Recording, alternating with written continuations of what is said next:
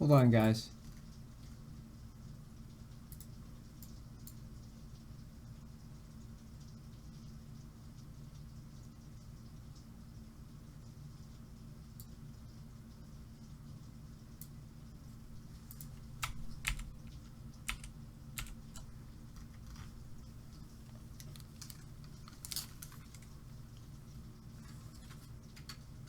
I'm gonna cry. Don't cry. Don't cry.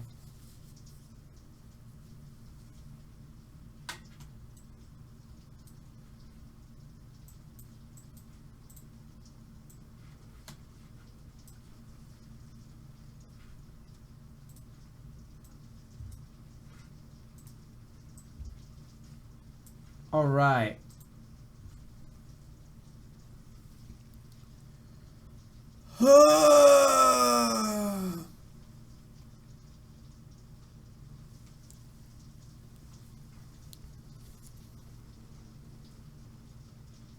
Hopefully my camera is like in the right place. Getting the two stream set up. I have this glitch where I can't seem to make the camera do what I want it to do.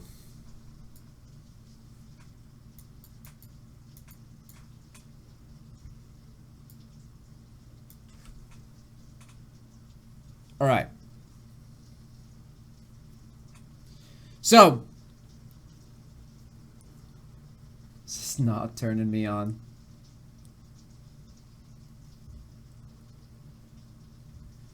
I guess there's no point in this headset right now.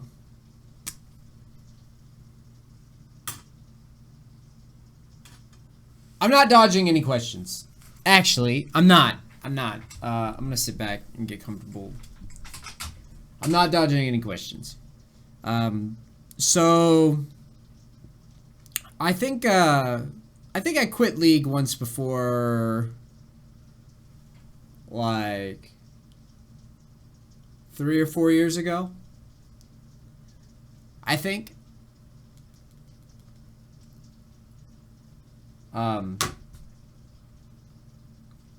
And was it 3 years ago? Felt like 3 years ago. And I wanted to do a proper final stream for everyone, because I feel like I owe it to the people that are subbed, and whether or not they're Twitch subs, whether or not they're YouTube subs, I feel bad because trying not to get emotional because this is gonna be hard.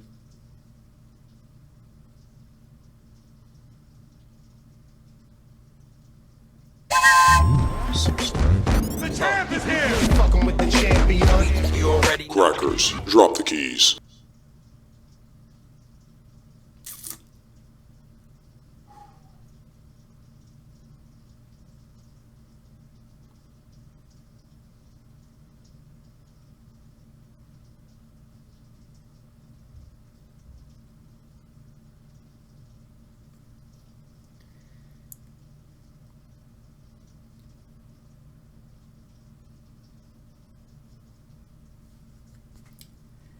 Shit, man. Shit.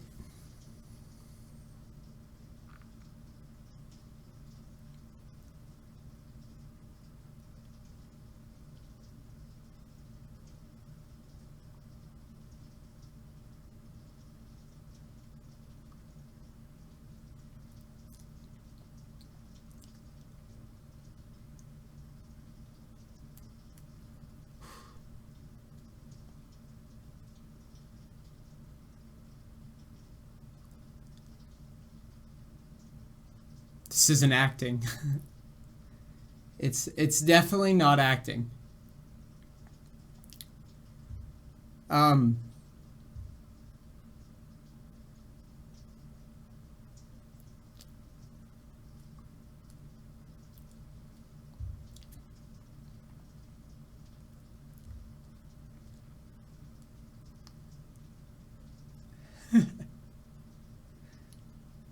I'm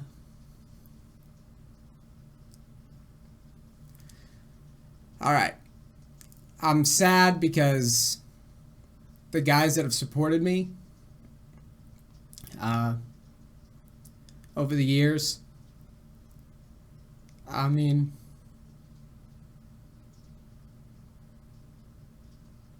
it's a dream job, man.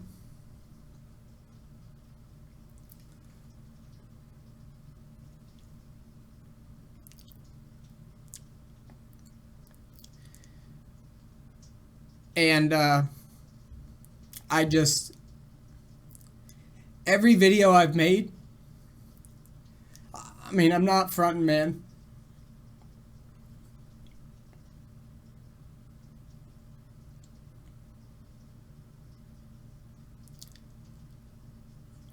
I made it because I love you guys, man. The people that let me do this every day. It's not a joke. It's not a gimmick. I mean, it's real, dude.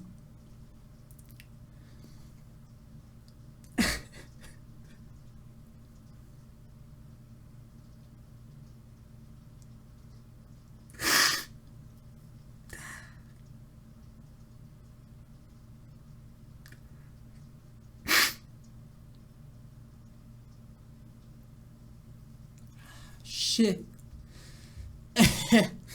It's hard, dude.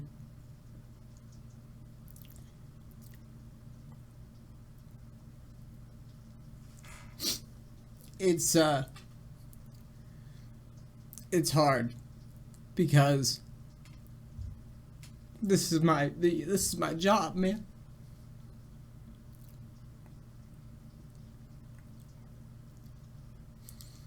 You know?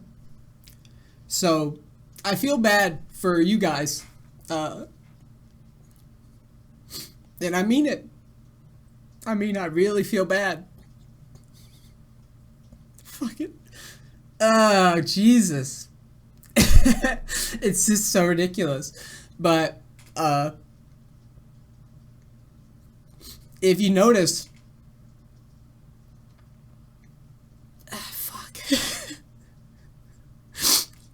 I never really got a lot of views doing this. And I got great subs and great support anyways. And I don't want to say that I feel trapped in... I don't want to say that I feel trapped in this game. I don't, really. I just don't enjoy it as much, you know? And I feel like lately, after the Korea trip, I feel like I've been trying to make this work for a while. And it's just hard, man.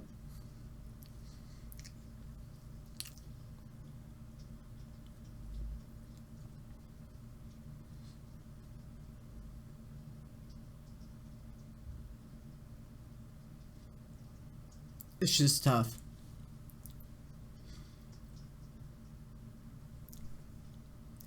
I don't like crying. I don't cry like ever. Like never.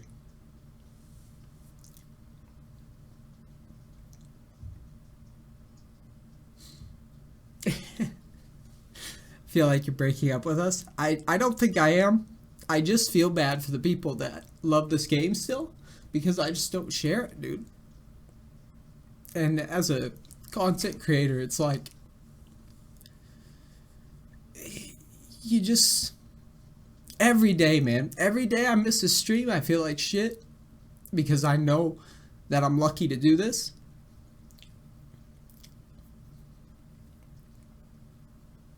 And I appreciate, like, every donation. Like, it's... I mean... I came from very small nothing, dude. The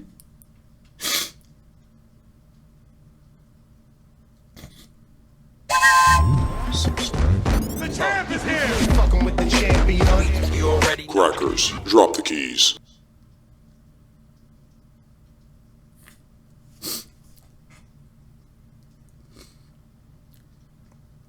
Thanks, man. I came from a lot of nothing. And you guys have been here forever. And I appreciate it. The champ is here. Fucking with the champion. You already And Crackers, because of drop this the stream, keys. even though I never really got like crazy views, I stayed true to my thoughts. I never sold out. I never made any content because it fucking got me views. I've never done that. Shit. And it's because there have been people that supported me. I had an AC unit donated to me when I started because it was hot. I lost money for years doing this shit. And then I started making money, but even though I'm making money, it's not about the money. I just love, I just love hanging out with people, gaming with them, and just being passionate about it and that stuff. So, yeah.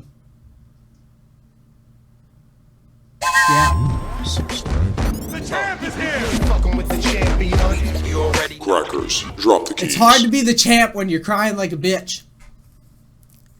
Yeah, I had a metal chair and an AC unit. Fuck.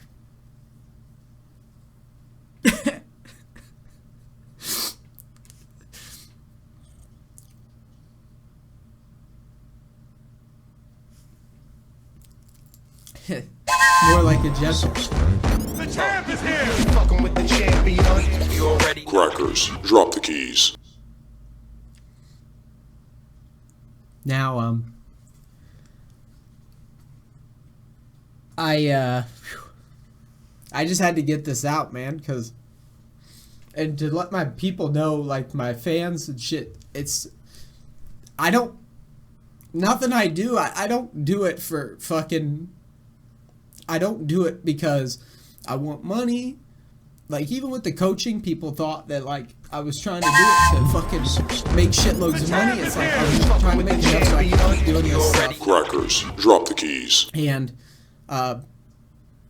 with the stream, I mean, even if I called other shit out, even if I called out other YouTubers or I called out other streamers or anything, that it's never about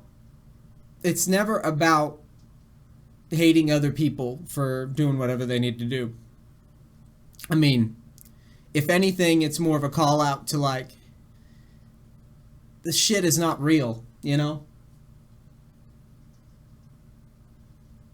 It's just designed to get as many people and to appeal to as many demos and to get as much money as possible. They don't give a fuck about the game. They give a fuck Crackers, about drop the keys. the people that were watching, and it's just so fake all the time. And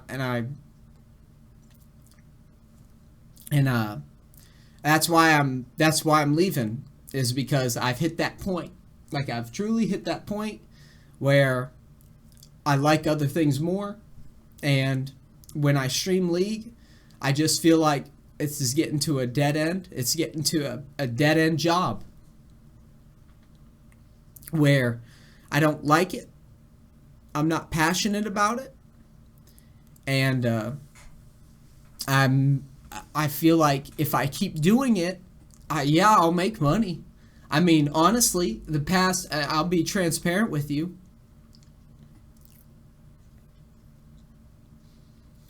The past 2 years, I've probably made more than I've ever made with streaming, ever, easily. Tax time will remind me of that quite painfully yesterday. And And you guys are writing messages. It's so hard to read this shit and cry and like, I'm sorry. I'm reading some of it, but I know you guys are just trying to be supportive. And yeah, I don't want to let the fans down, you know? Yeah, that's good. I'm gonna get a drink. Thanks for that. Whew.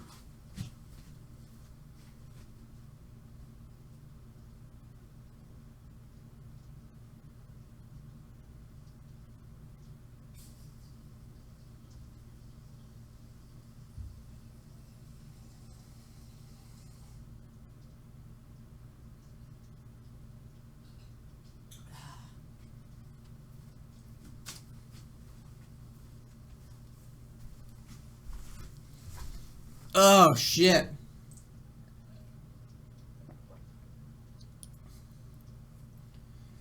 I don't hate League.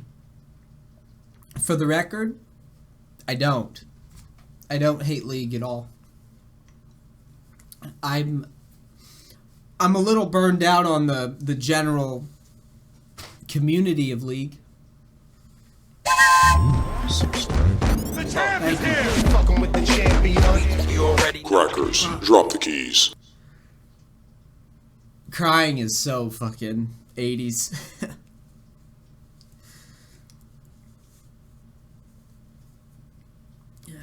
God.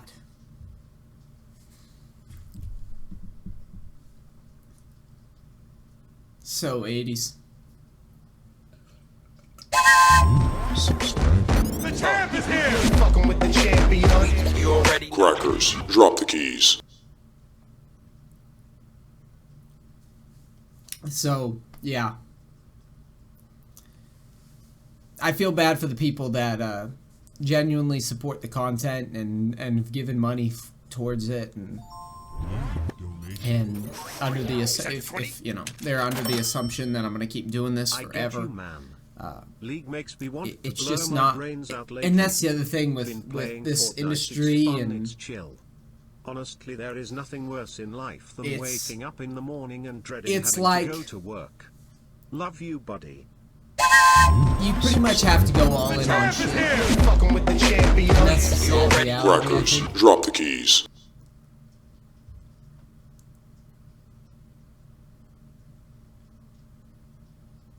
You know, if I want to play Fortnite and be able to sustain, or if I want to play, like personally, I can't be shit at the things I do. I just can't. So with League, I find myself not really being excited to play. Even last season when I was studying up like the DOPA games and like try hard to challenger and all that shit. Even when I was doing all that, like I got there and I'm like, oh, okay, that's it, really. And it didn't feel like I had really done anything special and it wasn't fulfilling. Like nothing for me is fulfilling, and I still enjoy the game. Like the Tryndamere Smite stuff wasn't a fake. Nothing I've done has been a fake. I've never played anything or done anything that's, you know, just to make money happen. Everything that I've done, I've pretty much wanted to do. So, I just don't love it. That's it. I just can't do it and be genuine, I guess. Whew! Rough day.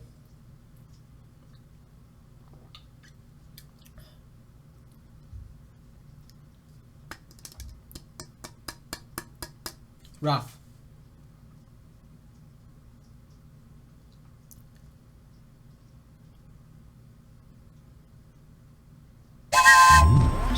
Thanks, The Maxie. champ is here. fucking with the champion. You already Crackers, drop the keys.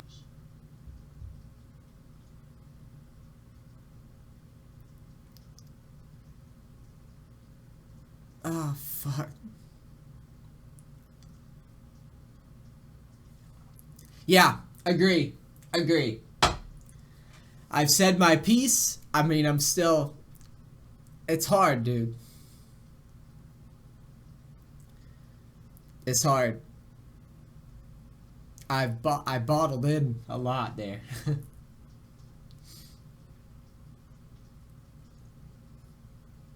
I'm still kind of crying. Shit.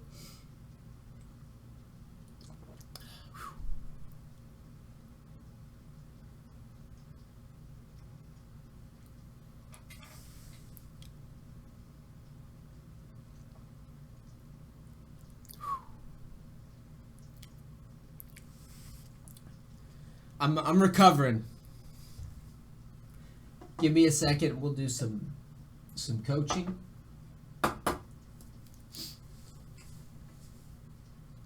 And the last one, coaching's closed. Champ is here. Fucking with the champion. You already know. Crackers, drop the keys.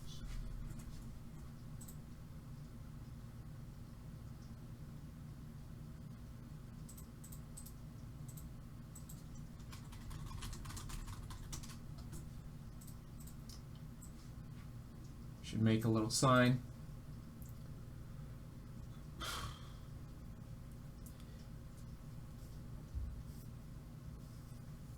Big glasses.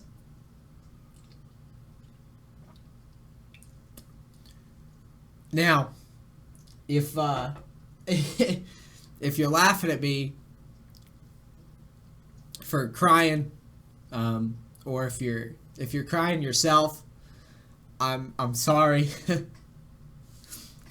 If I'm making things awkward for you, I'm sorry. This is hard for me.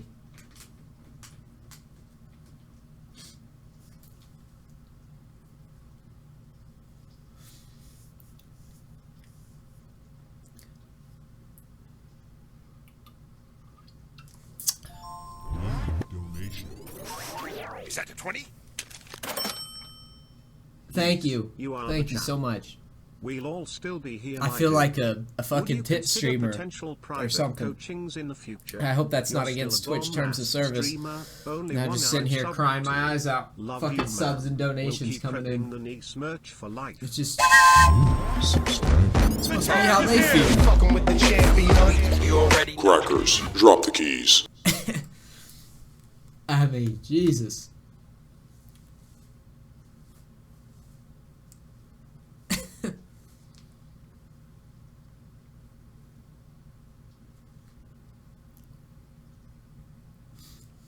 Now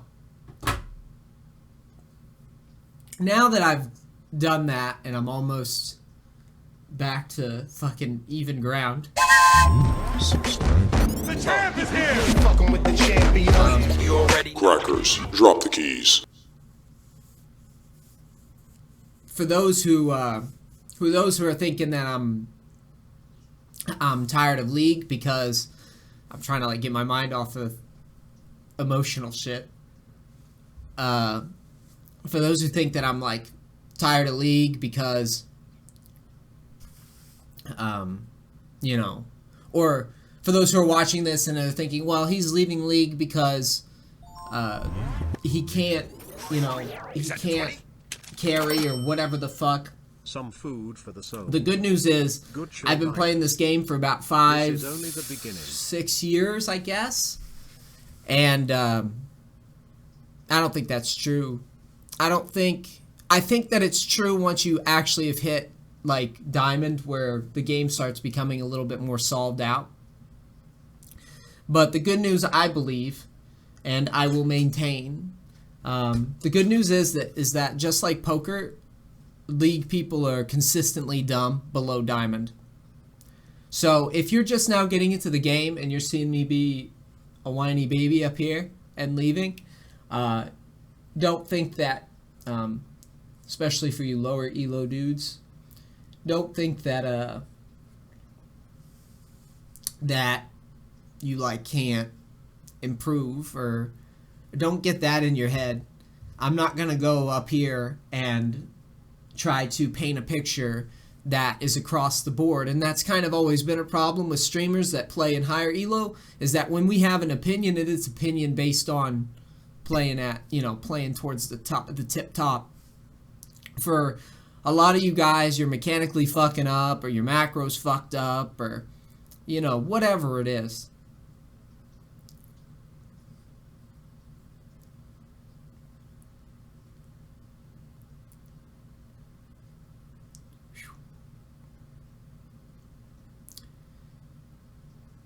So, the game's still a game for you. For me, not so much. And that's what I'm trying to say, is that it's not a game for me anymore. It's not. Like, it's literally just, I log in and I feel like I'm at a poker table, but there's no money coming in, It's like, I feel like I'm just... And it's also, and I've talked about this, and as a streamer, it's tough to... it's tough to be positive with that.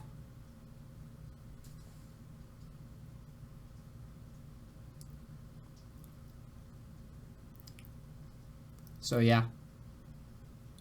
Yeah.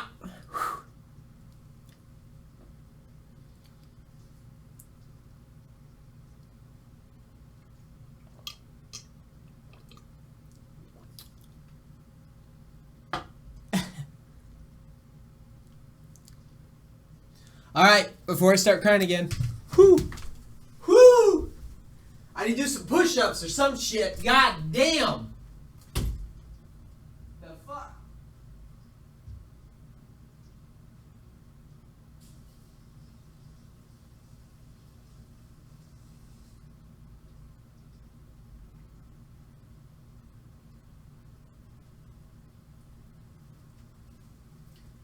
Damn it!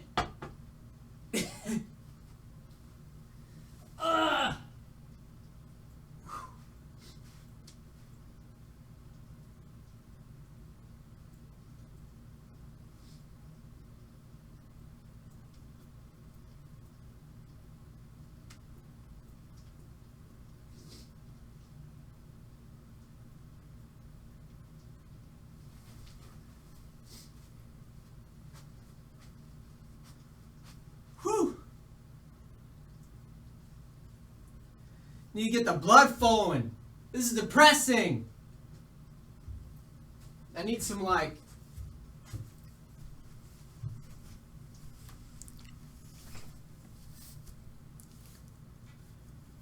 need some I need some antidepressants, dude. That's what I need. Some antidepressants and some fucking rap music.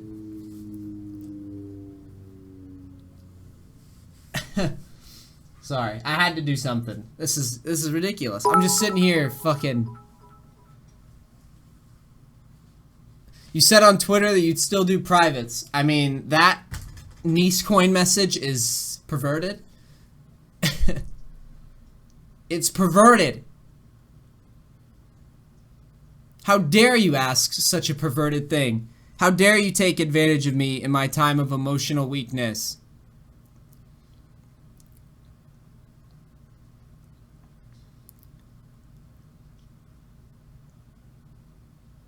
But yeah, I'll still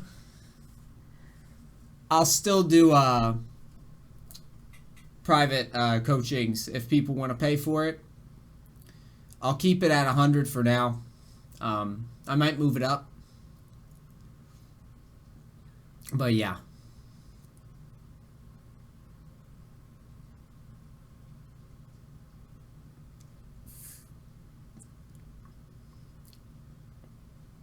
So, shit. Enough. This is about as emotionally weak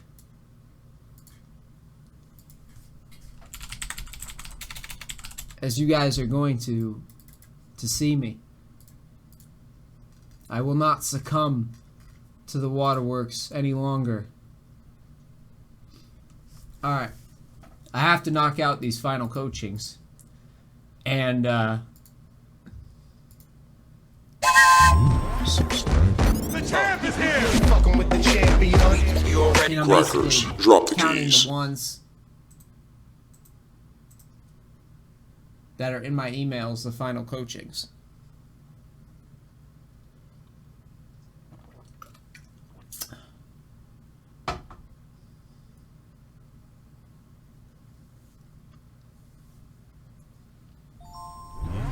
Why is my screen doing this shit now?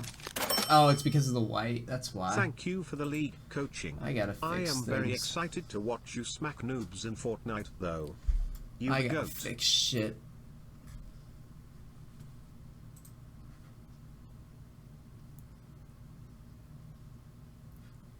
Food for the soul, some chill vibes. I will definitely, I'm gonna save that narrator, and I'm going to, I'm gonna make sure to listen. I'm sure once you become really good at Fortnite, you can do similar to League.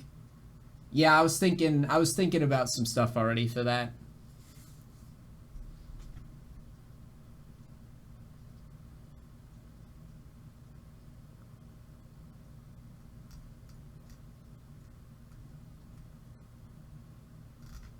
I am reading your chat, by the way. I'm scrolling up and reading it. What are my wife's thoughts? She's supportive. She always is. The gentle creature is very gentle.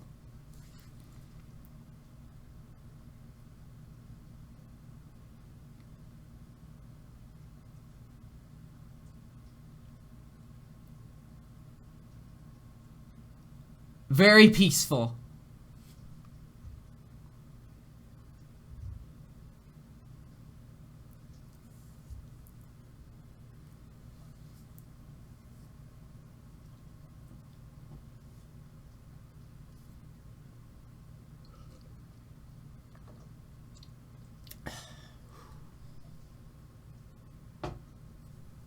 I don't want to do a coaching if I'm still like on this emotional fucking tangent. So just give me a little bit longer.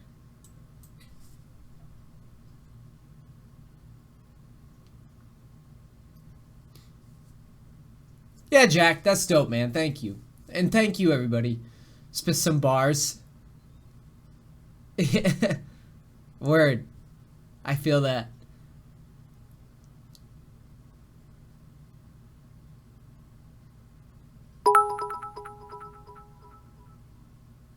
Thanks, Lunar. 500 Neace coin. Yeah, I'm a little nervous about, but it's not about money. It's never about money. This shit's never been about money.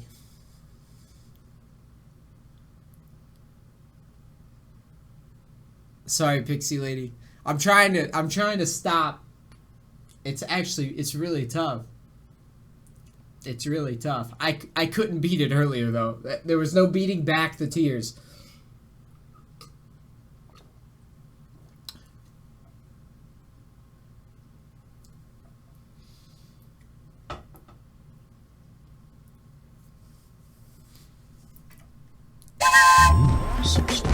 The champ is here. Yakido, thank you. Champion. You already Crackers, drop the keys.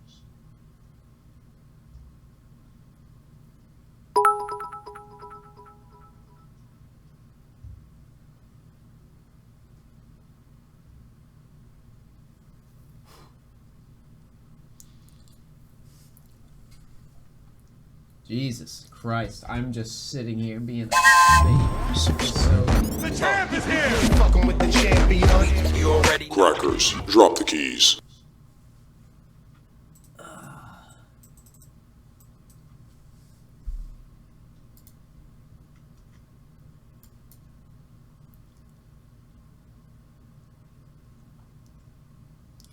You don't start coaching because of emotional chat messages. We gonna be here all day. Yeah.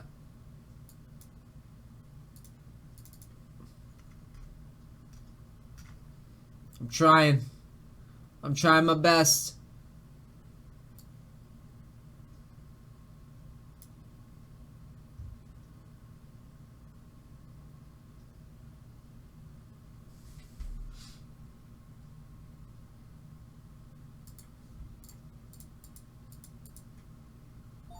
One guy decided not to update his replay. Damn. I couldn't LeBlanc. tune in for why you're stopping Lee. Silver but 2 I will LeBlanc, miss your huh? stuff. I send Josh your vids so he can learn to gank and stop missing all the fucking Baron smites. Josh, you dick, watch more Neace. Yeah, I actually Love you, let me Neace, do that. long time. Peace out, dude. So. Let me splash some water on my face. Try to get out the jitters.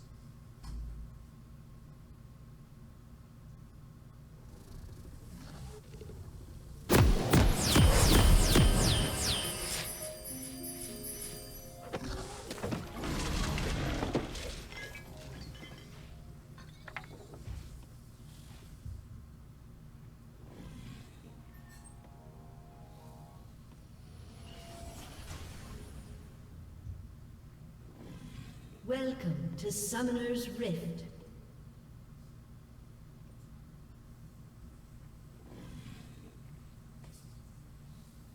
"30 seconds until minions spawn."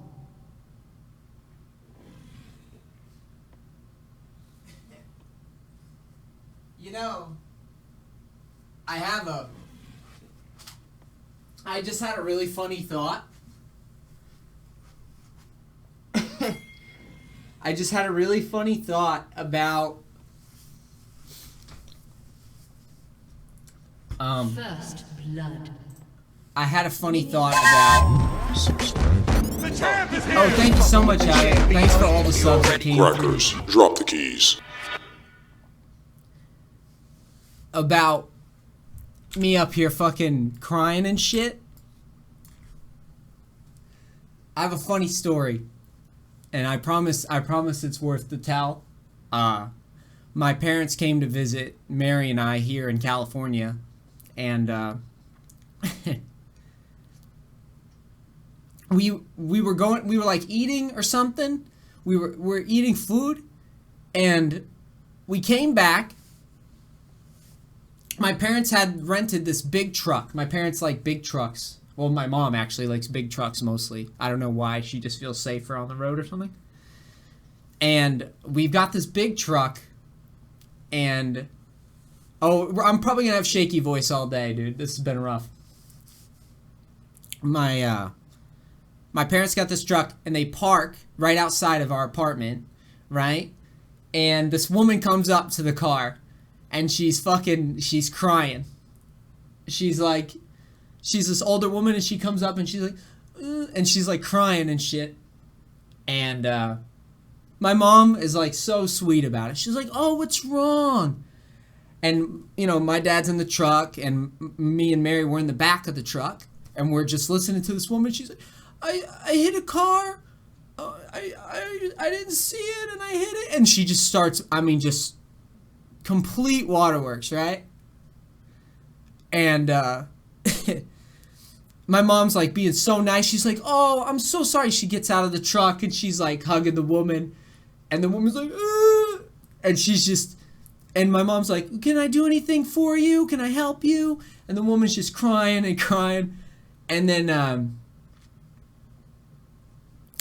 you know, eventually they square it away, and the woman goes back to her car, and they're like, we can, we'll leave a note or whatever we need to do. We'll help you out. And then as soon as the woman left, my mom looked at me and she goes, "Boo!"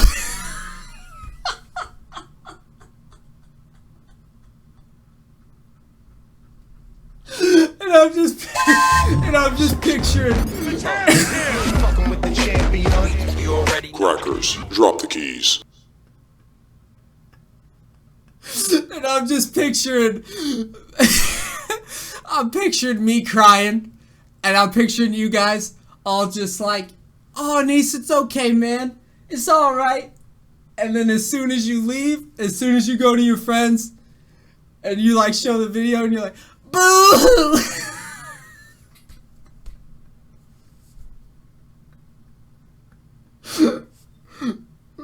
That's literally what just ran through my mind when I was splashing water on my face.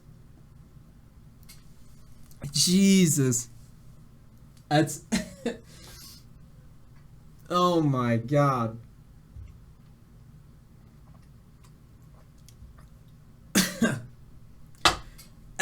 That's literally what I was thinking.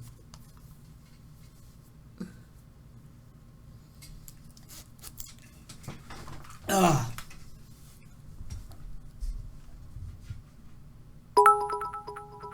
So, anyways,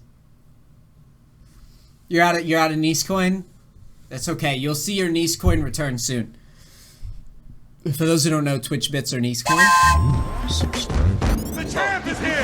Fucking with the champion. That's all there is to it. Crackers, drop the keys. Wow, the sub thing is louder than usual, isn't it? How about I try to manage that a little bit more?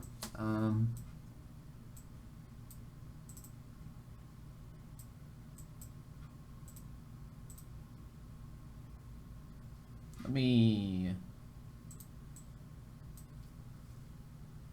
me fix that real quick.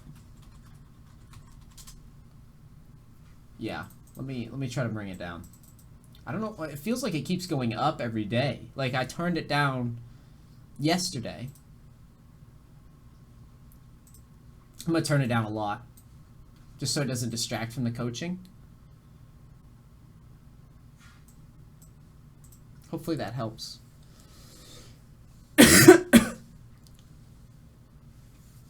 Oh, I feel better. I feel good.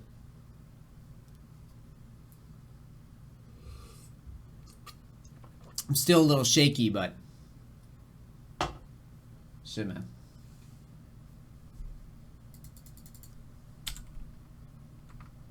Where's my sound in here? Game, please. Oh, the sound is here. Okay. Okay. I think we're good. So, the final coachings.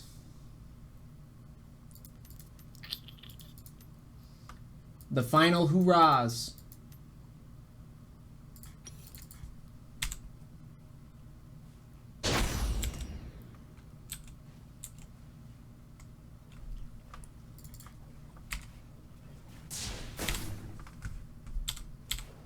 LeBlanc versus Yasuo. I think I've got 2 coachings that are some. I mean, I'm not doing any more replay reviews, so if I owe you a review or something, I'll do a quick 30-minute review with you offline or something, if I still owe you. There's a LeBlanc and a Warwick game. It looks like Jack's got a first blood or some shit.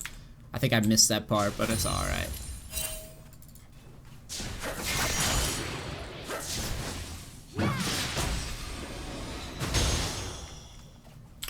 I'm assuming you have electrocute, and if you do, and you didn't auto that guy, there's something wrong.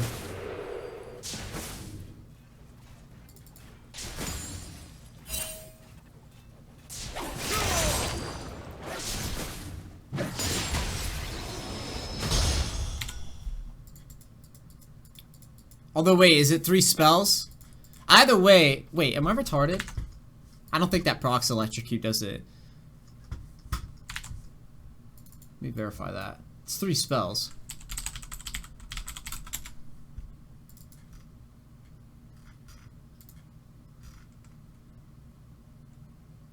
Oh no. No, he needs to auto there. I'm not crazy. I'm not fucking crazy. Yeah, you need to auto there, and you should have electrocute. In at least a lot of cases, you're gonna have it.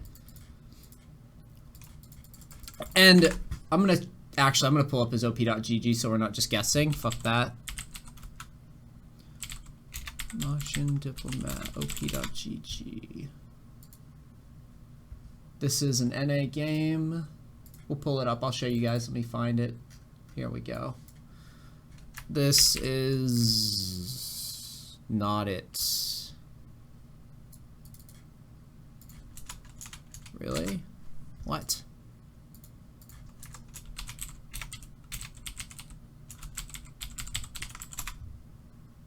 Okay, I guess this is him.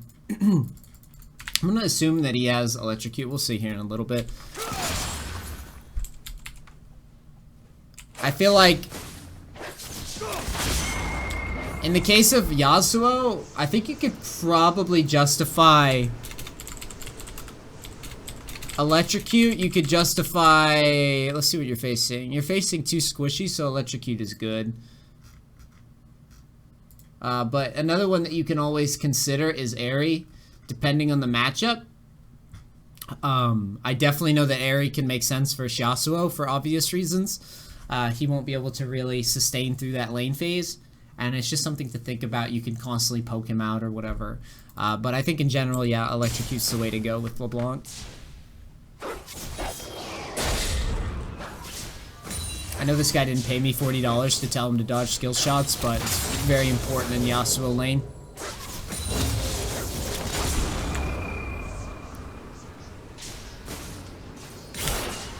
Also, just to be clear, very important that we go Electrocute and we go for the sorcery tree as well. There's no like sustain option with LeBlanc. It's pretty much just you plan to burst people, that's it.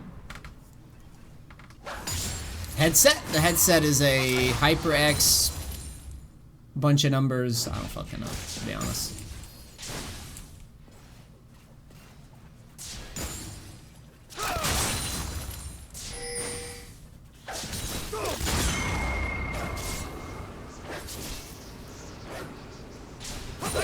Jax, what the fuck are you doing? Furry cloud, dude?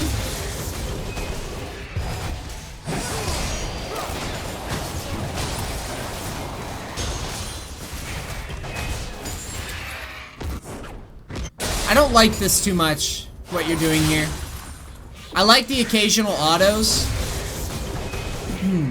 But I don't see the point in trading here. All you're doing is drawing minion aggro, so the trade is never going to be that great for you.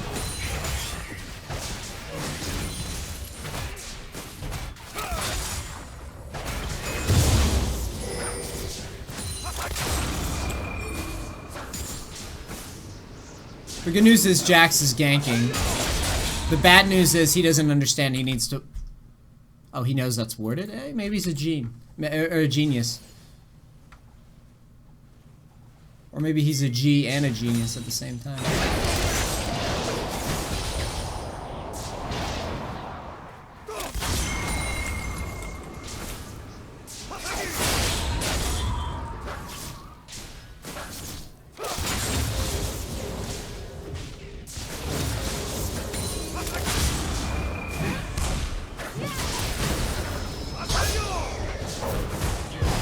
That's pretty good.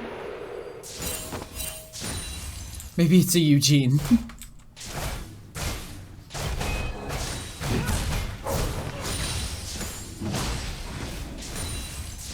Oh, the Jax is your duo? Interesting. So that's why he knew that this was warded, because you told him on comms or something? In that case, one little trick you can do, if he's your duo.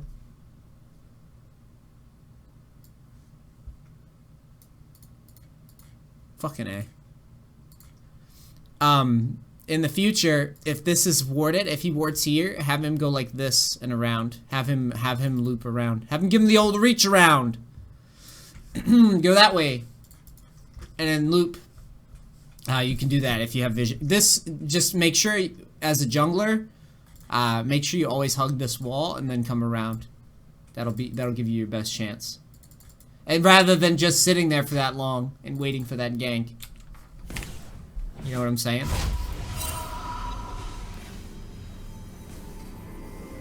Thanks, Crazy Horse.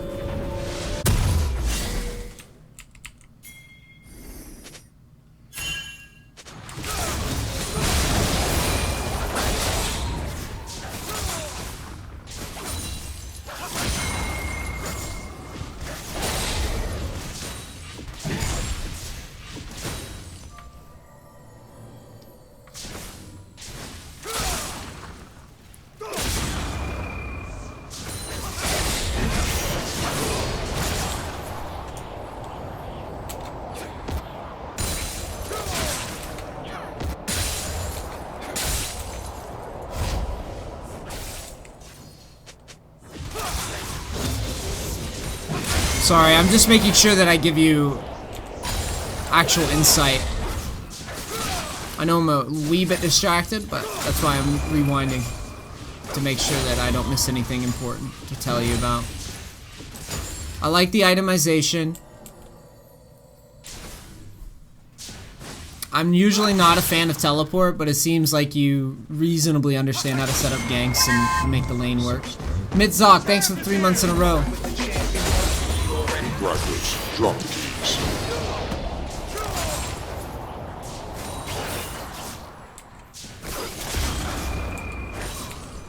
This guy went bone plating, interesting.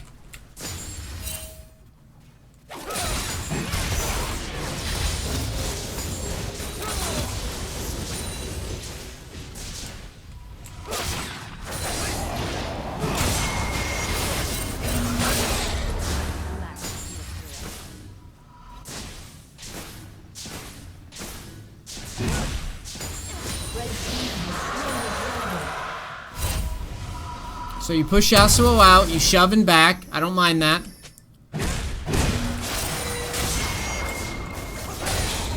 I view Yasuo, by the way, I view Yasuo as a lane where it's very...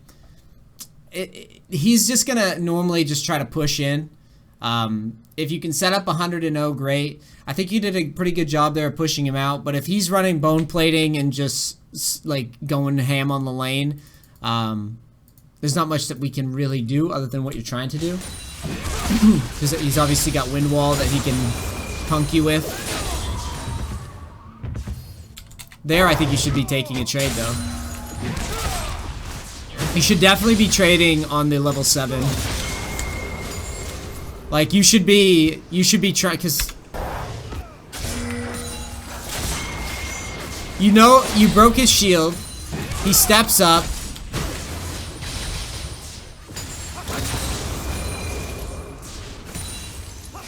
Like at this point, I think you should be walking in preemptively. When the minions start to thin out, I think you should be going forward and just trying to bait a fight. You want him to fight you in this spot. You want trades to happen, even if they're looser. Remember what I talk about on like, in terms of like getting solo kills in lane? A lot of it comes down to leveraging your advantages to bait people into what they think is bad trades to you. So like here, if you walk at him, he's obviously just going to aggress you, but you'll get your cooldowns back at a reasonable time, and then you'll be able to outplay him or whatever. That's when you'd want to look for the outplay spots, is once you've had a clear advantage. The level 7 versus level 6, yeah, he has Ignite, but you're LeBlanc, and you can just play it out and bait it if you need to. You've also got the refillable pots and everything. Don't be afraid. Like, every single time you get a slight advantage, don't be afraid to poke out and do more aggressive stuff. Try to bait the dude.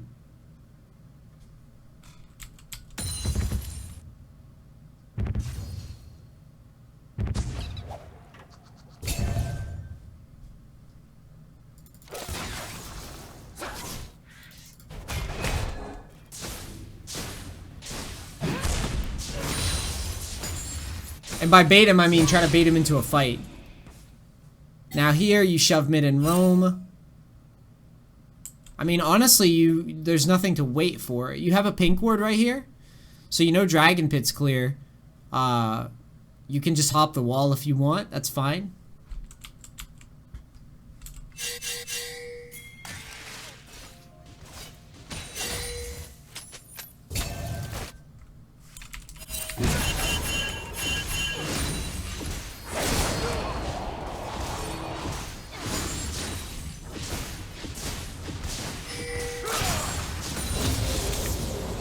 We missed our roam.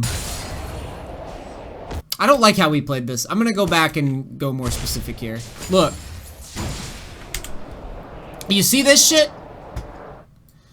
When you get this shove and you start, you need to commit to this.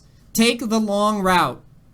Like, take the long path behind and get behind these guys. Here's the thing.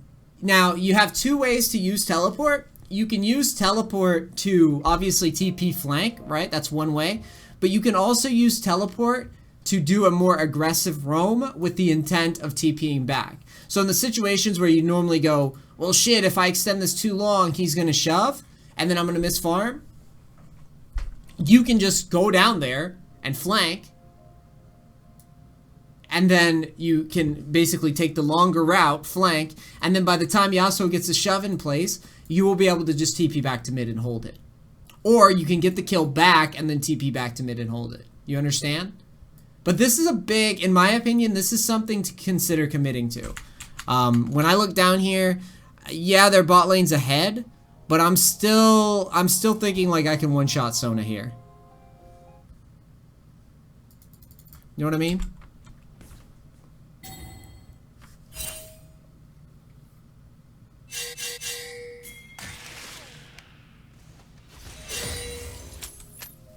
Yeah, you should definitely be trying to path behind. You need to understand if either one of these are warded, if you come to here, they're gonna have to respond to you, right? Now, obviously, I think Sona gets 6 or something, but even still, I would still, as level 7, come back here and try to do something fancy as LeBlanc. You have what? You have flash up. You can flash the Sona ult. You can juke the Sona ult. I feel like this is a highly, highly profitable play. And I also think that you kind of have to make these roams and these types of you don't have to make the roams, but if he's going to give you the shove like that, I feel like you almost have to commit to it with how far they were pushed up. And you have to come through the tri-brush and get behind them. And then even if you don't commit to the kill, you can burn like a Sona ult, or you can make Jhin like flash heal or whatever, and then again you can just back and TP to mid, and then you've applied pressure to bot lane, and you've allowed your bot lane to kind of just farm up and chill. It's one of those situations where unless you're going to be solo killing this Yasuo over and over again, you're going to have to do something else other than just chilling with the dude in lane. Like right there, I hate that you don't just jump to him immediately. But you do, eventually.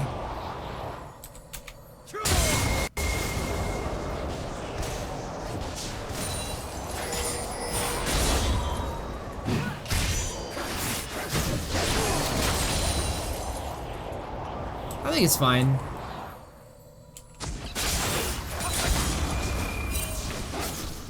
You can get pretty hard to beat after a certain point. But there, yeah, you bait him in and use your double chain. Now, if we shove...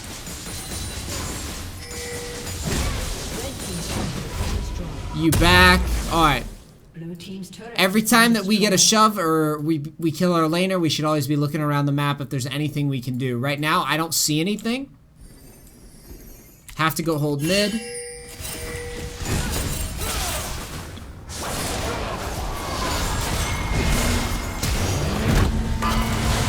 Wait. Why did we swap back? I'm assuming you misclicked?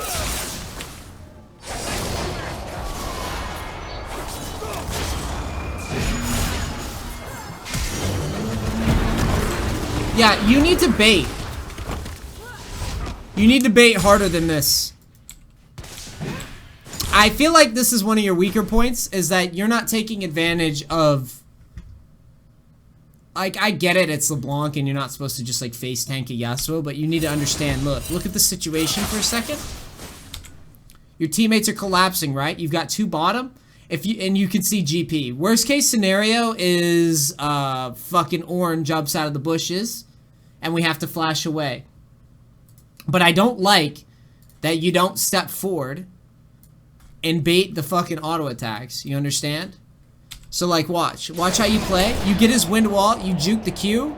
Once the Q misses, just fucking walk him in. Literally, just walk him in. You're so scared here. He can't one-shot you. You're level 9. He can't. Right? And if he tries to ever hit you with a tornado, you just W away. But you've got to bait him into this fight and make him commit to you harder so that you assure the kill. Instead of now you kited him out at max range and then you have to W forward at max range, and it makes it so he's less likely to die.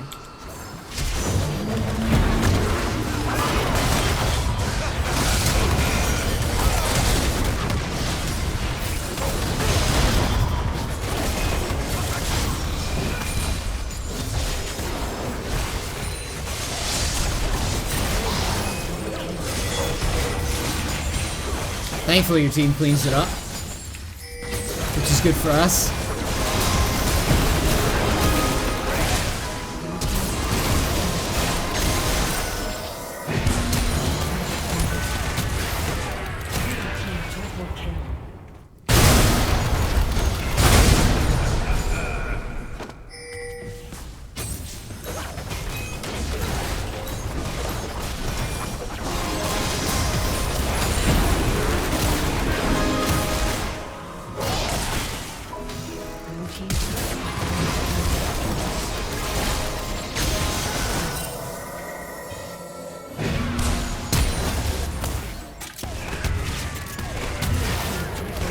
I mean, I think you play this fine.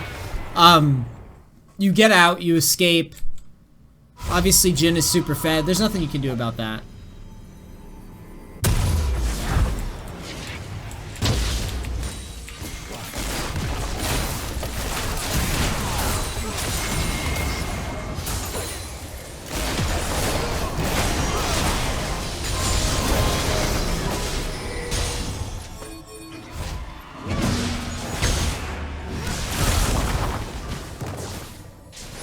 Nothing too wrong with any of this, dude.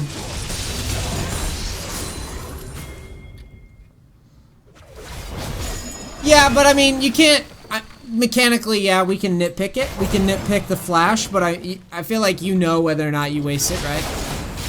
But I'm more concerned about if any, like, weird rotations happen. I feel like we missed a roam opportunity, and I also don't really... I'm not convinced that TP is really paying off for you in this game. And maybe, you know, once you play this champion more, you'll start to see what I mean in terms of, like, using your TP as, like, not only to just reset lane, but to roam, do a really aggressive roam, and then back and TP towards mid would be your best use of LeBlanc, I think, at least in this meta. If you take Ignite, though, you probably could have squashed this Yasuo 10 times harder.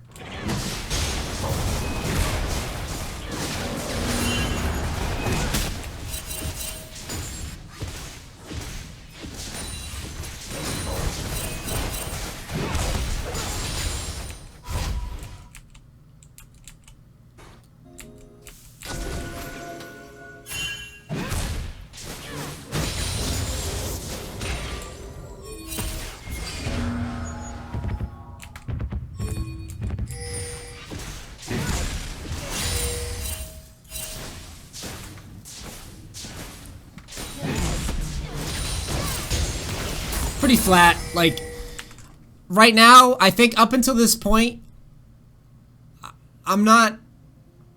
there's nothing here that I really hate about this game. Like, which is a good thing. I think you play it reasonably well. I'm sure that if I knew more about LeBlanc Yasuo matchup specifically, I'm sure I probably could have, like, nitpicked you into the ground if I was a better LeBlanc player. But I think that speaks well for at least your laning. That you didn't just go into lane and do some dirtbass shit. It seems like you're pretty controlled when you play LeBlanc for the most part, and that's a good thing. My only real criticism of this so far is that I don't like the teleport use. Like, I feel like we either need... And, well, that's not fair. I don't like some of the passivity when you get the level spikes. But... I think overall, like, the only other thing is roaming with teleport would be very, very nice. If you could ever, if they ever give you a shove, or they ever let you have a shove. Who are you? Should I take this call? I'm curious. Hello? Hi, may I speak with Mark or Neace? Yeah, go ahead. Hi, Mark. This is Mark from the Unedited Group. We are the carrier on your upcoming household goods move. There's a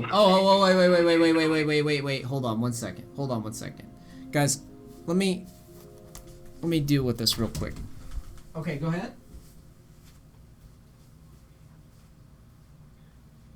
Okay. Yeah.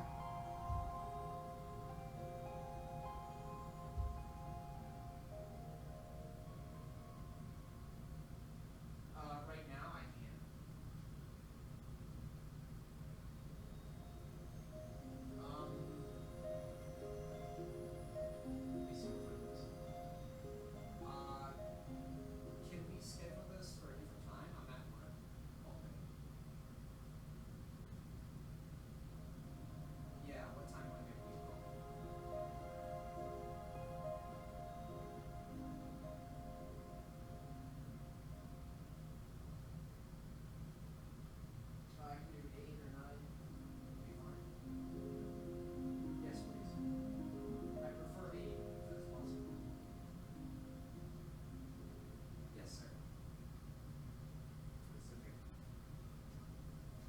You too. Thank you. Okay, that was actually a very important call.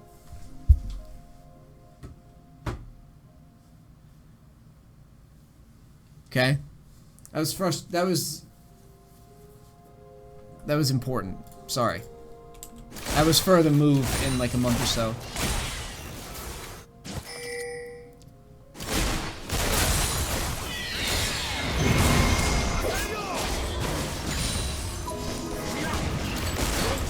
What was this? What was this bizarre move that I returned to?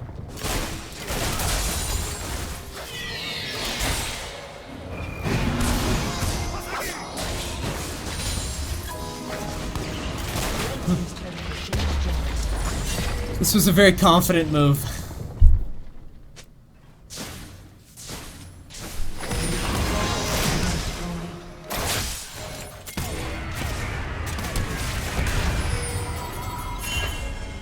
There's nothing you can do about the lack of rotation. Depending on what these guys do with this fight.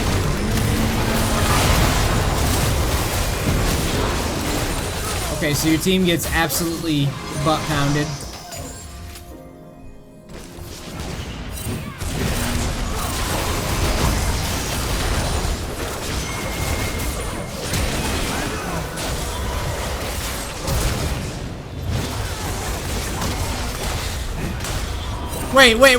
Whoa, was Jax? Hello? Clown music for the Jax, dude. That's, some serious... That was wild.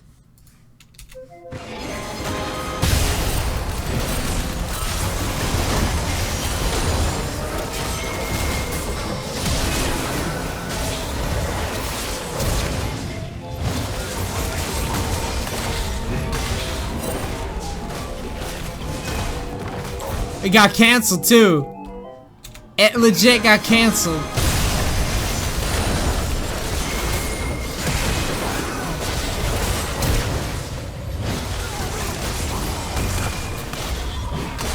Oh my god, that's huge.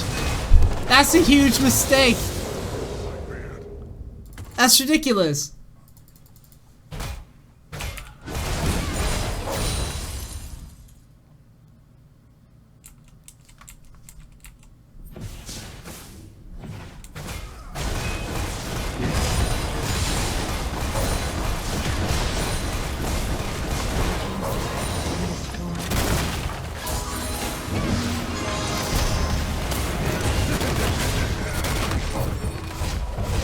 You kite it out, reset. Red team.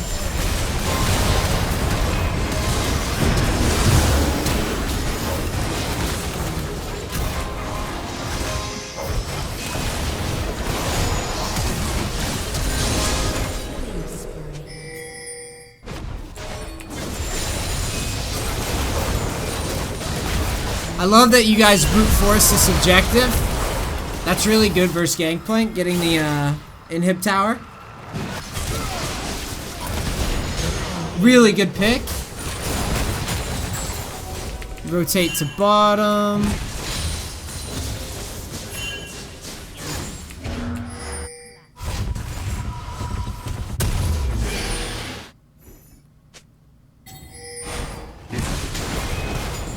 Alright, so this is where I think it gets messy.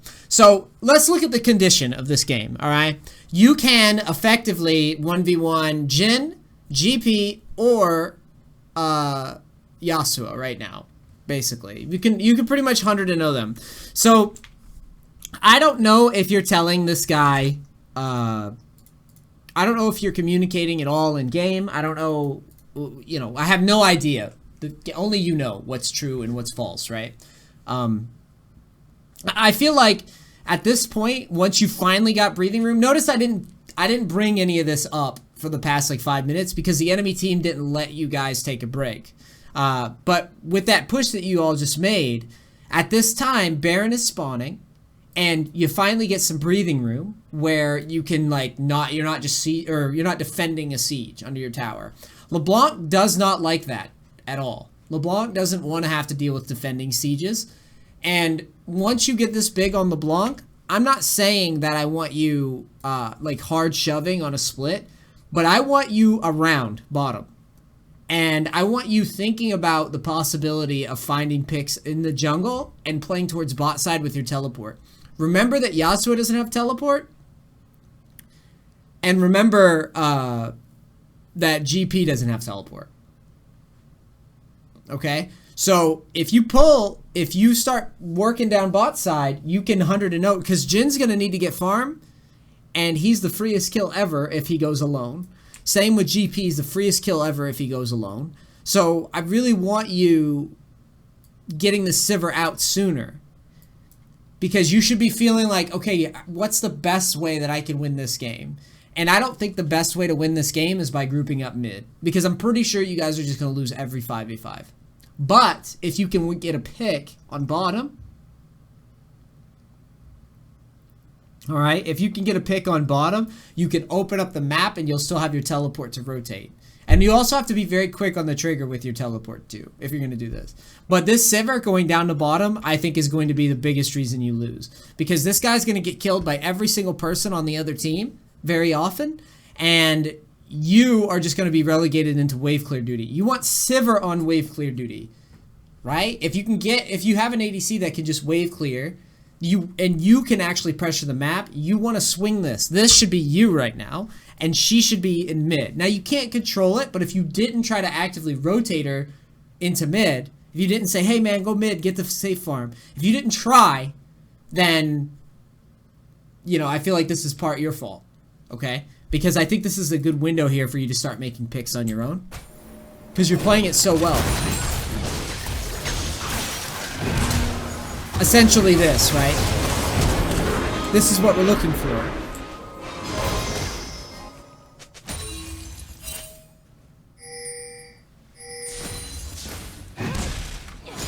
Now, Sivir doesn't push for you. Red team.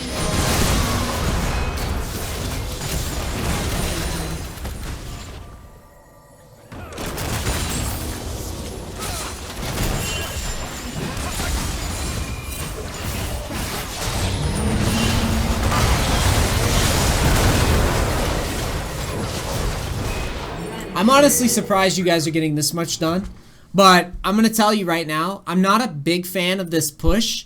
I would rather, once you've gotten the kills, start setting up Baron. You have a duo, so now I know you don't have an excuse. You have a massively fed Jax, and you're massively fed on LeBlanc, so I have no fucking idea why you don't try to posture Baron here. I think that was a huge, huge error.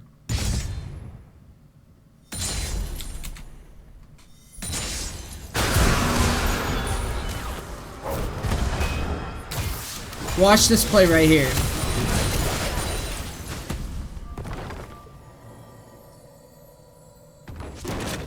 See how you guys start squaring up on mid? You're never getting mid. You're never getting, what should I say? You're like never getting inhib here. You guys do wind up getting some kills, but it's only, I'm pretty sure it's only because this guy leaves that happens. So you should be pinging Baron, and so should the Jax, because you want these guys to leave the comfort of the towers, and you want GP to ult Baron. You want to take his ult away. You force him to use ult if you go to Baron, as a rule. And I'm speaking from experience here. If you guys disappear to Baron, GP's like, I ain't going near that shit, and he's just going to ult. Because he knows, he's like, if I go anywhere near that, LeBlanc's just going to kill me. So I think not pulling, you and Jax run to Baron, everyone's going to follow, and so is Jarvan. If you do that, then you can get a fight that you like, pulling the team away from the Sona spawn. You're also, you need to understand, you're pulling the Sona away from his team as well, or her team, right? But if you guys stay in the middle, if you don't get something drastic done, you're not gonna take inhib very often, or at least not often enough, in my opinion.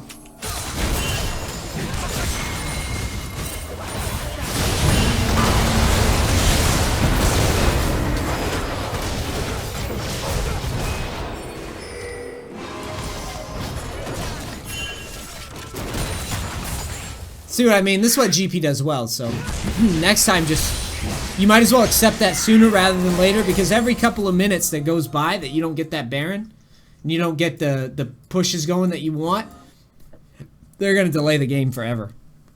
That's just how it goes versus that champion.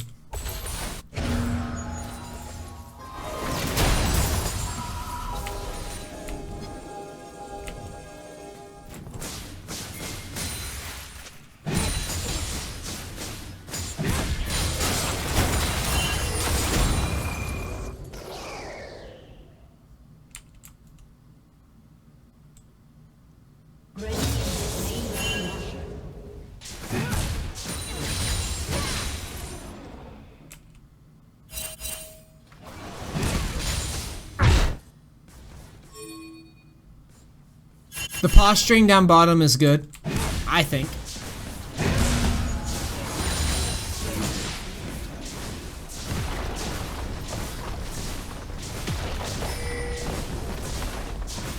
Blue team's turret has been destroyed. Blue team's inhibitor has been destroyed.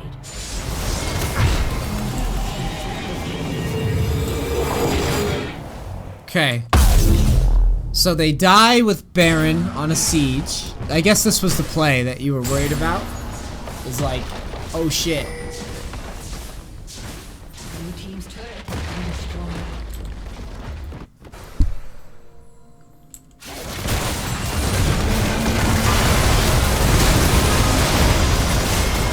I mean, they get an inhib there. If I were you, I definitely think you should be mixing in a couple autos on the tower. I think this is lazy by you, and there's no one that can catch you, and these autos are important. This may sound like I'm nitpicking you, but I truly do not believe this is even a question. How is anybody gonna kill you here, ever? Like, look at their team. They just use everything on mid, right? You know they do. You know they had to. But, like, go and auto this a couple times. You do a lot of damage at this stage, so I really want you to leverage it, and this is a pressure thing. Like, it's the difference between that and the health bar being like here, literally. Also, you're discouraging them from immediately pushing. Look how they push out as 5. You assumed that they were going to push, right? You assumed that they were going to directly beeline at your base, but you have speed back. You know what I'm saying? You have speed back with Baron, and you're not going to stop them if they get to the tower anyways. So I think this was bad by you. I think this was a mistake on pressure. Probably one of your bigger mistakes. There hasn't been many mistakes in this replay, really. But this would probably be one of the ones that I don't like, because I don't know why you do it. I don't understand what you see that makes you think that you can't pressure this tower and draw pressure. The only thing I can think is that you're trying to preserve KDA, but I also think you're doing it a little too much here. Your team just got collapsed on. You didn't even auto this thing. And remember, if you're buffing these creeps, they're doing extra damage to the tower. So this is super duper important that we get this. You know?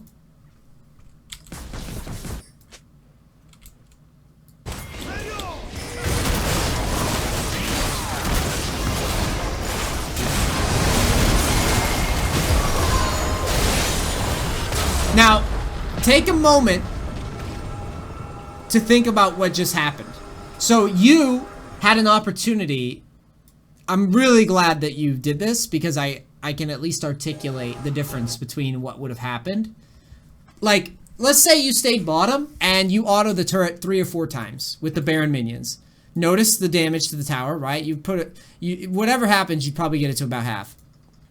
But the key thing is, 2 people would have collapsed on you down here. Maybe more, right? You assume it's going to be at least 2, because only way that they can defend you and your giant, they're going to see you being fed and they're going to be like, oh shit, I got to help. So there's going to be at least 2 plus come down here, right?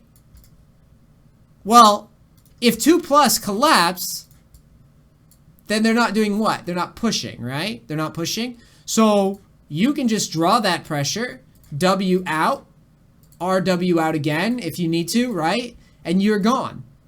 And then not only are you gone, but you keep walking, and then once they get close, you can just speed back with Baron, and then you're not just sitting here jerking off in a 1v5, right?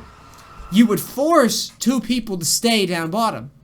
Because if 2 people chase you, guess what? They can't get to mid as fast as you can get to holding mid, because they have to go from here up, whereas you get an empowered back into home guards forward. See what I'm saying? That's why it's really important that that's what map pressure is about with Baron. That's why you do that. Now, if you go down here and die, you know, they'll still get inhib. But guess what? If you go down here and die, they'll still get inhib, or they'll still get inhib tower around the same time. And they might not even get it anyways, because you drew 2 down there. See what I'm saying? You feel me?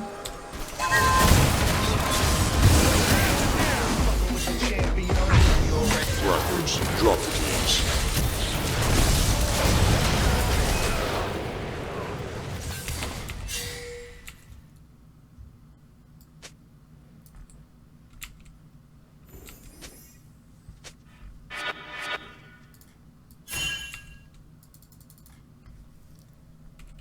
I do feel you.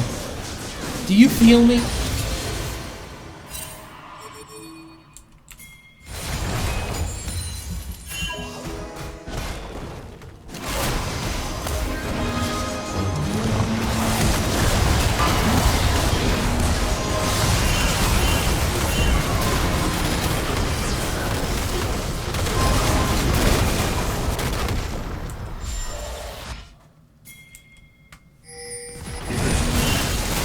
I like that pick a lot. That's a good pick.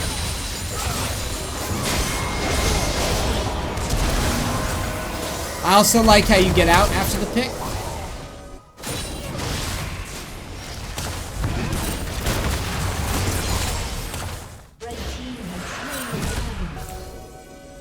Go top.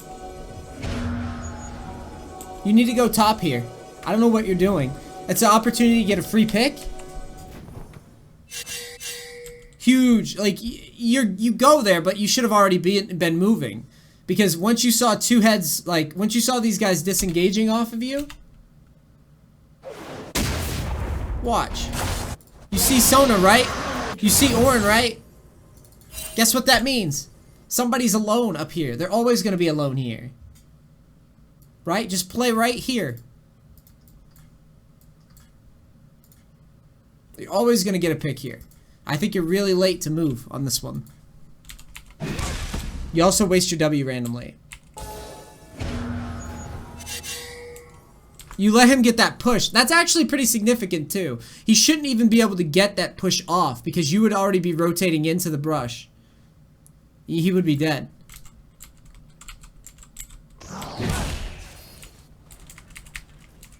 You know your kill potential better than I do, so you should know that you should be fishing for kills constantly, dude.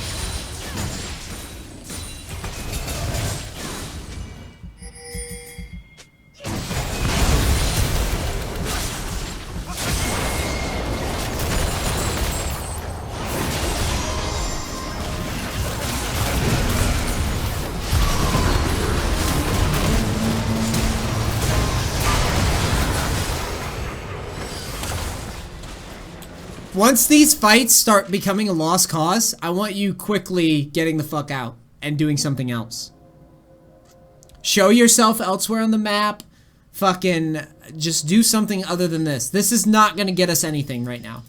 You have to know. Like, it's not getting us anything done.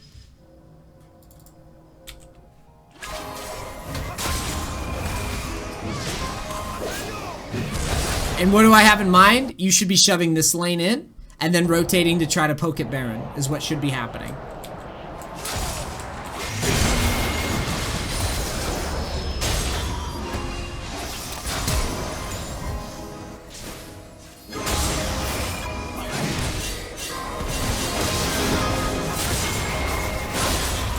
I think this shutdown doesn't happen if this is shoved, and then you just make sure they don't get Baron. You guys need to get the second Baron too. I don't think this is really acceptable.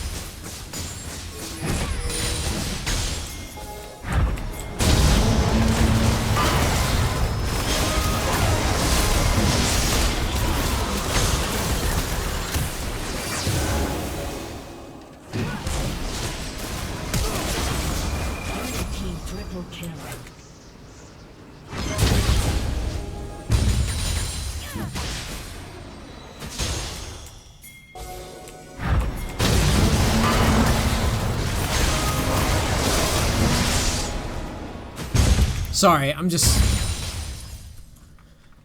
trying to see something. So you start rotating down to bottom to try to catch the wave. Your team's in an awkward fucking spot. GP ult comes down. Leona decides that she's going out that way. Enemy team starts poking at Baron.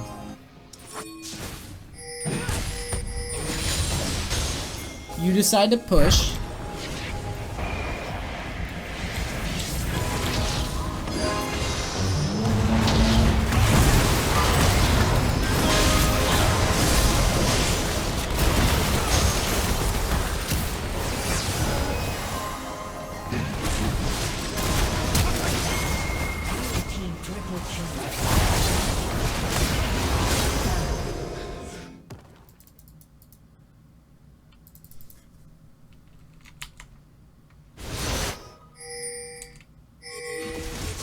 I mean, that's a little Mateemish, I guess. I hate to break it to you, but I feel like that death, as sad as only one death is, I feel like that death couldn't happen with your teammates here, which is dumb. Thanks, King Ty. Crackers, drop the keys.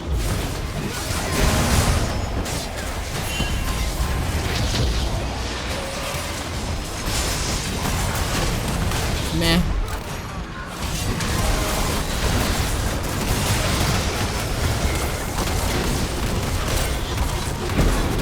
Meh.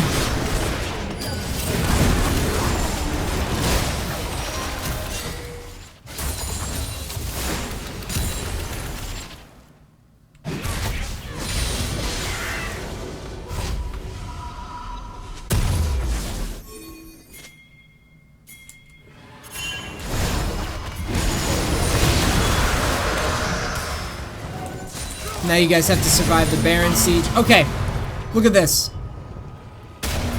Right now, your only goal in life is to keep these waves away from you. ASAP. Get this away, because if they buff these creeps, the game ends, is how you need to view this scenario. So this should be you. You should be over in mid, being like, alright, I gotta do this, because as soon as they realize that they can buff the creeps, we're in trouble. I want you to watch this game, because watch what's gonna happen. Assuming you guys don't get aced.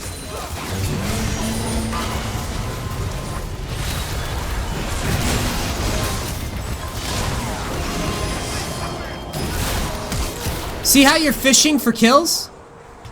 This is all you. Get your ass in mid. Push this out while they're jerking off in Dragon Pit, not pushing with the second Baron, dude. Your enemy team has second Baron, and you're fucking with them. They can't end the game unless you die, right? Or, I'm sorry, they can end the game if they grab the minions and push. But if they're just walking around, they can't end the game unless you die. If you push the minions in and threaten to push, they'll back, and then you can quickly rotate to bottom. You can back and then set up wards, whatever you need to do, but you dying here is pointless. You honestly, you shouldn't be anywhere near that fight late game.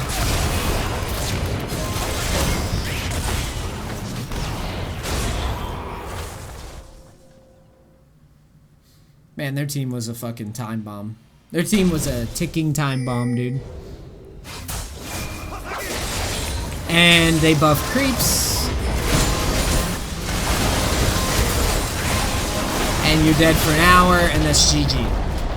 So, I don't hate your gameplay. I think that, if anything, your biggest weakness, based on what I saw, was the lack of, like, there's so many fights where you're, like, just kind of lingering off to the side, and you don't really accomplish anything. Just like you died here doing it, you died here doing it. It's like your brain is going, I don't know what to do, so I'm just gonna have decision paralysis, like, right here, and you're just gonna fucking walk around in a circle while your team is, like, dying here. It's like your team has lost the fight, And they're going to lose every team fight, and you know that. So take the picks you can get, but as soon as you don't see them, fucking leave and shove a lane, and then leave and shove a lane. The other thing is, we didn't really get any value out of the teleport at all this game. So, what I would recommend doing is, you know, like you did down here, you got to the tower, and then you actually didn't really pressure it, and you missed an opportunity to do more damage to the tower and deny a push. Just like here at the end, you had an opportunity to clear a wave, deny a push, and turtle the game out. Stop trying to, like, win a team fight and think more tactically about how you can move people around the map based on clearing minions and then find picks that way. Like the Yasuo pick up here, that's the shit that's how you win late game when they drag like this. You're basically staying away from a full-on fight, and you're playing skirmishes that you like. And if you do that, then you're gonna, you know, your team's gonna just int every time in a game like this. They're just gonna bash heads into one another. Your team's gonna lose more than they're gonna win. It is what it is. But if you're making your own solo picks, you're discouraging the enemy team from actually ending the game. And that's what it's all about. Just fight for every little pick that you can get, and then hopefully you get a pick at a good time when Baron spawning, and then you can win a game where you're probably going to lose. Like this game, I think that if you and the Jax had honed in on the Baron sooner, and I think if you had pressured the tower a little bit harder with the Baron that you got, instead of just backing and letting them push, I think that this game would drag on even longer, and who knows, maybe you would have knocked down this tower eventually. I also think if you managed your rotations a little smarter, you wouldn't have got caught before Baron was up. If you just like shoved this lane and then rotated off towards bottom. Because the ideal scenario for you, I think, is your team is squaring up on Baron with the double Mountain Drakes, and then you have your teleport to follow. That's ideal late game scenario. I didn't really see you get into it other than one time, and then as soon as the minions hit the tower and your team died, you went, I guess I instantly have to back. It's like, no. You have Baron, like you have empowered recall, so you just recall quickly, and then you can defend the base while your team, because when there's 5 people sieging mid, you're not going to defend it anyways. So there's no point. So, anyways, overall, I think mechanically I think you're actually good. I think that mechanics aren't really an issue for you. I think it's more of this just like paralysis of like, fuck, how do I make this champion work as the game progresses? Ideally, the game won't progress that long, but if it does, you have to be comfortable knowing that like your goal isn't to just wipe a team fight, because as the game drags on, your role in LeBlanc gets harder and harder. You want to stay away from those. You'll take them if the fight makes sense, but ultimately it's about you getting off side lanes and being like, okay, I'm gonna push and look for picks. You're not like Tryndamere. You're not trying to hit the tower or anything necessarily, unless one person's defending, in which case go for it. But I'm saying you're more looking to catch people on rotations or catch people in positions that they're not supposed to be in based on where the minions are. And that, I think, just comes with practice and understanding, like, don't lollygag around a fight that's lost. Shove a lane and then think, where are people going to go next? And then that'll help you a lot. Cool. There it is. YouTube, thank you so much for watching. Please like, subscribe, whatever. For more videos. Love you very much. I'll see you on the next one, and I'm out. Peace. Crackers, bye.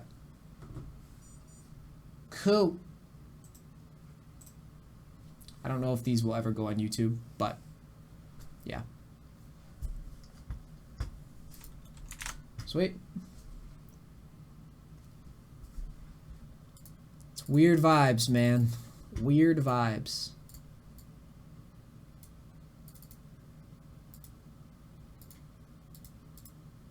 Yeah, it looks like a rough loss. To be fair to you, their team was like a ticking time bomb. There's 3 reasons that I view it that way.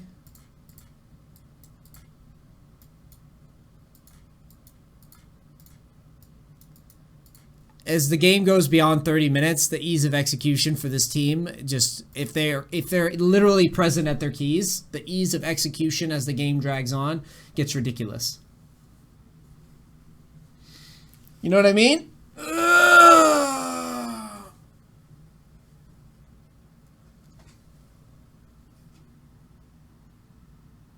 No post on live stream fails. Oh, it'll still go.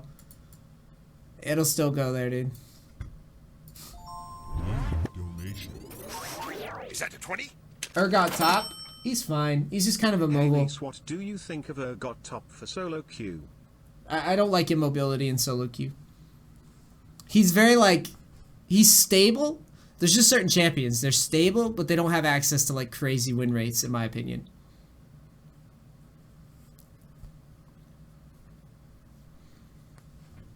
That's like the worst thing, dude. When they have a team like that, and it's just like, you already know, the game's gonna drag like a motherfucker. If they get to like 30 minutes, Sona heals are like just ridiculous late game. It's a very similar. I think it's in some ways worse than Soraka because of the ease of execution.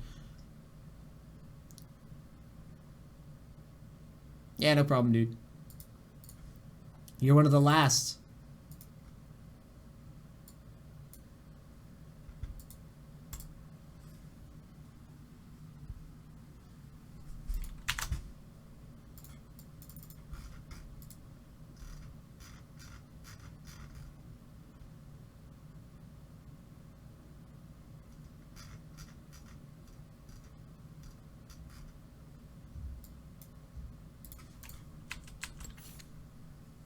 Yeah, Cliff, I want to play Fortnite full time.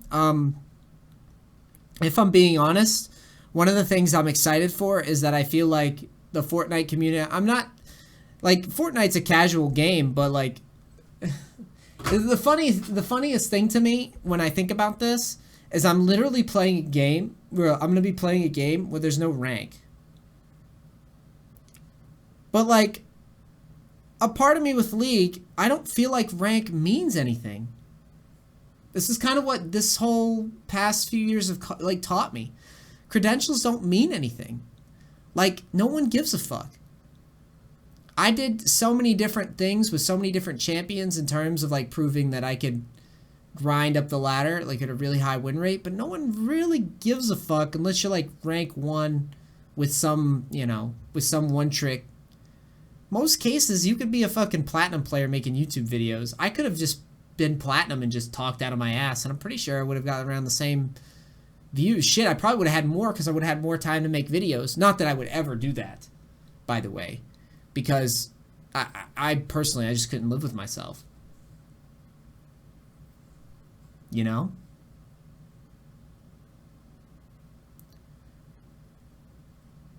I think League is supposed to be a very competitive game, but unfortunately, I think the reality is, and again, I like League for the record. This isn't, when I stopped playing League, the first time I quit and took a hiatus from League, was like 3 years ago, 3 or 4 years ago, I don't fucking know. And I quit because I was pissed off with how Riot was just randomly banning accounts. And to be fair, even today, the account that got banned that caused me to... The account didn't even get permabanned. It got banned for like 2 weeks. And Destiny was coming out at the same time. And I wanted to play Halo originally. Just like right now, I was a first-person shooter guy first. But the difference this time is that I know that with, at least for now, with Fortnite, I mean, I know that it's big, and I know that it's getting more views than League, and I know that it's just got more exposure than League. But this time, with League, I don't feel like I'm leaving a competitive game. I don't really feel like this game is competitive anymore in the way that I think it should be, I guess, to be fair, right? And this is where I've always kind of been at odds with the general community in this game, is that most people, when they play it, they don't care about winning the same way that I do. They don't give a fuck about winning. Like, they don't. Not even in Diamond. Not even in Masters do they care that often. And that's kind of the point, I guess, is that you can feel this kind of like trolly, like time waste overhang with like League in ranked. You can feel it. You can feel like every session you're going to have at least an hour of a full day. Like if you're a streamer and you stream League 6-7 hours a day, let's say you're tryharding, you're going to feel for like an hour, maybe even more if you have a really bad day, you're going to feel like motherfuckers aren't trying. But you're going to see it. It manifests itself in different ways in this game. You know, you'll have the guy that's just a flat out just asshole. He'll say, I'm not trying, because he's like 0-3. He'll be like, I'm not trying. That's why we're losing. Or I don't care about the result. And then he'll just shut down because like psychologically he's saying, well, if I pretend that I don't care, then that somehow alleviates the fact that I suck, right? Then you'll have the guy who's like, I'm gonna first time in ranked, whatever, right? And that can come at any time. And again, that happens in all elos. And if you're at your skill, if you're at the skill that you're supposed to be at, well, fuck, you might as well not play, right? That game doesn't really exist. And if you're one of the guys that's actually played the game for years, you're like, this is literally a waste of our time. All of us, all 10 of us, you have made our time a waste. That sucks. Just like the other guy sucks. And as you climb the ranks, the more those people stick out like a sore thumb. Because obviously when I smurf with like the Tryndamere Smite stuff, or fuck around with that, I don't even have to deal with it as much. Because my skill level is so much higher at that point, it's like, meh. But once you get towards the top, it's like those players have more control than I do, so fuck it, right? What am I playing for? And the rank doesn't matter. The credentials really don't matter. I went to Korea and played and fucking made like Diamond 2 in like a month or whatever the hell it was. And still, with like Masters MMR, and still people are like, oh, Neace, hard stuck player. It doesn't matter. If people's perception of you is one thing, it doesn't matter what you do. It doesn't matter if, you know, you've stayed high elo and made like Masters 200 LP or whatever.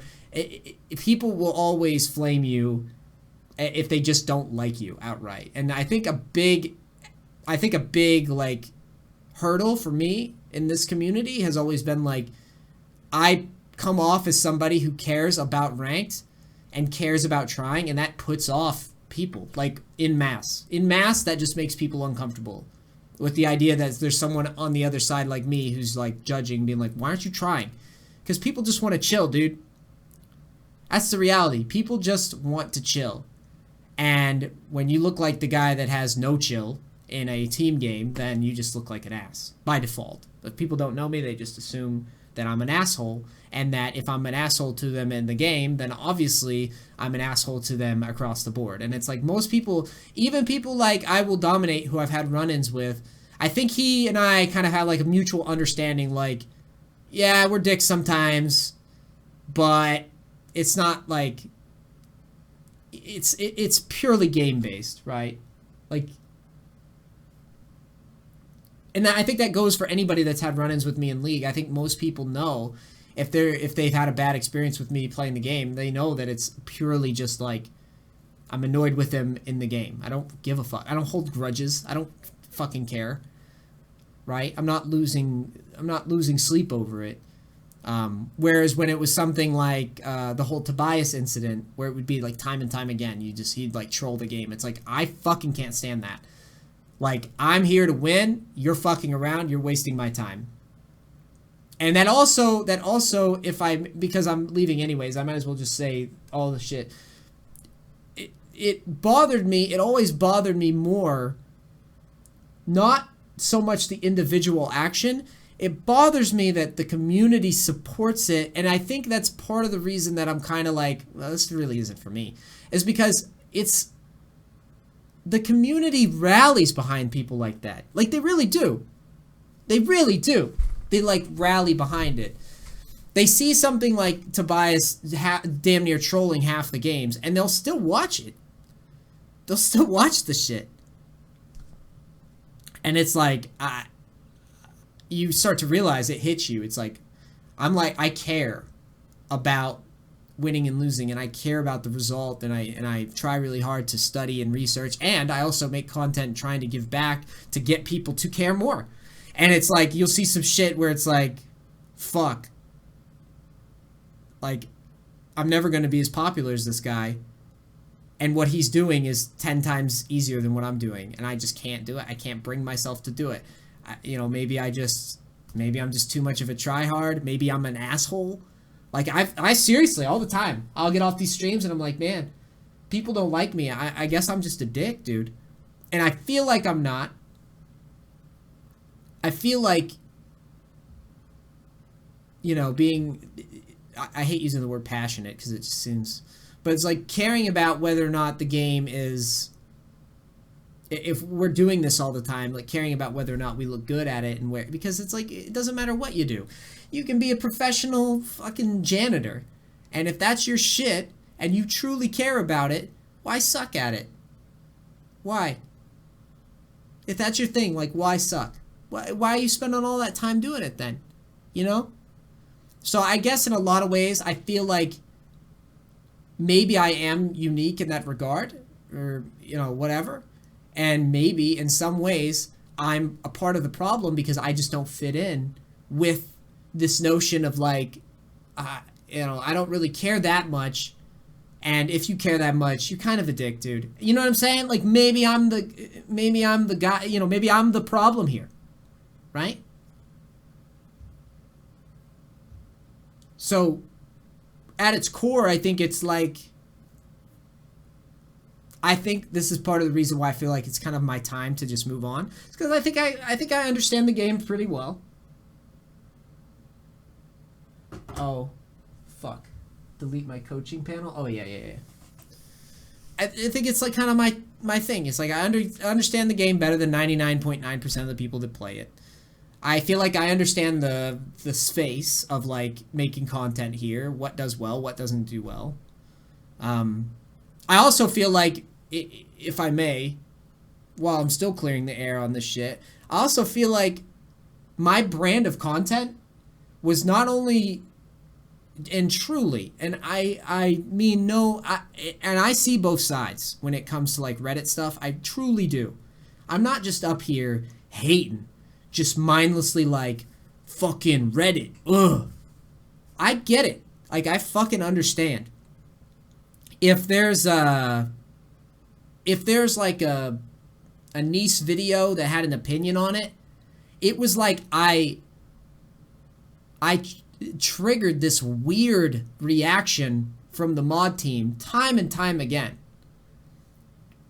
where it was like, if Hashinshin made a video and he like just fucking batshit lost his mind raging about something, that shit was front page.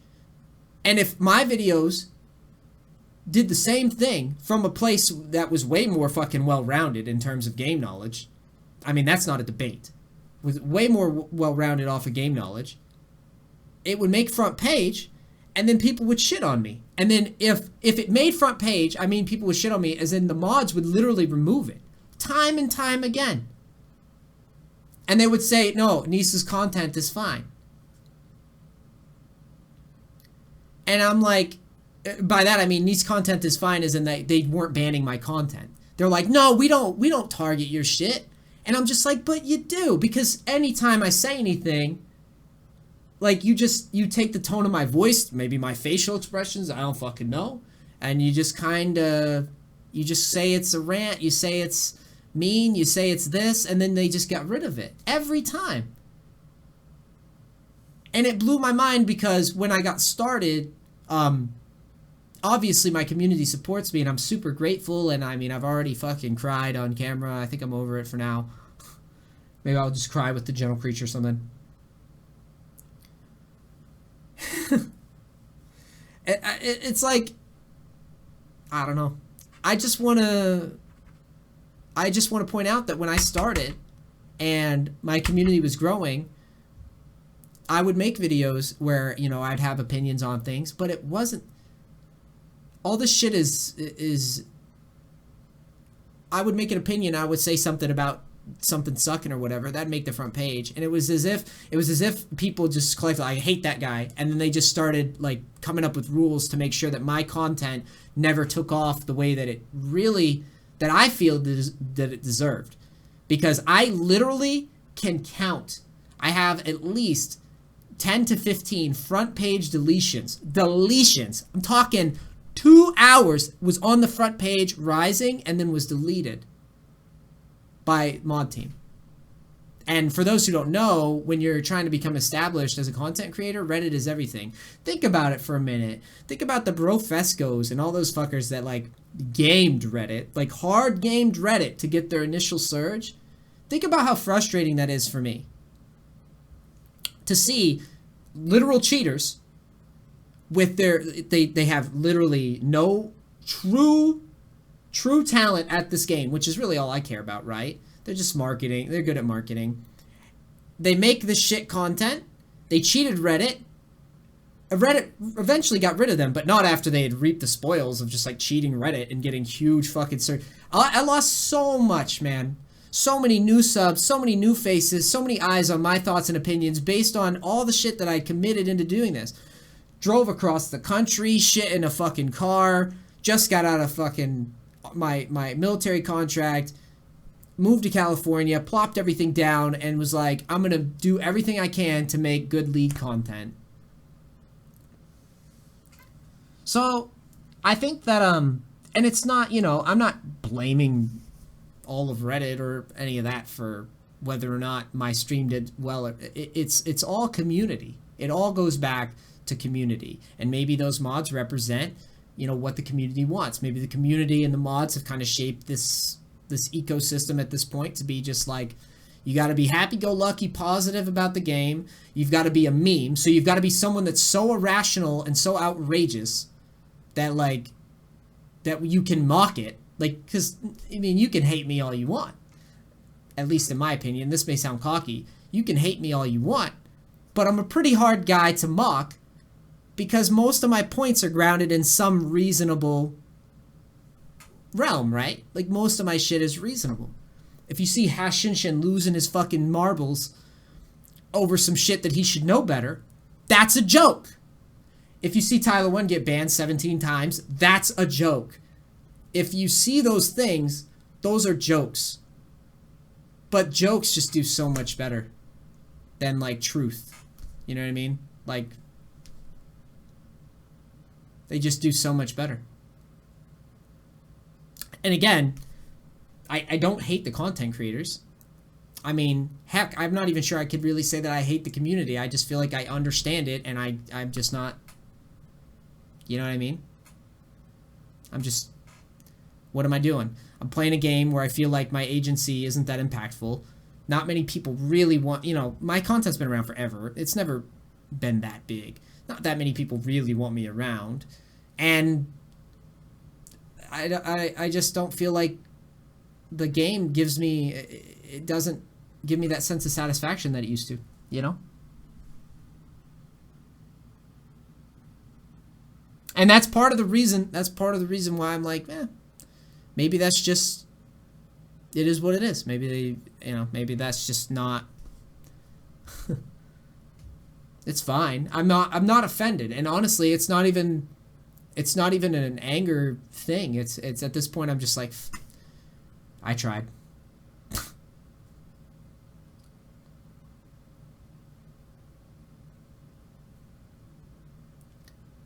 Yeah, so, no, I'm not resentful.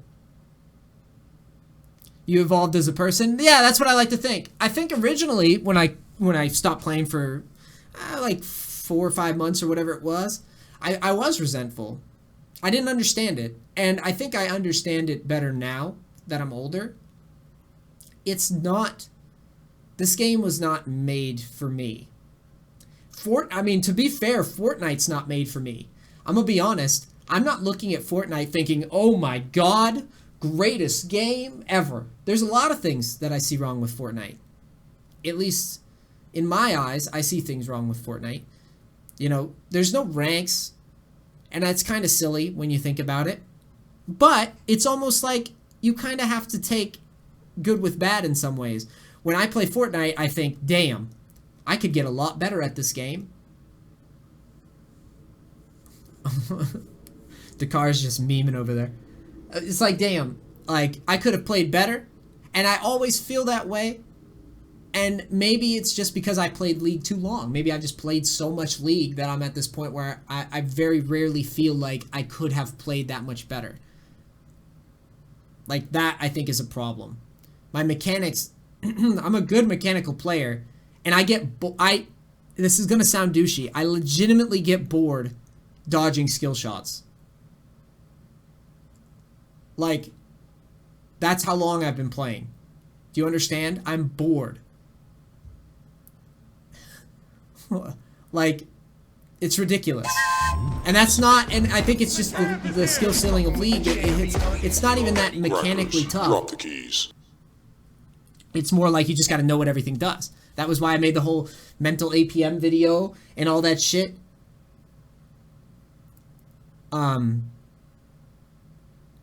Is because it's all about knowing shit. It's all about knowing what the new champions do and less about being mechanically good. And they take all that shit away anytime that you have some sort of mechanical edge. QSS cleanses a bunch of shit. They take that away.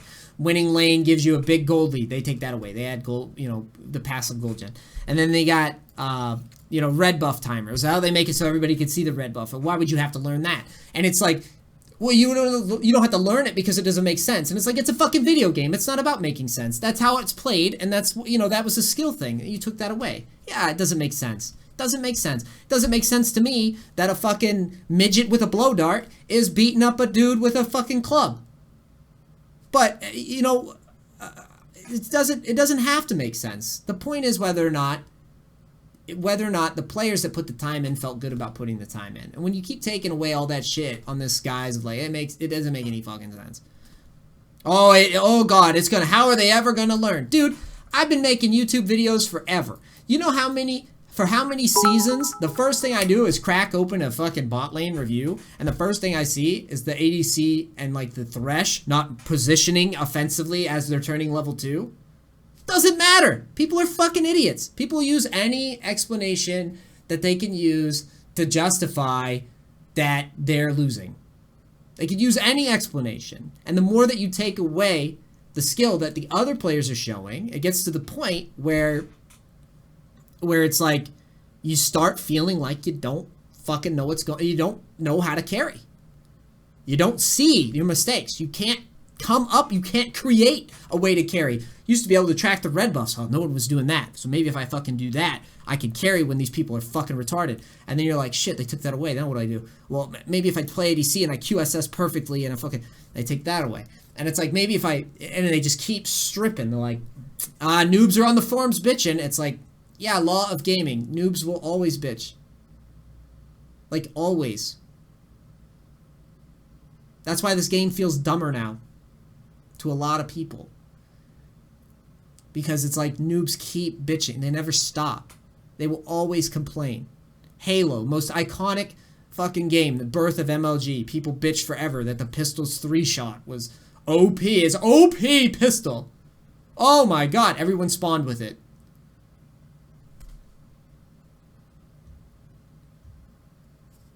So... yeah, QSS used to be able to cleanse a lot of shit, so you could use it to outplay a lot of different things. Now you can't do that.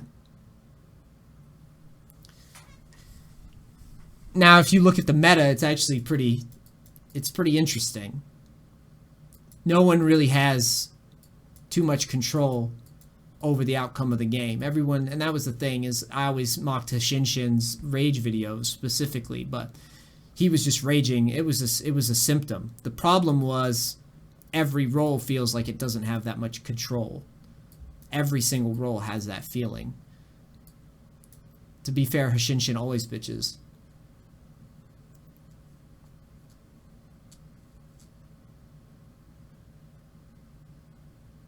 Yeah, exactly. It's not just trolls. It's the people that just don't care as much. They feel bad. They feel worse. You get a shitty player with you get a shitty player with a good sense of humor a few seasons ago. Guy was a fucking moron. You laugh and you carry his stupid ass. Now it's like that you just resent that person. You're just like, fuck you. Why don't you know to pick your best champion ranked? Why are you playing something that isn't, S tier? Why aren't you rotating to hold a tower in this specific spot? It's like that completely changes the game more than it ever has. You know what I mean? It's like people will yell at the people that care about winning. They'll be like, well, you just gotta be nice to everybody. You just gotta always be nice. And it's like, no, I don't. Fuck you. I play this game, you know, thousands and thousands and thousands and thousands of hours. Yeah, I should be better than you. Welcome to life. You do anything more than... If someone does something more than you, and they do it a lot, they're gonna whoop your ass. Sorry. That's the real world. Don't know what to tell you.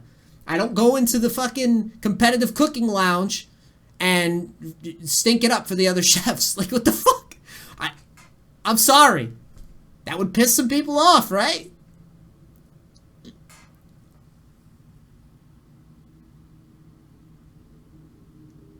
You know? That would make people upset. That's reality, and people just don't want to face reality. The league isn't going anywhere, and that's fine. And I hope that, you know, I'll leave my videos up and everything, and I'll even still do some private coaching if anybody wants it. But I'm not going to do replay reviews again. I'm not going to do... I'm not gonna like grind League of Legends again, because I just don't feel like it gives me anything anymore. I don't need money. I'm alright. I'll lose money. I'll lose subs. I'm gonna lose subs. I already know. I'm stressed about that too. That's why there's big bags under my eyes more than usual. It's because I can't sleep. But I can't keep doing something where it's like just not fulfilled, you know?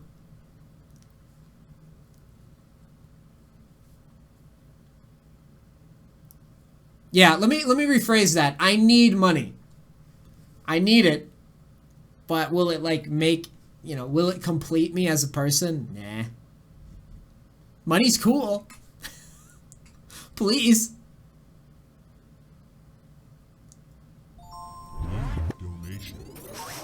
Is that a 20? The real question is, how can we all help you?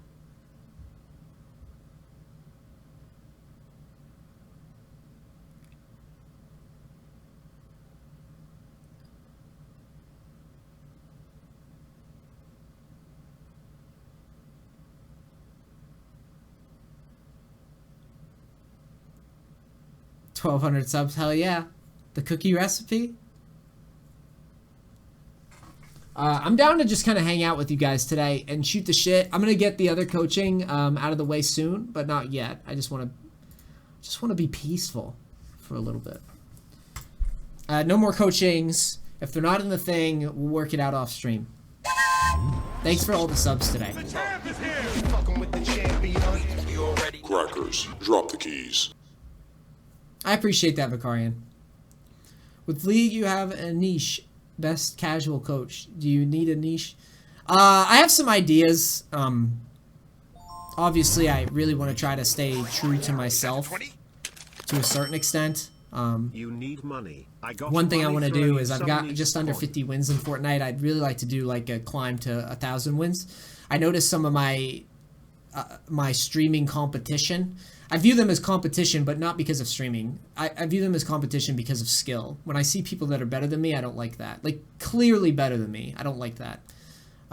So the first thing I'm going to do is win 1,000 games of Fortnite. I'm going to try to document it along the way and see how I feel about it. I mean, hey, by the way, there's no promises here, all right? I mean, fuck, I could play Fortnite for 3 months and say, fuck it, I'm back. Right? I'm not expecting that to happen, because I'm not gonna lie, if I enjoy the game more, I'm not coming back. If I truly like the game more. But I'm also the type of person that feels like with these things, you can't half-ass it. I didn't half-ass my streaming career when I started with League, and if I'm passionate about Fortnite, I should do it. The market's there. There's opportunity for growth. The game is fun. And I am not enjoying League right now. Not as much as I feel like I should be.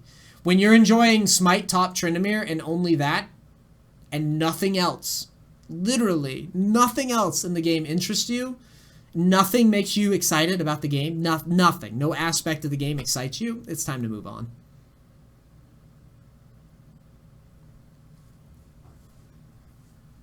Play Minecraft with Gentle Creature? Yeah, that's gonna happen actually. Is that cool? I think I'll do that this weekend. Thanks, Scary.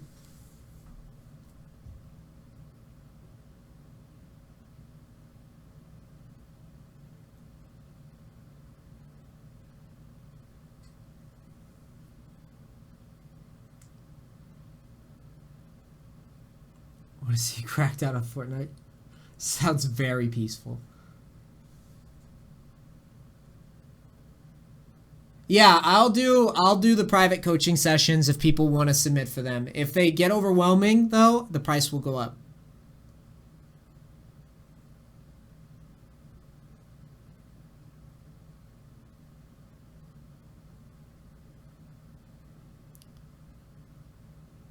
Yeah, the other thing I wanted to talk about with playing Fortnite is that I find that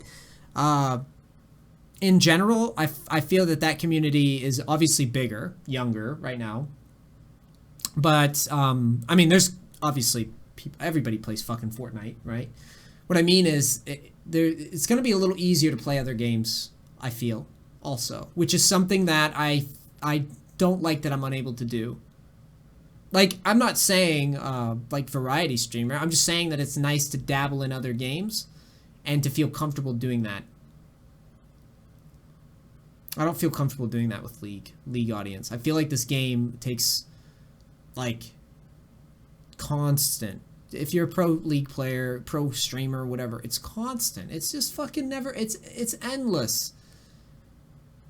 Because if you don't keep up with all the shit, they've roped you into this. Like, you keep up with like a million things, but even if you know a million things, you don't have as much impact as you should at all. It's ridiculous. It's ridiculous. I want to spend more time on doing dope shit. I don't want to spend time reading about your new shitty champion with your 1 million dashes or your fucking Nidalee spears plus sleep and... Like, that's literally what... Reading your shitty patch notes where you don't nerf Akali for, like, ever, for some reason. Or Old Graves, you don't nerf him for an entire season. I don't want to fucking have to keep up with all that all the time. It's frustrating. It's frustrating to do all that, to put all that effort into knowing what every fucking thing does, and then to get into a game with a bunch of gold players. Some guy goes, me troll. And then it's like, oh, are you bad? You Masters Challenger player can't carry gold player? Lol. Are you kidding me? You're right. Can't. Not, can't carry that guy. I guess I'm an asshole. Like, what the fuck am I supposed to do? Fuck am I gonna do about that? Been playing the game for 5 years. I can't carry that fucking shit. How am I supposed to fix it? I don't know. Get out from the inside of my ass cheeks, okay? Put more love into this game than you've put into your girlfriends and wives. Do you understand? I made love to League. You have no idea. Lol, can't carry. That's what happens. And I'm sitting there like, I think it's time to go, boys.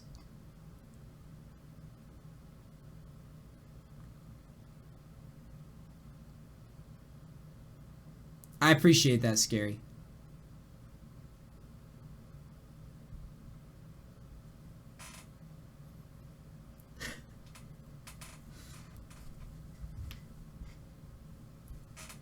What's the matter? Can't win a silver game?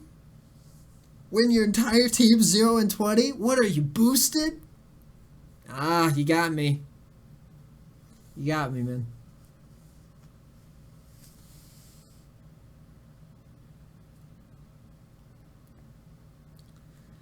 It's like you get a race car. That's what playing League's like. It's like you get it's like here's your race car. What are those like crazy?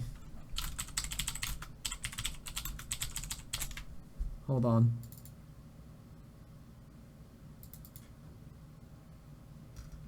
I'm trying to see.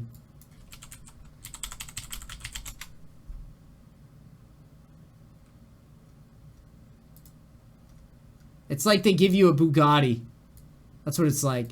It's like they give you a Bugatti and they're like, you can only go 10 miles an hour. You can only go 10 miles an hour with your Bugatti. It's like, man, but I bought a Bugatti. Like, I invested the time, the money, the energy into getting a Bugatti. And like, nah, you gotta race with the tricycles. And the tricycles, they can only go 10 miles an hour. Can you beat the tricycles? What's the matter? Bugatti can't beat a tricycle? You piece of shit. That's like...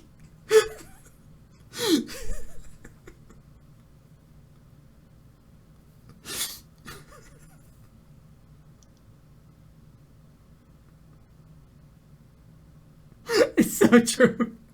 It's so true, it hurts.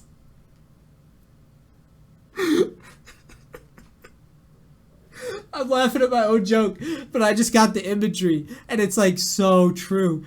It's so true. You invest all the time and the energy, and just you learn everything there is to know, and they just peeled the onion back. And they're like, no, red buff timers, no, global gold gen, no, QSS, no. These champions all do the same shit your champions do, no. And it's like, comeback XP, like.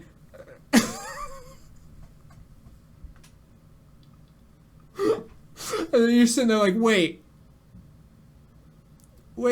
why can't I do what I used to be able to do? Oh, it's the Bugatti bicycle, man. It's the old Bugatti bicycle gambit.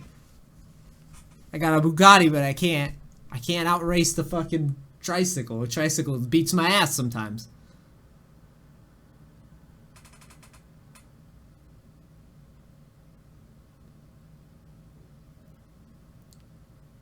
I guess I really don't. I don't want to ruin people. I mean, people's opinions are their opinions too, right? Like, I mean, I've argued religion and politics and shit with people before. And, like, you can't change people's opinions anyways.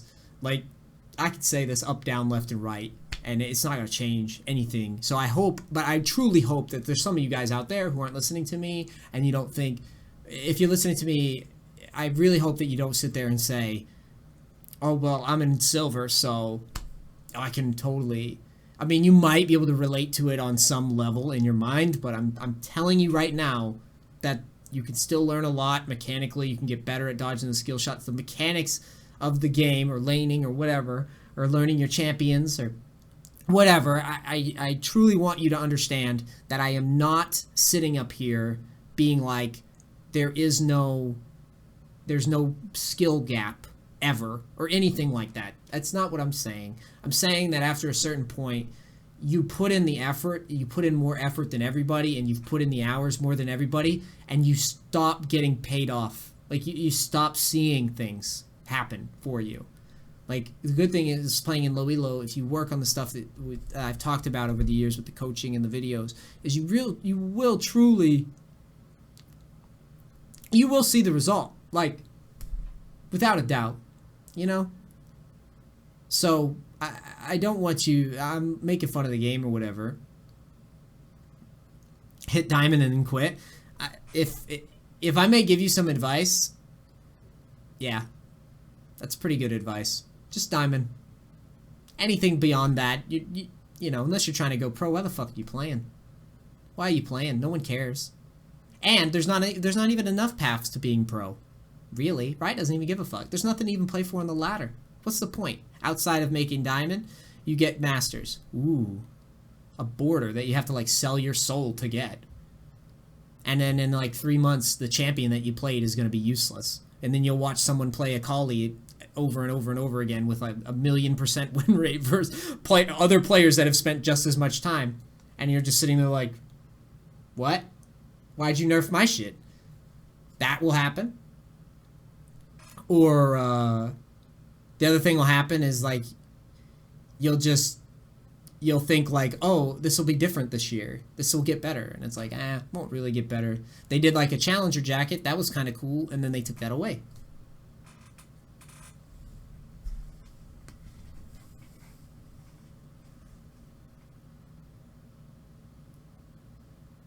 But yeah, I think that's that's good advice. Just make diamond and just you're pretty good. And then you could just say, you know what, I could push for this and sell my soul for it and try for pro spot or don't play. It's not worth your time. It's not worth your time. I mean, for me, it was worth it because I obviously made pretty good money.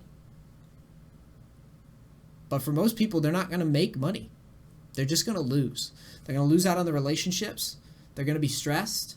And Riot makes I think that's the thing that I hate the most is that people don't understand. It's like when you put the hours in and you really work hard and you don't see any result, and when it feels like you're not getting anything back, it just sucks.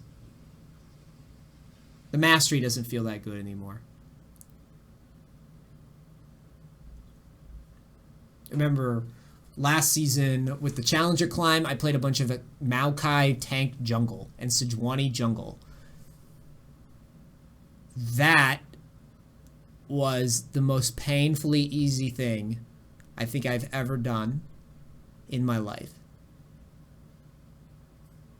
The execution, 80% win rate, 100 games to Challenger. And it was so easy, but it was so not fulfilling. I literally knew in the back of my mind, I was like, you're only getting away with this because this is stupid and overtuned. And that's it. You just happened to play it at the time that it was overtuned. So there's a lot of players in League that I don't even think are that great because I just know that they're playing the right things at the right time. And like, I think that's a problem too. Is that sometimes you just feel like half of your competition is like, the fuck are you doing? You're not even good at the game. You're just good at that thing. That's it. That's all you know.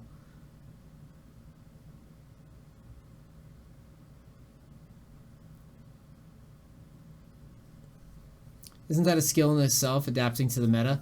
I mean, I guess if there was more options, but sometimes it feels like you're just bottlenecked. It's a fair argument, and I'm more than happy to discuss it.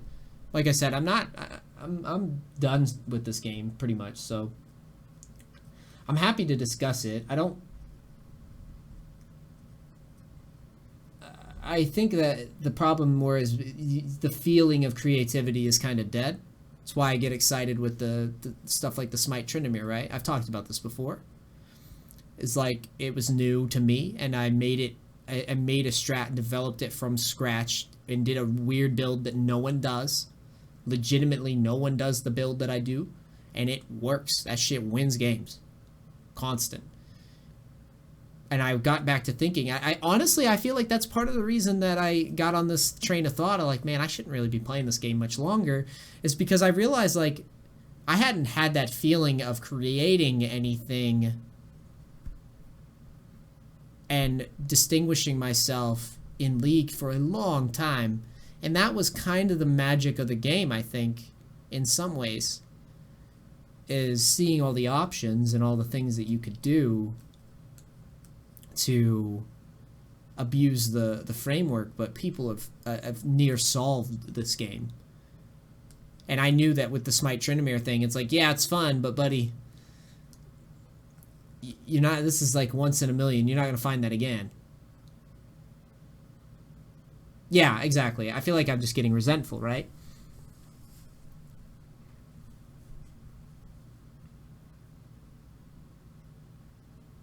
And what is now better on board? Well, the thing about Fortnite is it's more of a self-expression.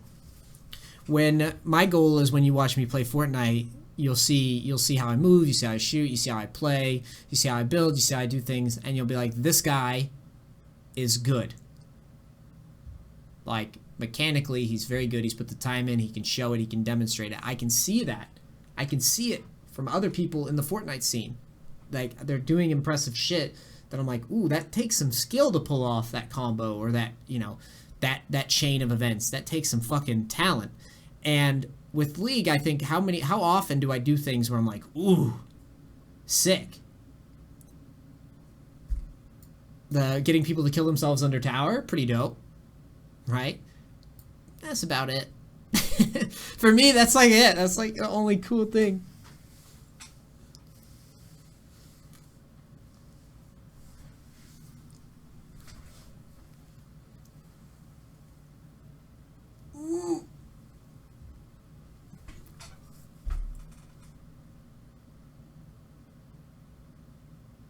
Fortnite's potential in general, I mean, it's ridiculous. It's a ridiculous game.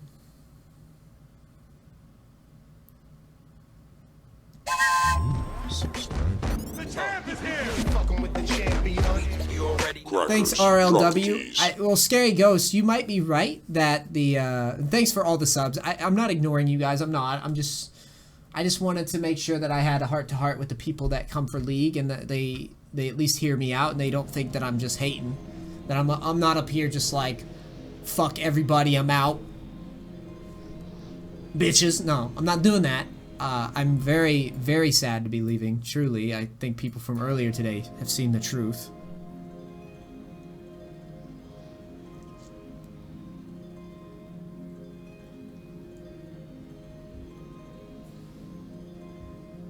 Yeah, I think it's... that... It's what it comes down to is like... Alright, Neace, you keep playing what you're comfortable with and feel like you don't really get to express yourself, because it's true, I don't. Tryndamere Smite, I mean, it's a crazy effective strat. No one believes me. It's crazy good. It's like Challenger tier good. I truly believe that. I'm not even trolling you. But do I want to grind for it after? No. Because I just meh. Doesn't matter. But I would rather play a game where I haven't solved it or felt like it's been solved and like feel like people are still learning mechanics and learning what's good and learning what's not good, and I feel like the dev team is actually trying to quickly pump out changes. It's not to say it's Riot's own fault, by the way, is that they do this thing where they change stuff, but like nothing is, like when you really stop and think about it, nothing really is shaken up. And I think that's like, it goes back to the Runes Reforged that really kind of set me down this track of like, ooh, this game isn't really changing, really. In fact, I would argue that it's getting more blurry. Like, you have all the new champs come out, the new champs do more of the same, literally more of the old. They just, that's what they do. They dash more, they hop more, they do more damage, they got more range. I mean, it makes the other champions pointless and it blurs everything together.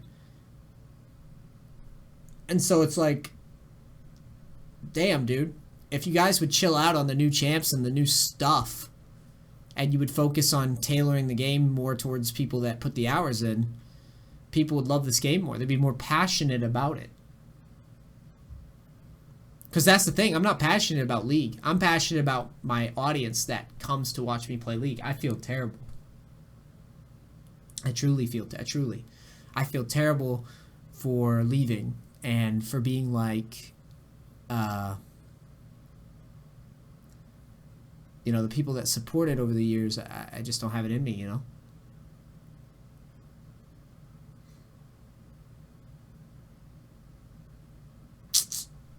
Yeah.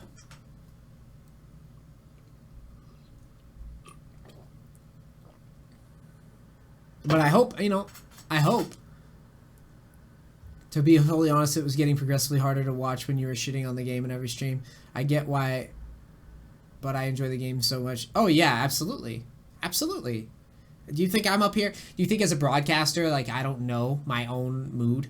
That's like, that is like at the core of part of my decision to be like, yeah, maybe you should leave. Is because if I'm looking, a perfect example is if I would look at other streamers playing different games and they were just having fun. And I was like, why did you start streaming? Like, okay, you're making fucking anywhere to $3,000 to $7,000 a month, depending on what you're doing. Why did you do this? Why are you in this scene right now, playing this game? And I would sit there and I'd be like, these guys are just like enjoying their shit. Like they're legitimately enjoying it. I can tell they're not doing a job. The difference between like someone being like, hey guys, I'm going to tell you the new thing about League of Legends. That's fake. But the people that are legitimately, you can see that they're happy playing a game and they're passionate about it and they're more interactive. Because of that, they're more interactive with their chat. They're in a better mood. When someone criticizes them, they're less likely to take offense. People criticize me in League, I'm just like, dude, you have no idea how much more I know about this game than you will ever know. I literally eat, sleep, and breathe this game, and I have for years. And that's a community problem, but the community wouldn't have that problem if the game didn't. If the game allowed me to express myself better, then I wouldn't feel that way. So it's like, man, you could hold up to criticism a lot easier if you felt like it was deserved to a certain extent.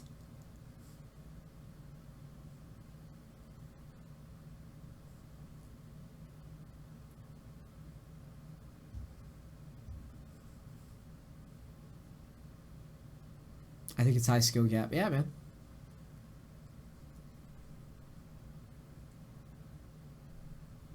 No, I'm not keeping up with League. I might pop in occasionally, but caring about the patch notes and shit. I've even started. I stopped caring about the new champs. I had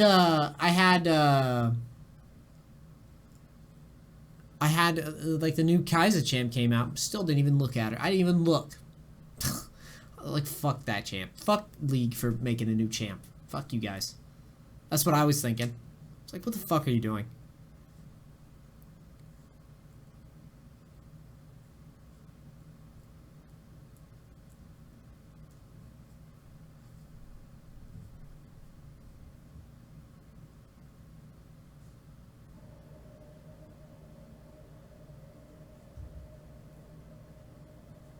Thanks, Dolan.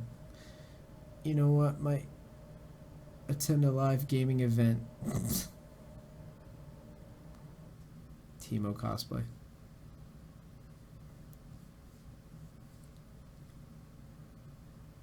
What have I had for breakfast? I had bacon and eggs. Shitty version of Quinn. I feel like shit. I want to stream, just won't get any traction. Bro, don't stream for the traction.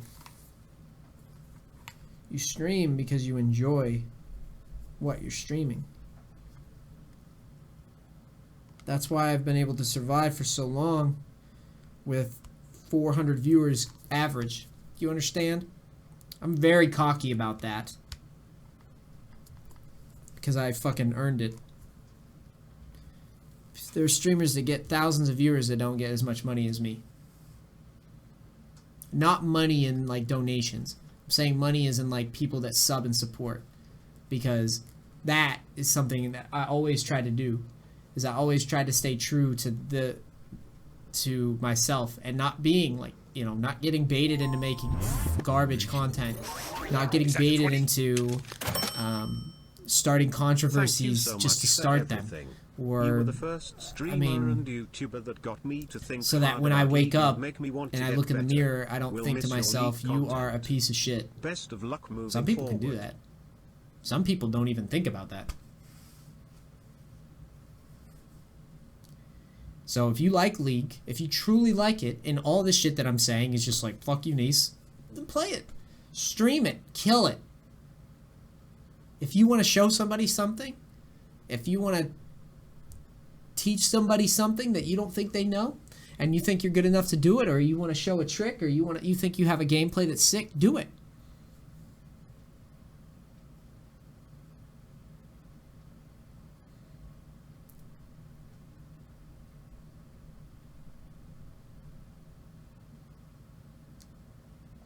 It just seems difficult because I want to stream New Vegas because I truly love New Vegas.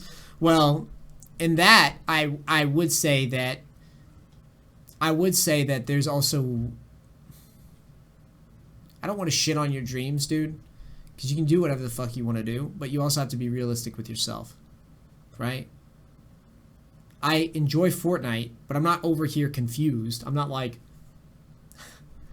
Fortnite's the most popular game right now. It's the most popular game, and it's fun. To me, it's a no-brainer. That's an easy switch, right? I'm not going to get up on stream and start streaming Celeste and play a bunch of Celeste playthroughs and post YouTube videos. Because if my goal was to be sustainable at streaming, then you're going to have to make some real... But if your goal is to hobby out and just like stream whatever, you know, if your goal is to do it as a hobby and you just like interacting with a small community, then fuck yeah, stream whatever you want. If you want to play New Vegas, you want to make your character intelligence 0 or whatever the hell and walk him around and he'll say Oonga Boonga and you do a playthrough, do it. Do it. Hell yeah. But if you also want to be relatively sustainable in the future, then that's probably not a good idea. Because there's going to be a point where you're like, I'm not doing anything. No one cares about this. Donation. Is that a 20? Hey Mr. Coach. I started playing Tryndamere top with Smite on one of my Smurfuk. You can check it here and I swear you will laugh a lot. I think it is good example of this strategy. Yeah, I'm not opening that right now. I mean, no offense. I appreciate the donation, but I'm not interested right now. I played a lot of Tryndamere Smite, brother. I get it.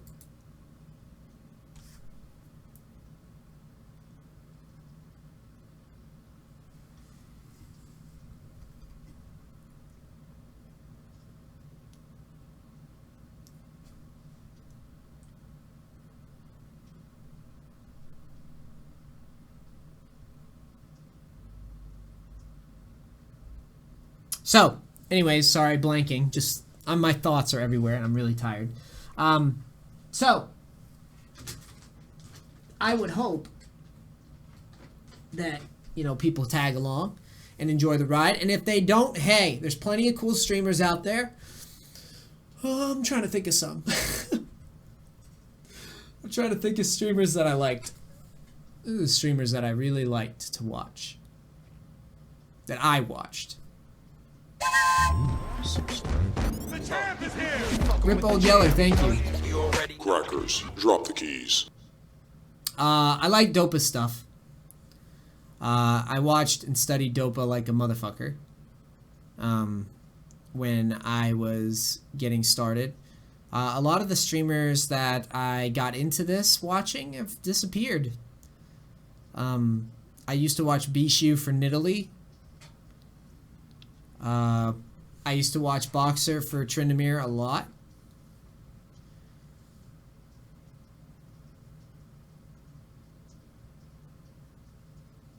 I'm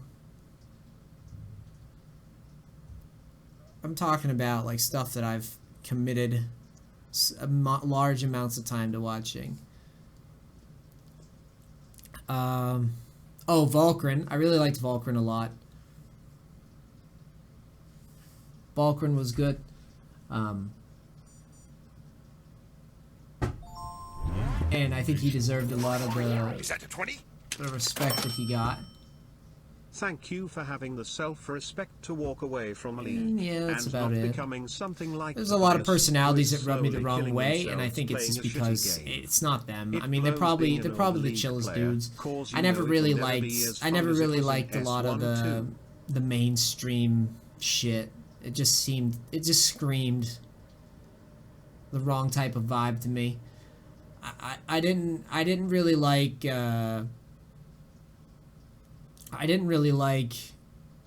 Voy Boy very much when he was popular. He struck me as fake.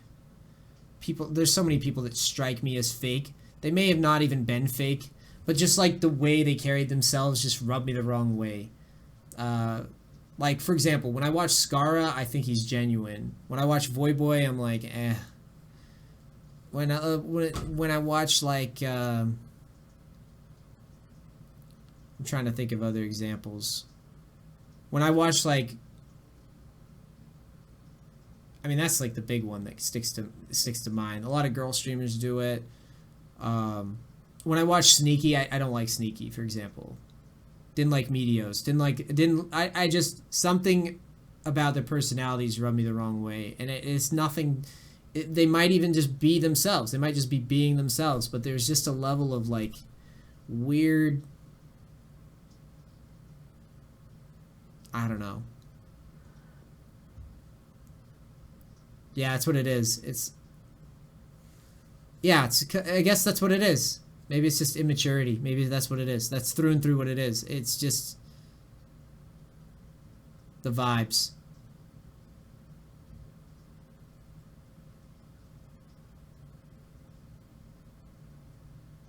You're in the military and they were immature. Yeah, maybe.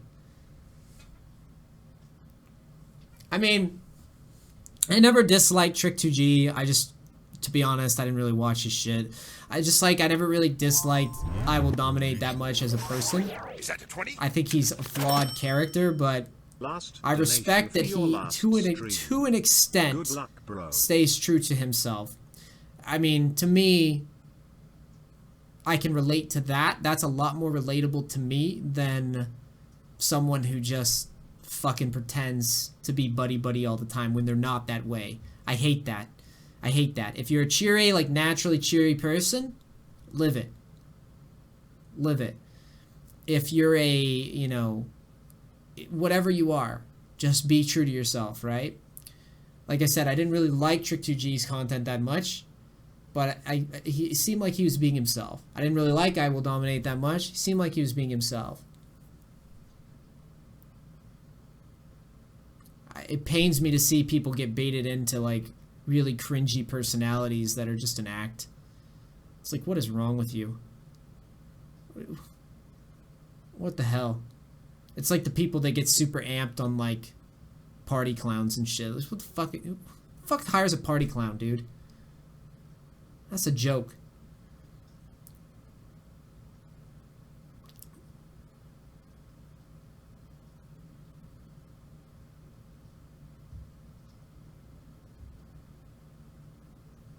Holden Caulfield streaming.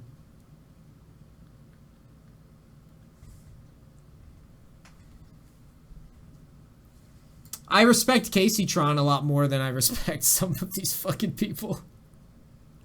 At least Casey Tron's party clown looked like it took some effort. Now she's kind of fallen off, but at least her initial thing looked like it took effort. The same way that I look at, like, current Dr. Disrespect, for example. And I'm like, that takes effort. No doubt about it. No doubt about it, that takes effort. Huzzy Games, that guy sucks. But I've already said that before. This isn't, like, groundbreaking. That guy sucks. I remember the reason I say he sucks is because he got butthurt because I was buying accounts. Pretty sure. I think that was the reason. It was something dumb, and I think it had to do with buying accounts. It's the dumbest thing ever. Oh, no. I know what it was. It was wait. Fuck if it was something stupid. It was like playing Duo Q or I don't fucking know. Or buying accounts. It was something just really dumb for him to get all offended about.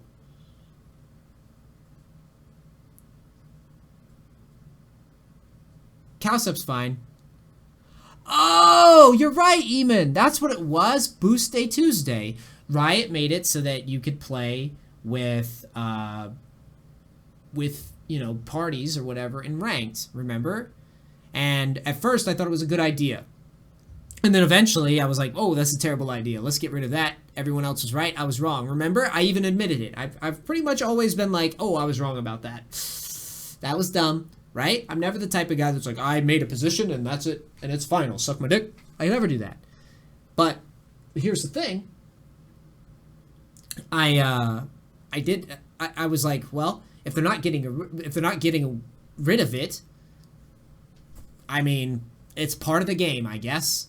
So I was like, subs, hey, if you guys want to play with me, for, it was never like a serious stream. It was, I would try to win, obviously, because that's how I am. But it was just kind of like a Tuesday thing. I would just call subs in, and then I would play fucking ranked with him. Why the hell not? Right? If I can do it and it's chill, relaxing games. It was a nice break from the monotony of grinding, I remember. Thanks, Chens. Appreciate you. And Cuppers, thank you for the donations, by the way. I wanted to make sure you guys hear me say thank you. And then that dude, he got mad. He got upset because...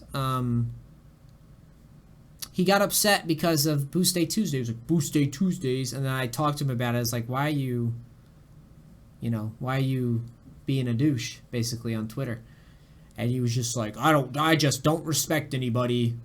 And I heard that and dismantled that statement as I don't think for myself. My brain works in one gear, and this is the retarded gear. And I was just like, that guy is stupid. I mean, that's a dumbass, is what that is. Anytime someone says, I have an opinion and I'm not open to thinking that I might be wrong about this or might not understand the full picture, and I still believe it. Okay, you're fucking dumb. That's my opinion. My opinion is he's retarded. And I'm not going to entertain that. I'm not going to entertain changing that opinion because it's quite obvious to me that he's retarded. You may come to me and say, but he doesn't act retarded. My opinion is he is. Isn't that cool when we don't think about what we're saying?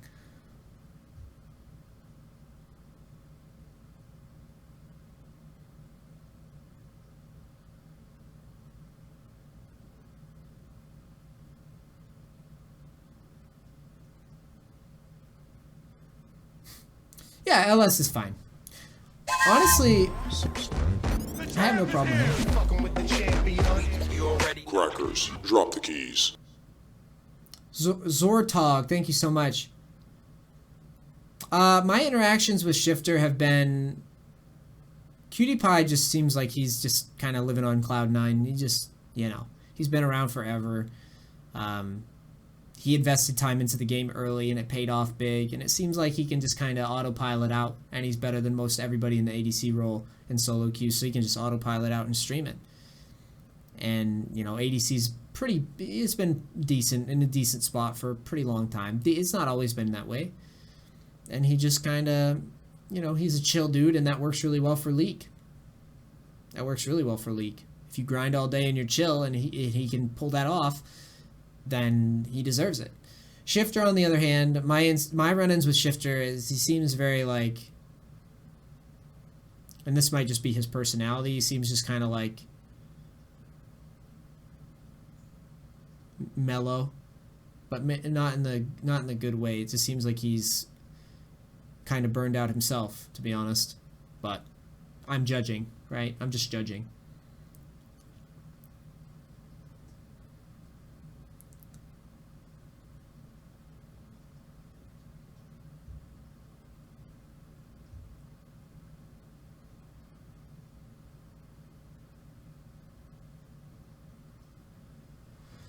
You like my sexy stretches?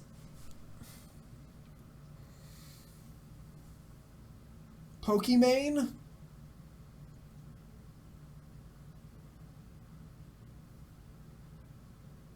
She's alright.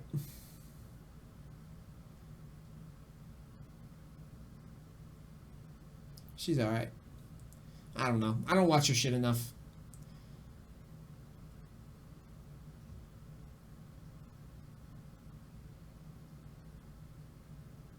I mean, I just... She's better than...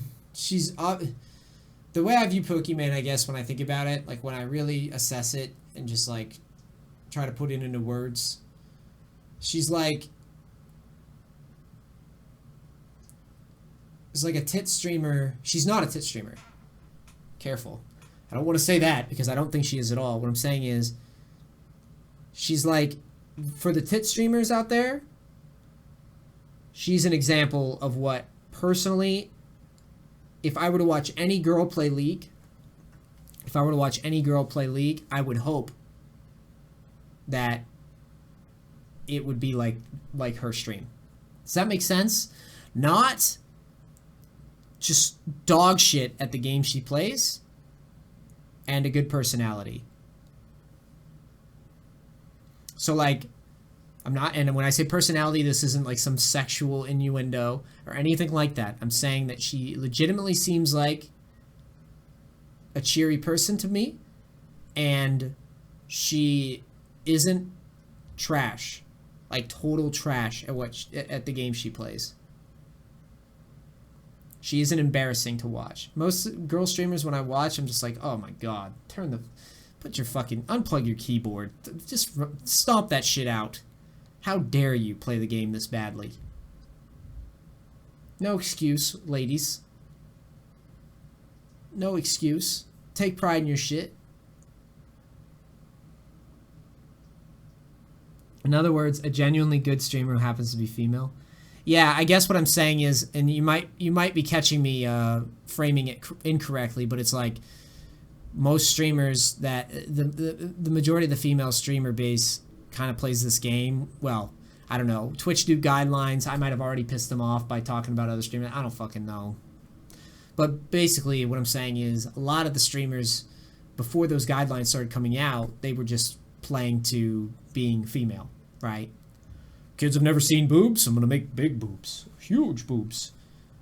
And the gameplay was tertiary. And that to me was sad, because, you know, you really shouldn't be relying on how good you look. I mean, the fuck's the point of Twitch then, right? What's the point of Twitch? The point of Twitch is like, you want to hang out with the person who's streaming, and you don't, like, if you want to fuck them, then if you want to have sex with them, then you go like watch the site for that. Does that make sense? It made the other streamers look bad, and it also put them in a position, and I'm gonna sound like a feminist here, but it put them in a position where, hey, either you ham it up on the sexual stuff, or this community does not want you.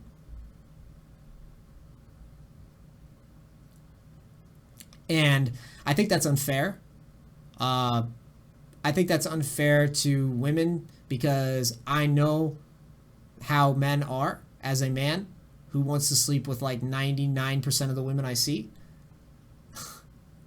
I know that it is absolute bullshit for women to stream and they just want to play a video game, and they're literally just hit on constant. So if you have a streamer who's propping her tits up, well, guess what? Every single girl, that's the expectation. The expectation is, hey, these girls prop their tits up and act like they're gaming the men. You need to do that too. And the men will come in, they feel like that's the culture. That's the Twitch culture of the site, is like, this is what women do here. And I'm just picturing some dude with a cigar like, you want to be a streamer, don't you? See? You want to stream, see? Where are your tits, madam? And then I feel bad for all the women that have to play that game, because they shouldn't have to. They should be able to...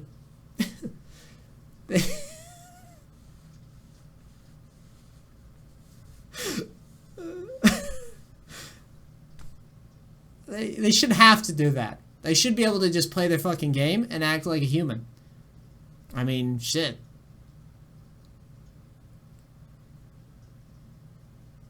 God damn.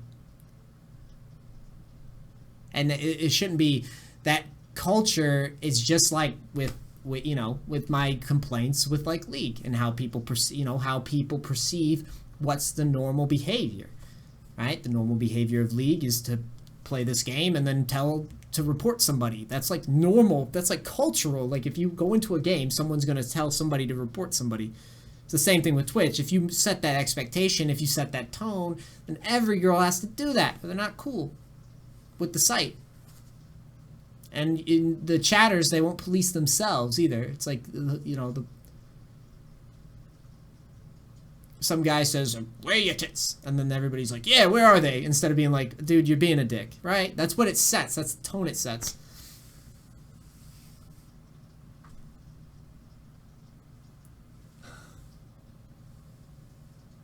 I'm not worried about Twitch terms of service. I've been doing this for years.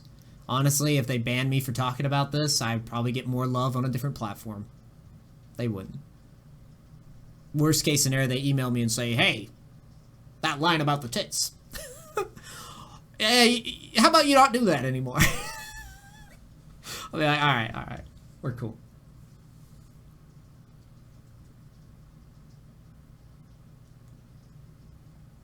Here for the bulge, dude.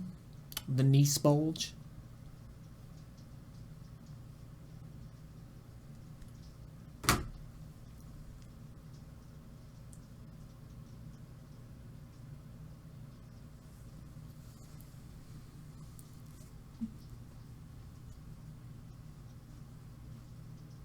I don't know. I honestly don't know that much about the female stream community. Honestly, I don't.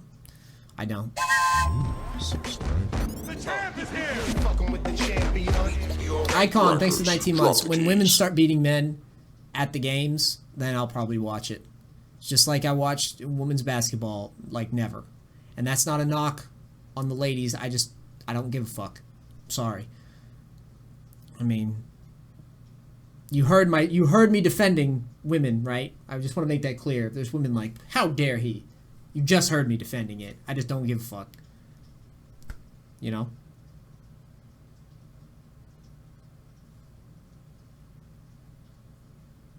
When women start beating my ass at Fortnite and swagging on me with no scopes and shit, I'll watch. Alright? When women start beating my ass in lane and league, I'll watch them. But until that happens, I ain't watching it.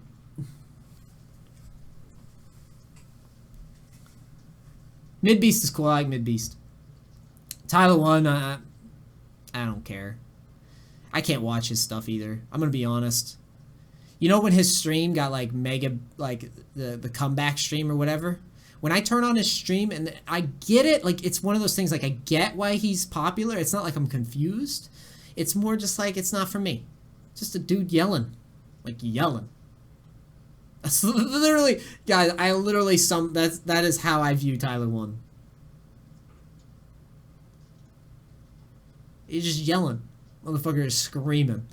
And that's cool if you're into that.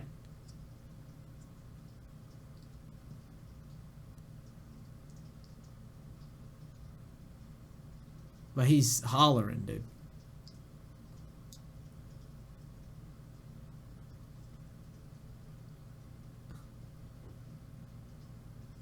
Thing is, I don't think that persona. I think he's legit autistic and outrageous. Yeah, I don't know. I can't comment. I don't know him. I really, I don't have a problem with him. I get it. Like I said, I get it. It's just not for me.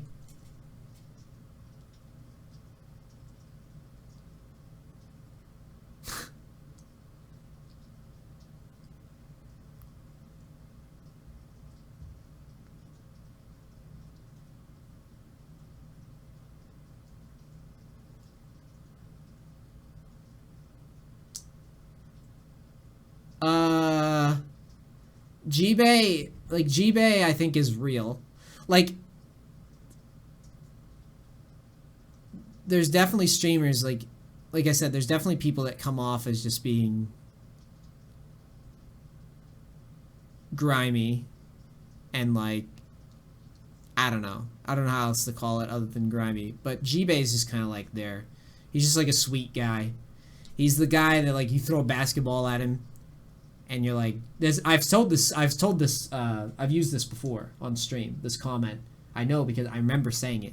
But he's like, if you threw him a basketball and you're like, G-Bay, as the basketball is soaring through the air, like slow motion, G-Bay, if you don't catch the basketball, everyone in the world dies. And it's like floating for him. And he'd just go, and it would like hit him in the face. Like he wouldn't even like come close to catching it. He'd be like, oh, and he would like, and it would hit him in the face. And then he'd make a YouTube video being like, why did the world end? What happened to the world? I was thinking about this book I read about catching a basketball and it just, and it's like, you know, and I think that's real. I think that's a real thing that would happen.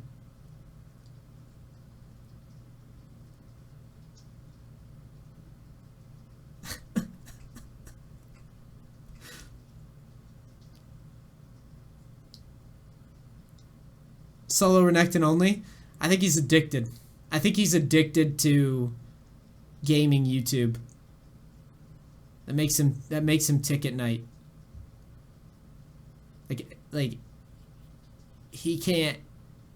He's just. It's one of those things. I hope for his sake, insanity. I hope that it's paid off to the point of where he doesn't have to make his YouTube videos.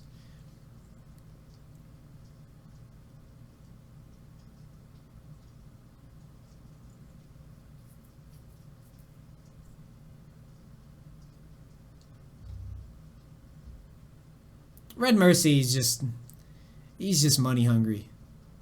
He's a good dude. He's a good dude, but he really likes money.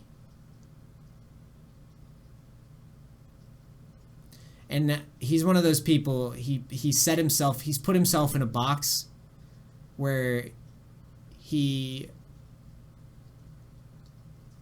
has to, and I mean this with respect, I do, because if it's what's important to him, it's what's important to him. But he puts himself in a place where when you interface with him, he won't say anything real to you. He won't say what he's thinking. When you watch his videos, he's clearly targeting demographics, and it's very clear what he's trying to do. To me. But I respect him to an extent. Despite that, he doesn't rub me the wrong way, because he's been one of those guys that, as I've been streaming, when he sees mistakes are made, he'll generally show up and be like, "That was my bad," or whatever, or he'll question whether or not he's being, you know what I mean? I think he knows how to at least feign. It sounds so bad. At least it knows how to pretend to be a human being. At times.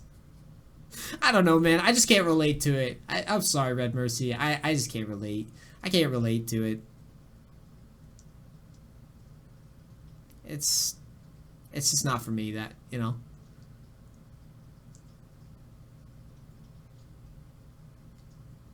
Groscore is a reality TV star if he was on Twitch. He's just a walking train wreck. Can't help but watch. Can't help but watch it. He's so good at it. Can't tell if it's an act or if it's him, but it's brilliant.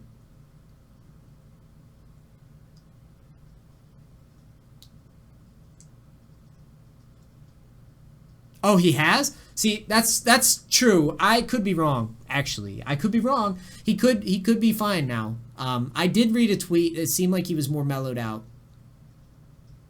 I mean, I think we've all developed over the past, like, 5 years of, like, our maturity levels changing or whatever. That I've been doing this.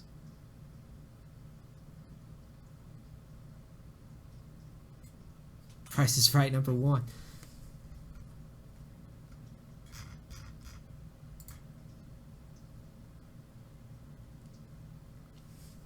Alright, I've gossiped enough.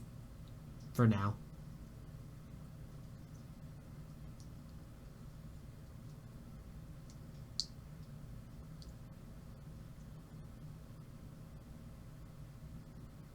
Oh, he was kind of brought up with the whole YouTube thing. It makes sense. No more gossip. No more gossip. Let's talk about something else. Fortnite stream will start Monday. I actually just wanted to hang out. I just want to hang out with you guys, with the League peeps, and just chill. You know, just one time, just no League. I mean, I have another coaching to do, and I will do it. But I just wanted to hang out, and I already cried on stream, which I don't think I've ever done on any video ever. I don't think there's a video on the internet of me crying, so that's a thing now. I think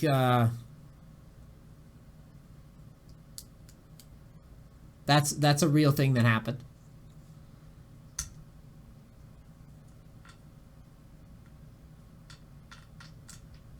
and I did a coaching.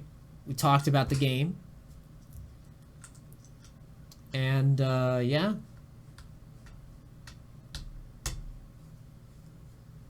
You got them questions. Don't remind me of the feels.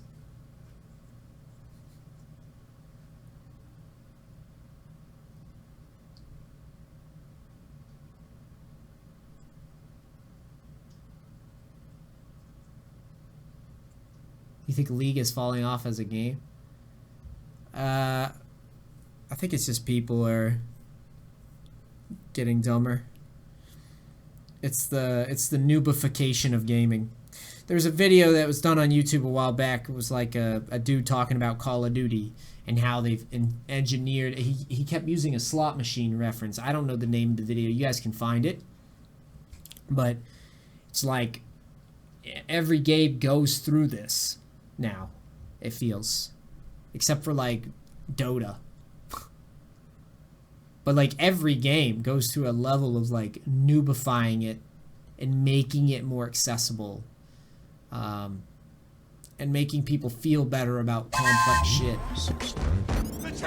Call of Duty. Crackers, drop the keys. Red A, thanks for the Twitch Prime sub. Appreciate you. Appreciate all the new subs that came in, by the way.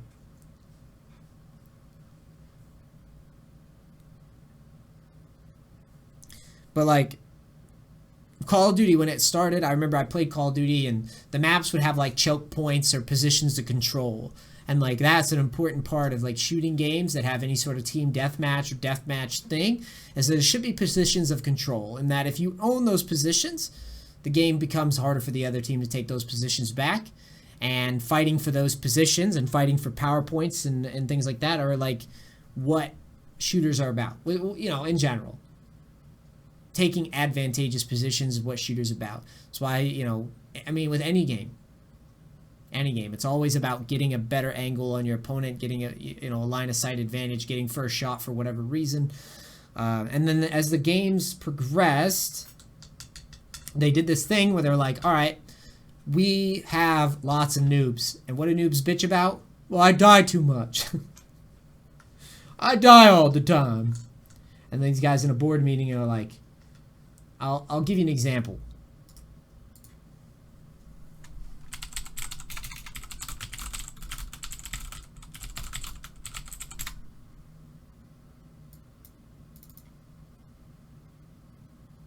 Hold on. I have a commercial that perfectly summarizes. Is this it?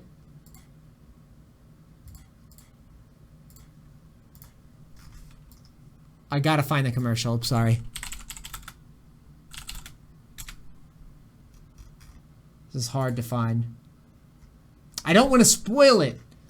God damn it. I don't think I can find it. Someone's gonna know. Basically, my wife actually knows the guy that was in this commercial, which is funny. Like, is a friend from school or college or some shit. So, Call of Duty released a game a few years ago, and I forget which game it was, and that's why I was struggling to find the commercial. But, this summarizes Call of Duty. People in a boardroom saying, how can we make the average noob feel amazing? Call of Duty was already doing that, where they would just be like, you would hit a 6 shot, and the game would be like, bwam, bwam, bwam, bwam, and it would like pull shit up on your screen, and you rank up, and you can't even see your fucking screen because bwam, and all this shit's happening. Well, Call of Duty just keeps going. They're like, keep building on that feeling. Well, they had this friggin' commercial come out where it was this redheaded, like, kind of chubby dude that my wife knows, actually. This, like, redheaded chubby dude is, like, beating ass in Call of Duty. And it's like, I'm so happy that the dude got a gig, obviously, because, you know, he gets paid big bucks to do a national commercial. But, it's kind of funny that he was cast as the guy that's like, this guy looks like he would suck dick. Call of Duty. He would be so trash at it. Like, that's it. That's what they went for. But anyways, they designed the game so that every room you go into, there's like 6 or 7 entry points, and people will always spawn behind you in Call of Duty. So you might get a couple kills, but eventually, you know, you're just, again, it gets to League, where you're just kind of like shooting the first thing you see, maybe shooting another thing, and then there you go. You spawn, you do it again and again and again, and there's very little opportunities for you to express yourself.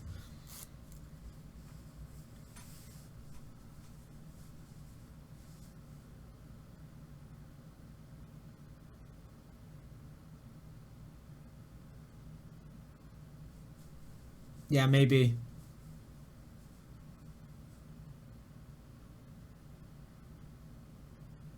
Yeah, that's what it's about, Zanish. And to be fair, I truly believe, like Call of Duty Modern Warfare 1 and 2, I thought they had some pretty good, you know, like they had, it was a casual game, sure. But where Call of Duty's at now, I can't even recognize that garbage. Same with Halo. They did the same thing with Halo. They're like, oh, there's too much control in the game.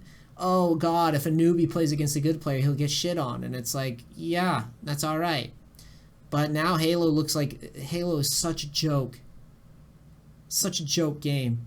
I'm so happy it is, too. I mean, I don't want to cheer on people failing and like losing their job or not having an opportunity to grow, like, and feeling, I mean, hell, I was crying about switching to Fortnite for my stream that I own, that I run, that I can do whatever the fuck I want with. I felt bad. You imagine being passionate about Halo, working for a company, and just feeling like the game is shit. Like, because that's how I view Halo. Is I just view it as complete waste of an IP. Passionate people that made Master Chief. They made like walking around looking like Master Chief, doing the fucking dance, the Friends dance. And they just took that game and they're like, we're going to make it so no one wants to play this game. The makers of Gears of War Makers of came Gears out working with with this small small games. game as a punch to Call of Duty. Really? I'm curious. You got my interest. Ads, no, please. Duty calls. Or does it? Oh, of course it is. It's war. Blah, blah, blah, blah, secret base. Blah, blah, blah, blah, plan. Blah, blah, blah, nuclear missile bomb. Blah, blah, blah, counting on you. Utmost importance. Boring. Rank up! Master Sergeant Shooter Person. That's actually that's true. That's legit how I view it. Roar, thank you. Master Sergeant Shooter Person. That's brilliant. Oh God. Yeah, that I'm going to watch that whole thing when I'm off stream. That's good.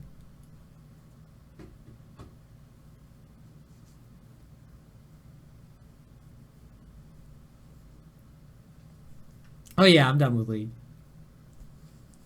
It hurts me probably more than it hurts you. And that's truth. It really does.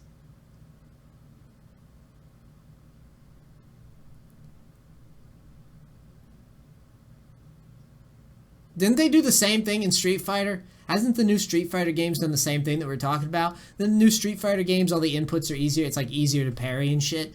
That's what I'm saying. It's just, it's a constant struggle to appeal and to sell. And I mean, the sad reality is people are fucking dumb. So they're gonna buy it. They're gonna buy the shit more than something that takes skill.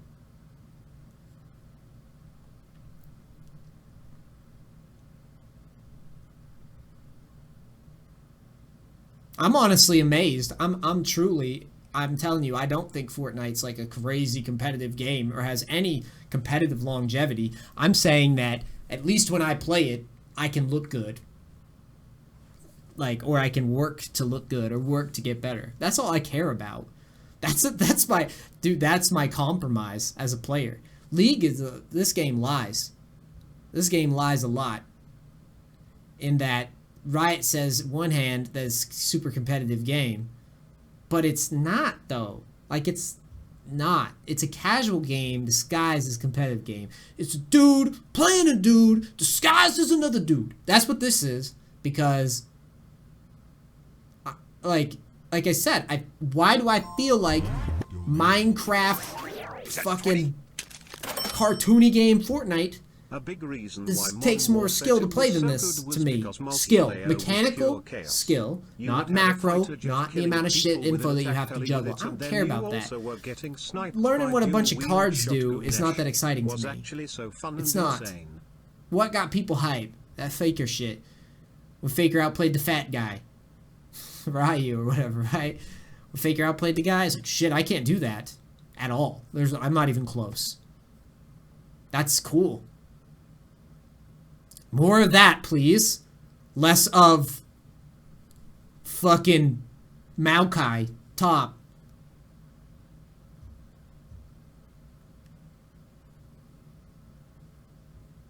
What do you think about Faker crying at the end of World's Finals? I mean, there's nothing to think about it. He's playing a different game. I can't relate to what he does. Competitive League is nothing. I've never played competitive League. I have no fucking idea. Play fucking solo queue with a bunch of chimps chimping. The hell? I mean, yeah, he had a team. And they've ironed this game out in a very different way. I have no idea what he's doing. People are like, oh, I know what it's like to lose. Dude, you have no idea what it's like to do. Like, I have no clue. Riot's been trying to tell me that pros play League with me, but I've never. The only time that I feel like pros played the same game I played is when they're in solo queue, and that's not a knock to pros. It's just not the same game. Playing 5v5 with people they know are good versus people they know are good, and they do strategies that are optimized towards that. I have no fucking idea what that's like in solo queue. I can't relate to that shit. I can relate to blind pick Zed versus Zed fucking duking it out. That's what Riot never understood. That's why viewership declines on the game and will continue to decline. Because we can't relate to this shit and no one knows why we playing. Oh yeah. Oh yeah, I can't wait. Like, think about all these lanes. Invading is like super discouraged. It's super hard to pull off. All the high risk stuff, like doing dragons early is gimped except for like a few champions. Mid lane, you look at mid lane. Fuck you doing mid lane. You wave clear. And then if the other idiot, if this guy's an idiot and he doesn't wave clear and decides to jerk off in a bush, then you can roam. Otherwise, you both sit in mid and wave clear. If you're both good, equal skill. Wave clear, wave clear. Wave clear, wave clear, wave clear. That's what happens. You go to top lane. Oh, this dude. Oh, he picked fucking... he picked Poppy. He's got a Dorn shield and he doesn't want to interact. I could do that. I did the stream yesterday. I was like, I was intentionally challenging, trying to outplay somebody. But if I just wanted to AFK and farm, even if I was facing the best top laner in the game, I could do that. The best top laner might know a million little lane tricks more than me, but I could do that, and he can't stop me. Doesn't matter, get the best top laner against me. And I'll chill with him. And guess what? Being 30 CS down or whatever is not a death sentence versus anybody. Like, I don't know. It's hard to be a playmaker, I guess, is what I'm trying to say. It's more and more difficult. And I don't relate to anything that the pros do. I can't. How could I? How could I pretend? Like, when you ask, like, what do you think about Faker crying? I imagine he put mad effort into something and it didn't pay off for him. And he's probably just sitting there going, well, that sucks. I doubt he's blaming the game. I doubt, it's a different game. He's playing a league versus people that he knows and the play styles and the meta, and he's playing with people he trusts, and it's a different game. It's not even close. I don't trust anybody in solo queue. Are you shitting me? Half the time I have to troll my own team just to, like, do my strat. I have to, like, do shady shit.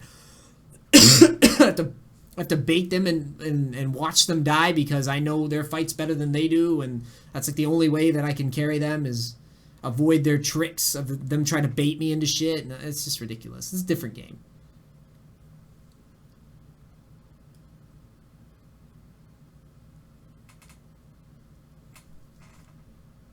if a pro lose, it's like a football player lose. I think not only winning, the winning counts, the money related to it. Yeah, sure, absolutely.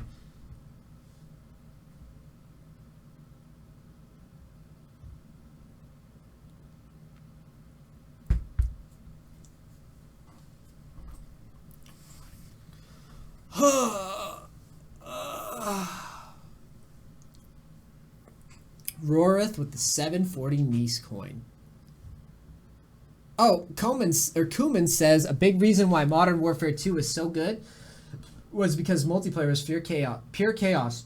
You could have a fighter jet killing people with an attack helicopter with it, and then you were also getting sniped by dual-wield shotguns. Yeah, I mean, it was silly, but at least it had, you could control it. I felt like you could control it. You could have those crazy like 25 kill no death games, and that you could do that like every game if you were a pro. Like legit, you could just go into, you know, just fuck around in solo queue of that game, and you could do that.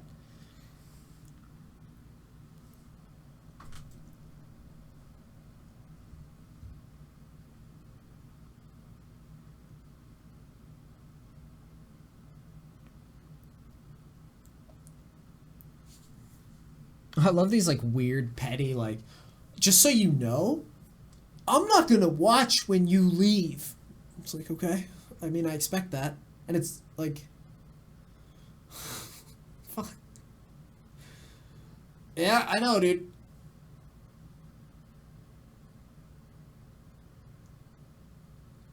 I got it.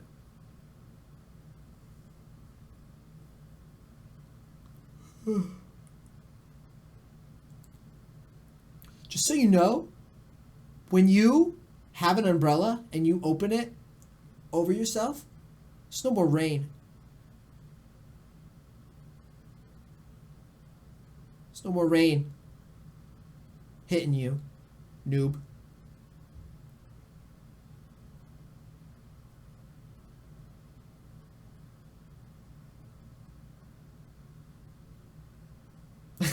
That's how I picture it.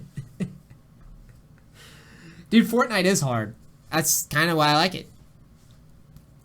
I feel like it's a fluke, dude. It's one of those flukes, man. It's a fluke fucking game. I don't care what anybody says. It's a fluke. It's a fluke, just like Halo was a fluke. Just like I think League was a fluke. Look at League's clunky ass in the initial stages. That clunky ass game. They just took Dota and like sped it up a little bit. Shit, if Riot wanted to make Earth mode a game, I think people would play that shit full time if they balanced around it. And what I mean when I say fluke is like, basically, Fortnite just makes no sense. It makes no sense, and that's the beauty of it. It doesn't make sense. Just like I was talking about, like, timing red buffs not making sense earlier. It's the same thing. It doesn't make sense, but it works. It makes no sense that a dude can pop up a fucking base when he gets shot at. That's not how shooting works.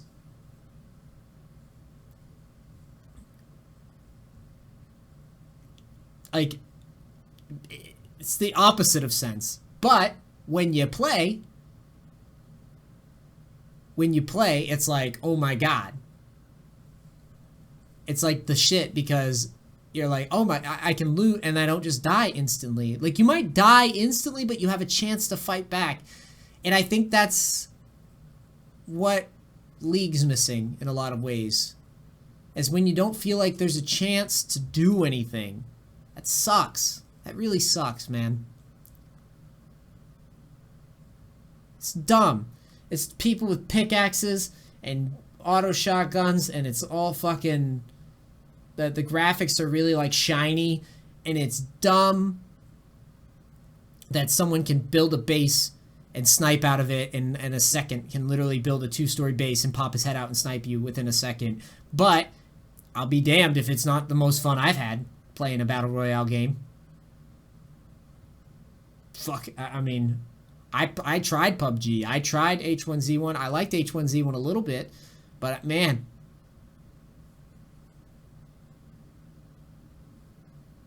That's rough.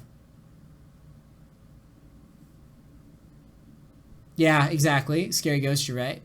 Takes 40 minutes of pain to lose with such a low agency on the outcome.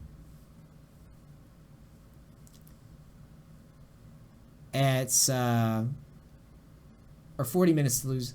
Yeah, 40 minutes to lose. And it's like, it's hard for a broadcaster too, by the way.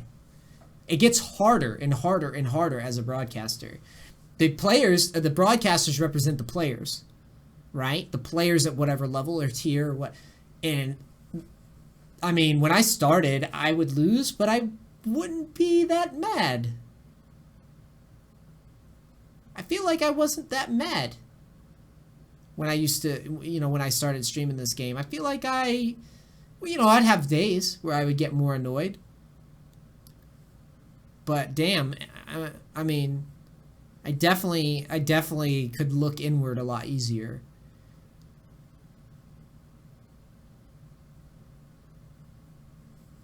Yeah. And it's just hard as a broadcaster to stay positive.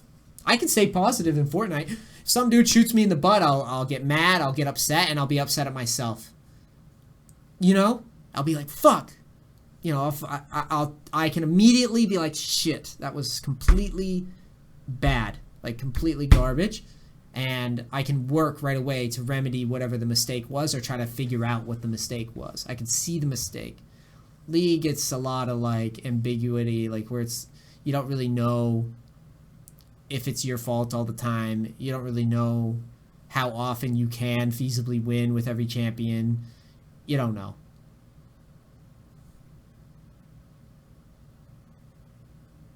I mean, that's fair too. Mackenzie, that's fair. I know. I've been playing it for a long time. That's why I told people. I specifically said, I was like, man, if you are a new player and you haven't made it to like Diamond yet, fuck, you've got all sorts of mechanical stuff you can iron out. You're still very mechanically sloppy. You're still very macro sloppy, like obvious mistakes that I could probably point out in like a session.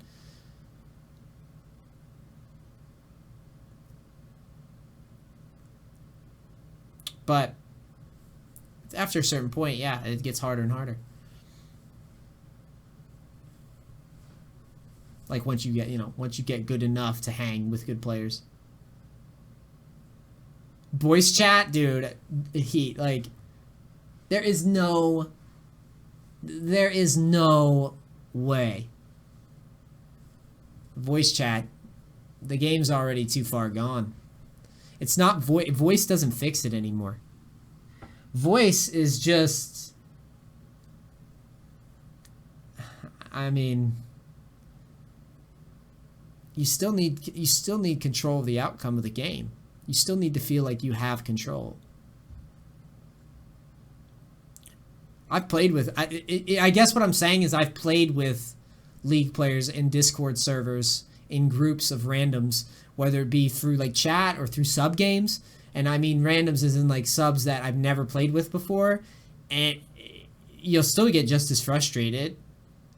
You'll still be like, you'll want to be like, what the fuck is wrong with you? At least I will.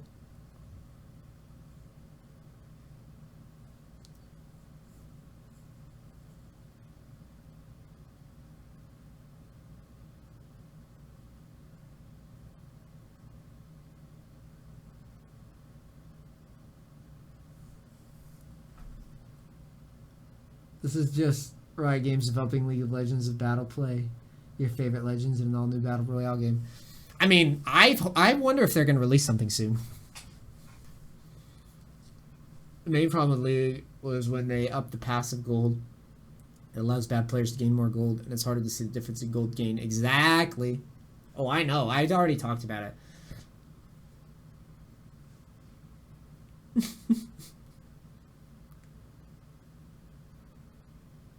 Yeah, that's true too. You only voice chat with your pre-made, which is like pointless, right? I already knew my pre-mates. I got Discord, thanks Riot. That's just typical Riot. Their ship moves too slow.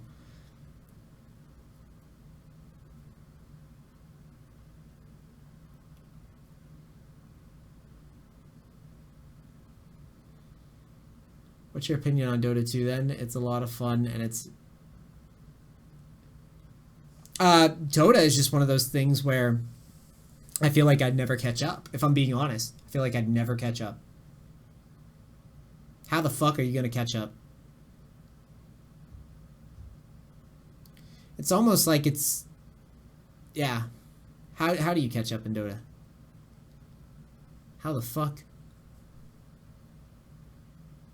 I'm also addicted to things. My games that I play. I didn't stop playing Celeste until I got all the Seasides.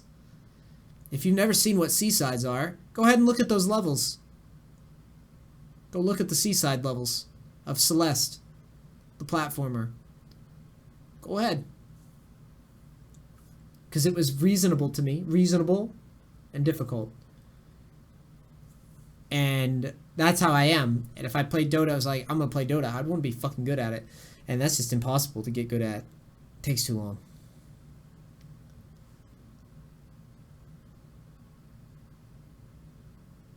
Dude, this stream can't be long today. I'm tired and I'm all cried out, man. Boo-hoo. God damn it. Boo-hoo.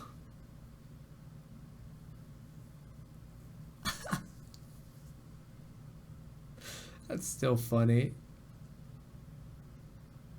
I'm gonna play Fortnite, dude. What's up, man? Boo-hoo, Neace.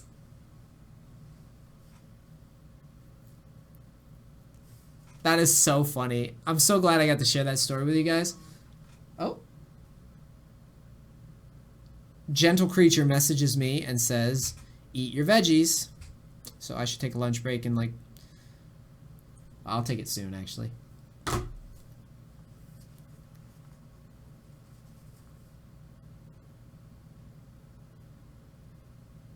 Crying makes you tired? It does? Guess it does. I do feel really tired.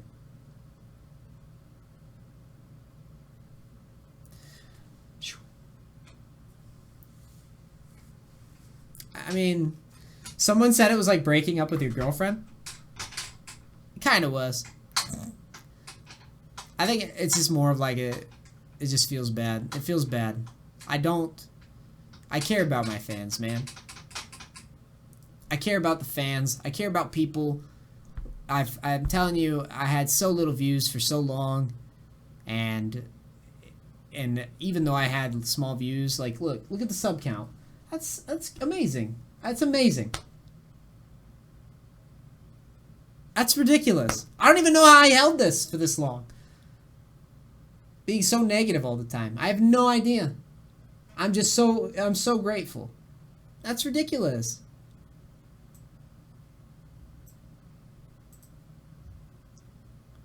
I guess the views are alright right now. But still. That's crazy. And that number was that way for like literally almost a year and a half. It was there for a while. I mean, I had amazing sub count, or at least growing for a while with very little views.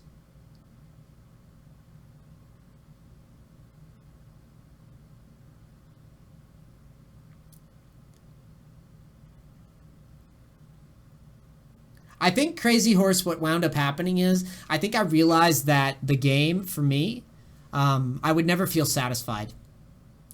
Like, when you play on NA server with, like, fucking 60 or 70 ping, and it's just a shitty server, the ping's not great, you don't really...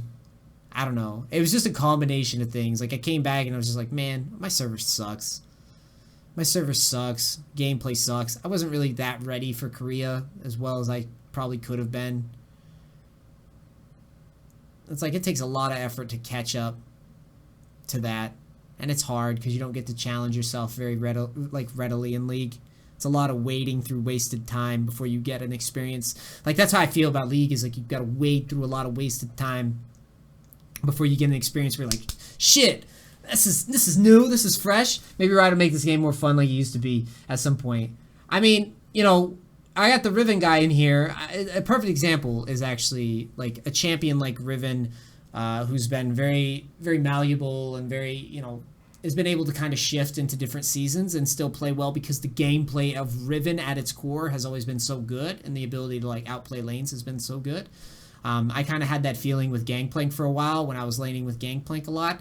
And, it became one of those things where Gangplank was like, he was strong, but he can't, like, that's the thing people didn't understand about GP specifically. It was like no one really had an insane, like, high elo GP win rate. Like, no one. Like, when GP was broken, it was like no one had it. Like, Tobias didn't have a great win rate with it. Like, he made high elo with it, but it was only from mid, really. And no one was really doing it from top lane. And so, like, even when he was in his most broken state, I feel he didn't feel that good versus the other top laners. Like, the Rivens, the Aurelias. Like, those guys would beat my ass. And it's like, something like Riven kept its gameplay pattern going pretty well for a while. And I think that's the thing with League, is that your gameplay pattern is never safe, I guess is what I'm trying to say. Riven player, and this isn't even to flame Adrian chilling here, it's just Riven has been fun to play for a fucking while.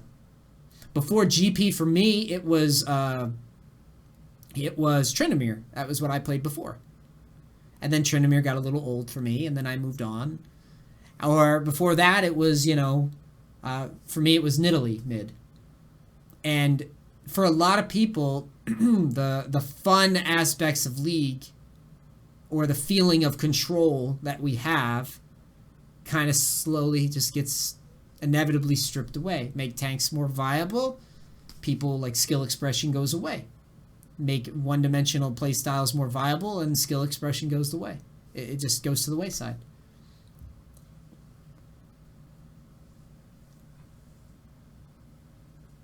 You know what I mean?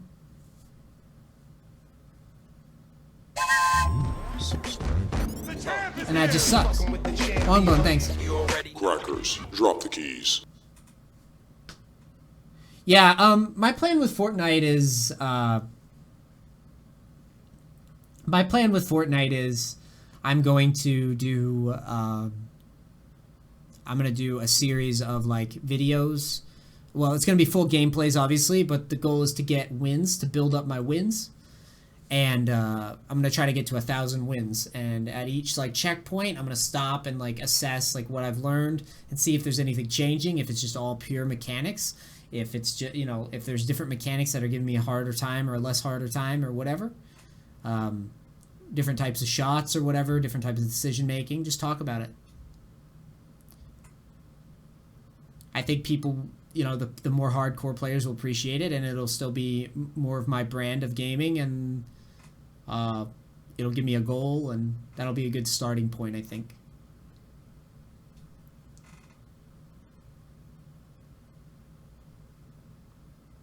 I want to see the game continue to be, or to develop back into more of a skill expression thing, but I don't think it will. That's part of the reason I'm on my way out.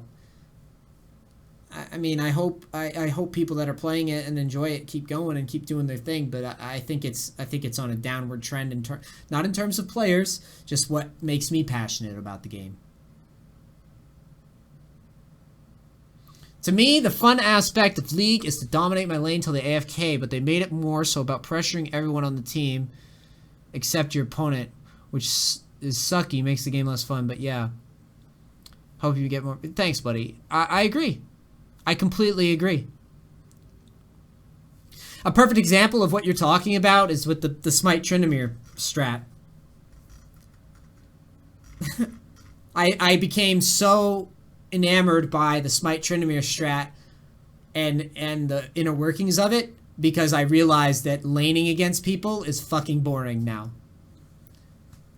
And I had kind of breathed life back into interacting somehow and being more proactive, and I think it's a really good conversation point, dude, because it's true. I didn't want to lane. I don't want to lane.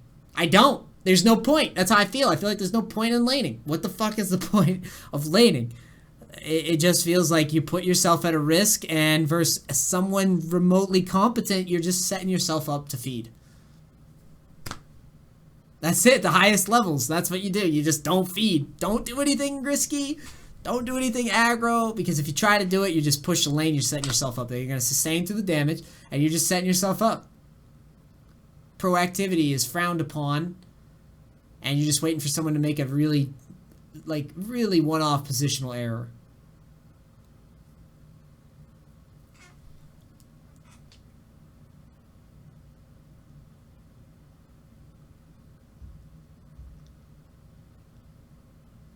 Yeah, I mean, that's true. I don't even, it's true when I play the Tryndamere strat. I don't even fight. It's true. It's a really good point, Adrian. It's good shit, man. It's like I know what the meta is, and I know that fighting is almost pointless. And that's half the time what I tell people in the coaching. Is, oh, that fight looks bad. Don't go for a play. Just go and push a wave. No play to make. That's not how the game's designed. And is that the best way to play League? Is it never, you can never express yourself? I don't think that's good.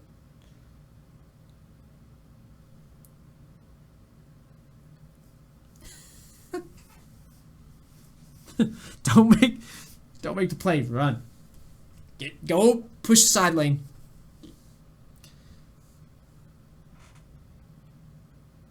Less plays equal less hype equal less wanting to, what are you working towards? What are your mechanics going towards?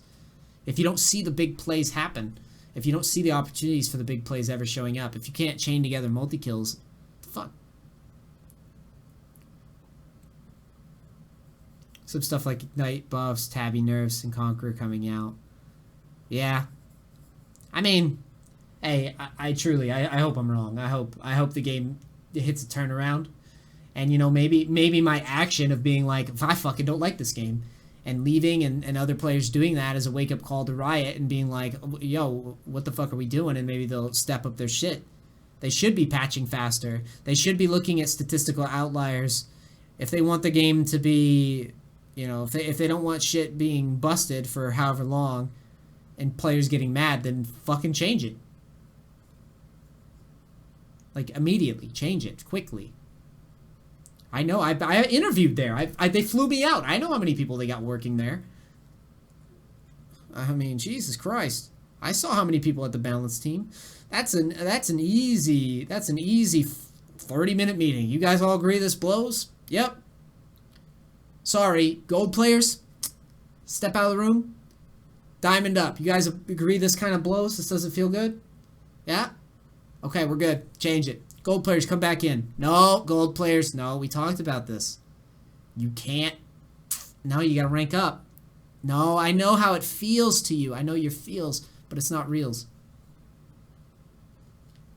That's how I honestly, I know that that's what happens at Riot, though. I know that it's not a gold balance team like people joke.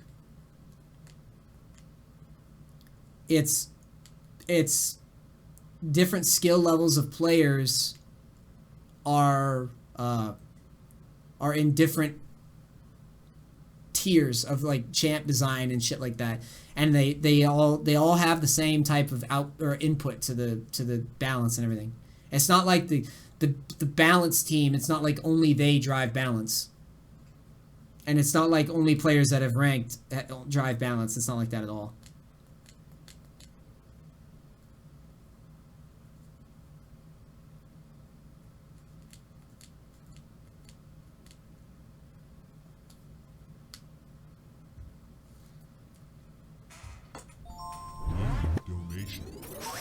Is that a 20? I miss seeing champs like Zed and S. Extension, thanks for $5. Now Miss seeing that was champs like Zed in the exciting. LCS. I agree. Yeah.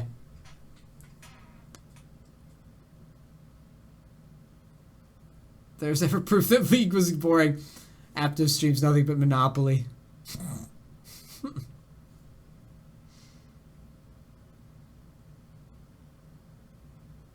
Yeah, Reclaimer, you make a good point.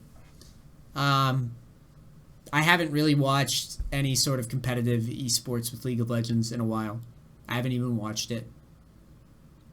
It's because I don't think I'm the players are impressive. That's the sad thing, is I know the players are good, but their gameplay doesn't impress me. Does that make sense? I know that if you added significant skill gap, you would see shit happening, but that's not what the game's about. It's the physical action, animation, gameplay itself is not that impressive to me. I don't know what streamers and pros feel. I can only speak for myself. I know there's many streamers that feel like they can't express themselves in lane, and that's shitty.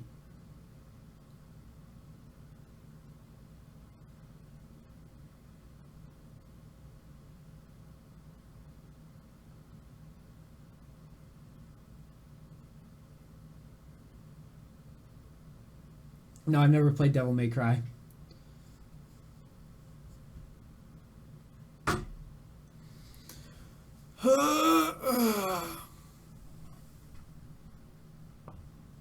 League is turned into chess and people want to watch Mortal Kombat. Word.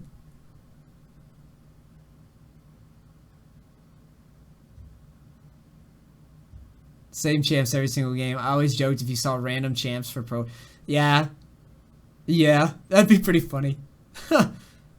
At this point, yeah, that's what would shake up the meta, huh?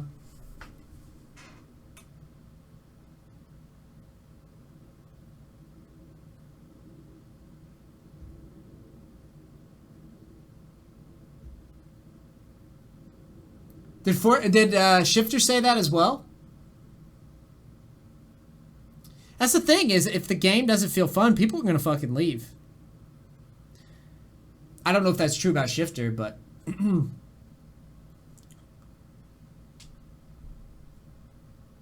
oh, Puyo Tetris, dude. I throw down on some Tetris.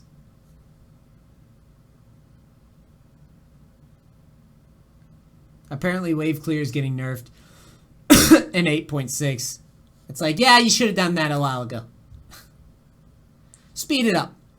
I ain't got time to wait around for weeks and weeks and weeks and weeks and weeks of shitty metas and shitty gameplay. No, fuck off.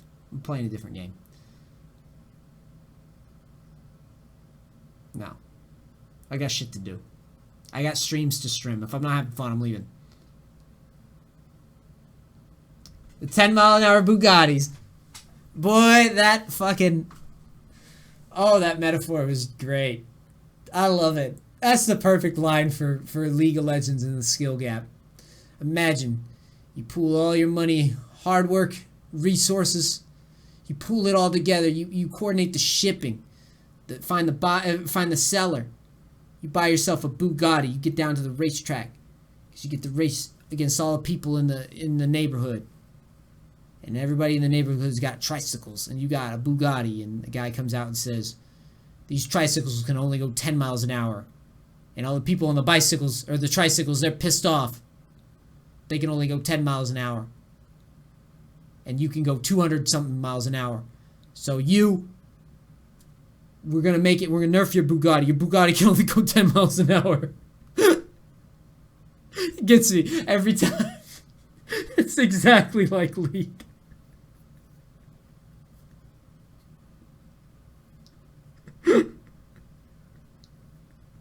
It's so true. I can't get over it. It's just so true, man.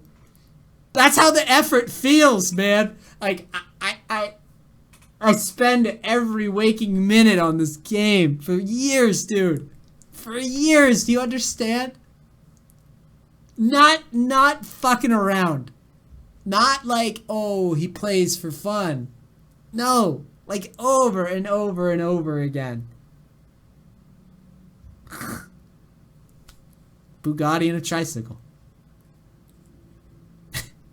Fuck. I can't show for it, you know? That's how it feels.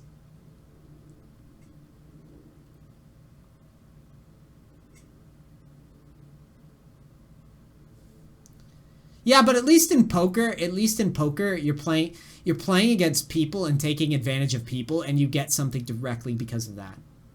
Poker is like League, and I use poker analogies a lot, and I played on Bovada for a while I could. And poker is like, you find an idiot, And technically in poker, playing against good players is a waste of your time. That's a waste of your income or your expected value of, like, how much money you're supposed to get, your hourly rate. That impacts your hourly fucking rate. If you sit down at the table, downswing is like a $10 Bugatti, yeah. A poker table's like, if I sit down at the poker table, table was league players, and I've got fucking Shigit, Yang Sunny, and Liff and Zanarkin. If I got all those guys at a league table or whatever, and they're playing against me, and I've got all the fucking streamers and pros on my side, and there we go. That's a game I could play. We had to put our money on the line. Hey, and all those guys I just named off, they thought they were as good as us, and they sat down at the table with us to play League, and we got money for it. Hell yeah.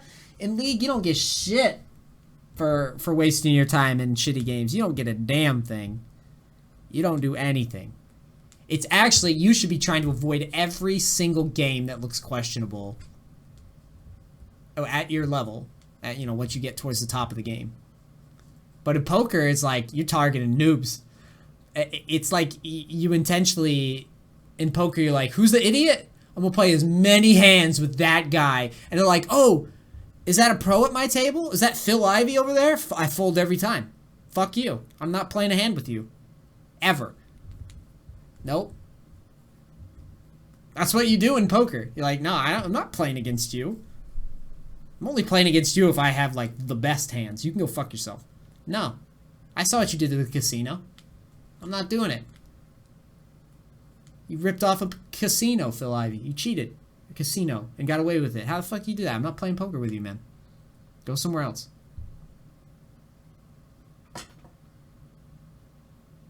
Yeah. Past a certain point, everyone's more or less about equally mechanically skilled. It comes about smarter players, better team. Yeah. You could be effectively a silver gold player and making a living. It's so true, McKellen. I want you guys to read what McKellen just wrote. You can effectively be silver and gold in poker and still make a living playing against bronze players. That is the best fucking analogy for poker versus League. That is the best. That's me. That was me when I played on Bovada. I was making money on poker, and I know that I was trash at poker. Like I was garbage. Just because I just played against people at my stakes, or if I was at a higher stakes, I just paid more attention. I was like, I'm not playing against anybody that looks like they're good. You struggle bus McGee, who's lost like $500 in 30 minutes. I'm gonna hang out in your hands. That's it.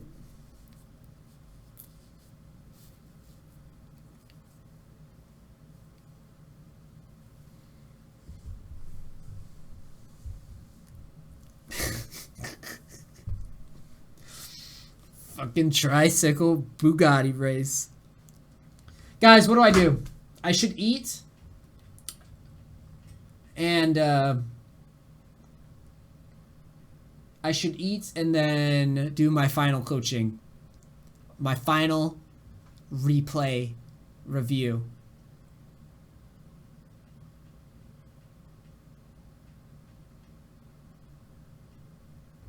And then I think I'm done. After I do that final replay review, I might hang out for a bit. But I think I'm done. I think this is it. Is this how I die? In League? A final replay review? I don't know the numbers, by the way. But it's over like, it's gotta be over like 1,200. I don't fuck it. It could be anywhere from 1,200 to 1,500. I have no fucking clue. I coached a lot. I coached a lot of people. Do you know that? That's a fact. I am the king. I am the king of the coaching. The actual solo queue coaching.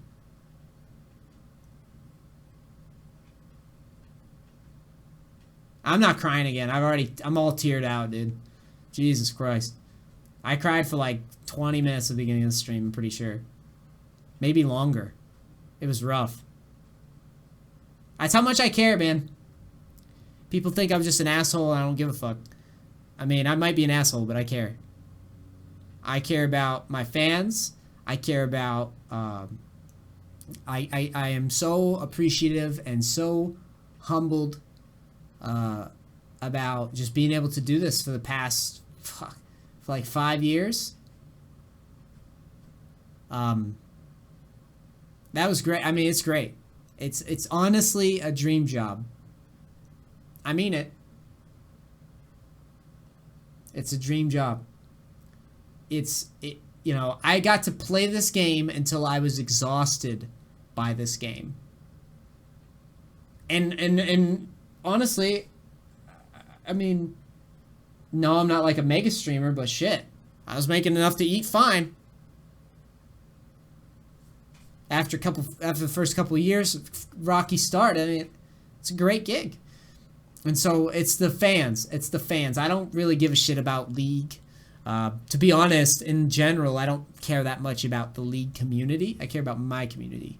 The people that have supported this stream despite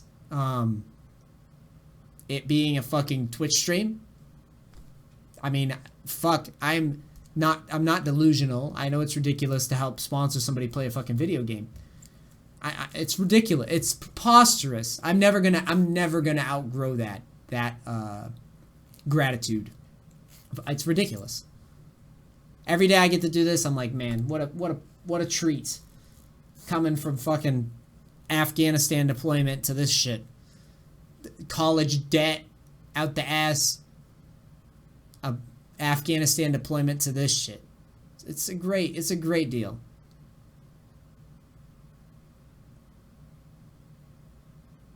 Well, thanks, Hammerhead. Yeah, it's gonna be at 9 a.m. I'm like I said, I'm more passionate about it, so I might start sooner. This has become a job to me. And honestly, the more that I analyze it, the more I'm like, it is a job to me. And it's not a fun one right now.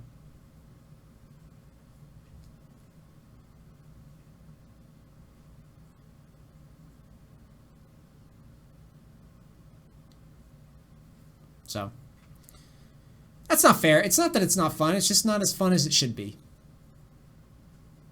Anymore.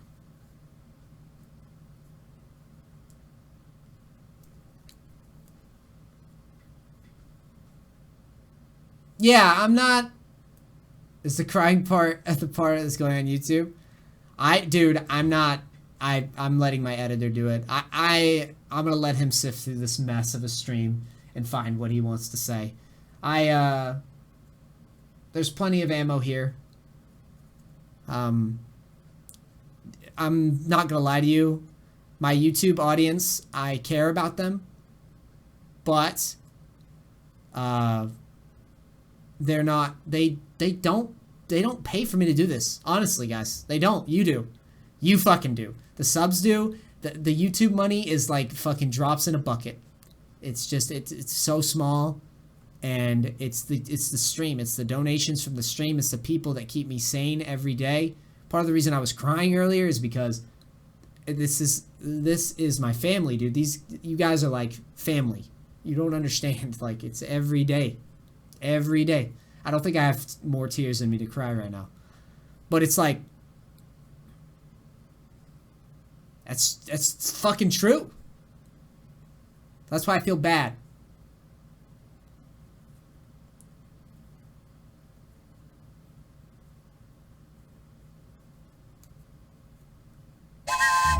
The champ is here! Noodle Cat, thanks, man.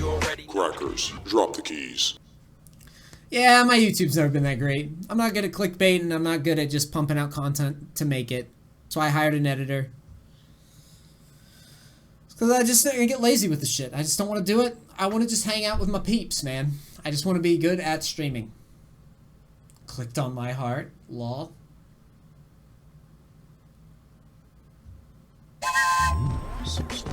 The champ is here! Fucking with the champion. Bailey, thank you. Crackers, drop the I keys. mean, I'm not going to watch that clip right now, Ed. You can send it to me. I'll watch it off stream. Alright, how about this? I'm going to take a minute to eat a salad. To toss a salad. And then, in like 20 minutes, I'm going to do the final coaching here.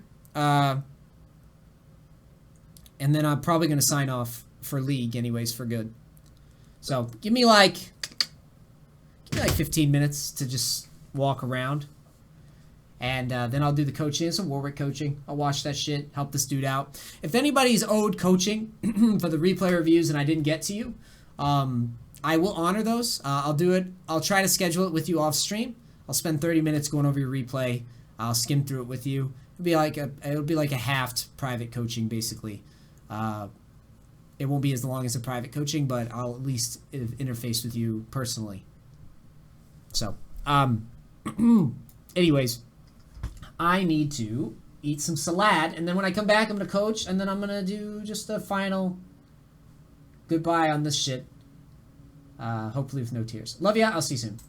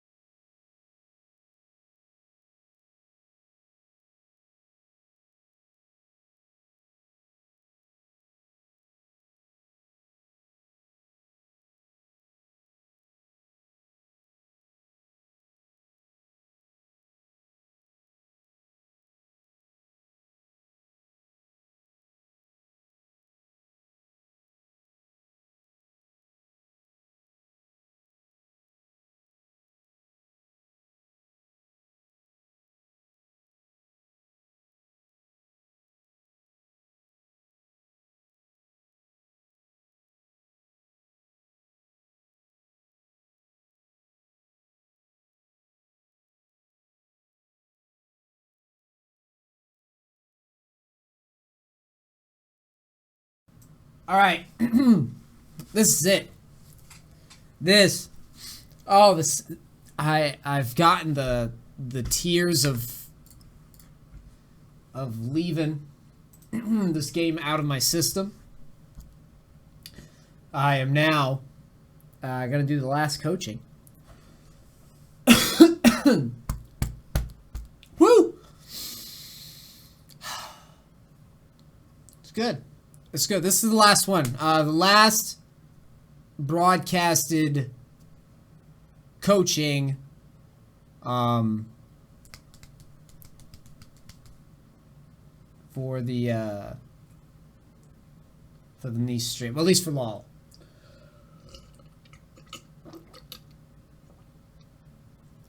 Now, I'm all cried out, dude.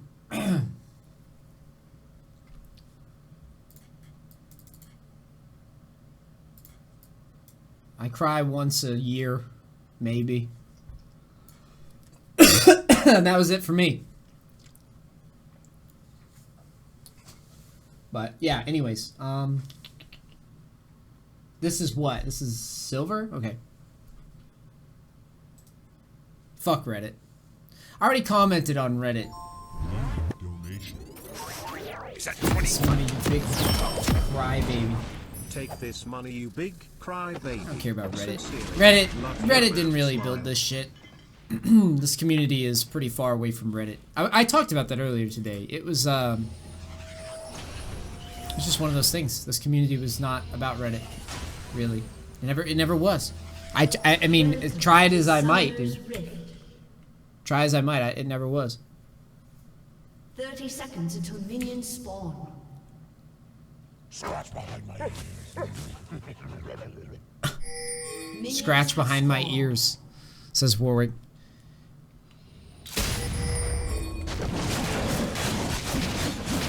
Start blue, no leash. Warwick's OP, dude. Look at this champion. We're gonna full clear. Let's see what happens. Now, normally I yell at people and say do a 3 camp. I'm gonna hold off until I see what this guy decides to do. I'm gonna take this thing out. I don't know why I put it back in. There's no reason to have it. See what this guy decides to do, because Warwick can play alright in bot, like going towards bot lane, because if people get low, Warwick can come and clean it up quick. He's got really fast move speed, pretty easy to execute ganks.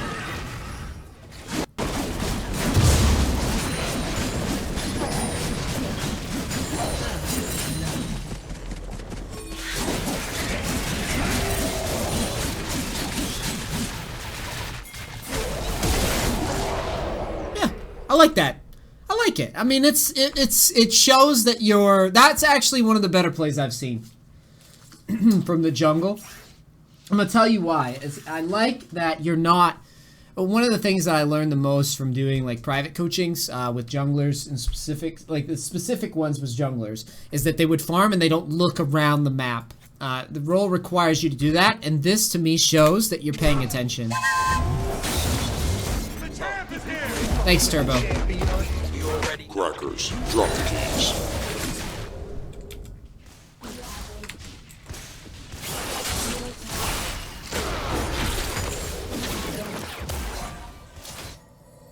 I love that you leave the camp to do this. I think that's good. Crackers, drop the keys. Oh, that's so brutal. That's a brutal way to lose that trade.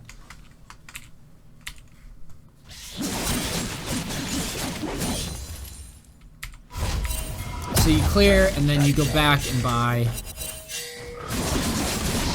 Tiamat. 1, 2, 3.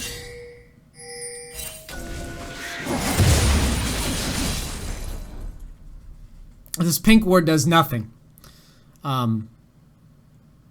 You're facing a Rengar, so think about what he's gonna do. I really like your gameplay so far. This is one of the better ones I've seen. You saw Rengar bottom, and then you immediately went to invade. That's good shit. But let's talk about this ward for a second. Problem I have with it is when you place a ward, and we haven't really talked about warding in a lot of these coachings. Most cases, people have other shit they need to worry about, less about warding. But since you're doing like invades and shit, that I really like that, and it looked smooth. It looked like a seamless. You reacted to what was happening. Put your ward. Think about what Rengar's likely to, how he's likely to path, and place your ward accordingly. For example, when I was learning this game, you could take a pink ward versus like Lee Sin, and you could put it right here on the first clear, because Lee Sin will never go through this bush. Amazing. He'll like just never walk through it. It'll just like never happen. But in the case of Rengar, you know he's going to do that. So instead, try to be creative. Put a ward like here. Put a ward somewhere that he's not likely to go. Most cases, he's not going to go this way. It's very unlikely. Or I'm sorry, he's not going to go this way. Rather. Drop the keys. Thanks, iPlay Games. 28 months in a row. Appreciate it.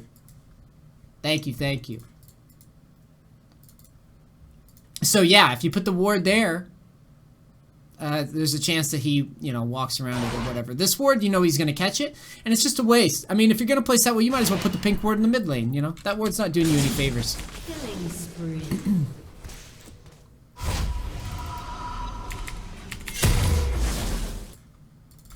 So you path through mid. I want to see that again.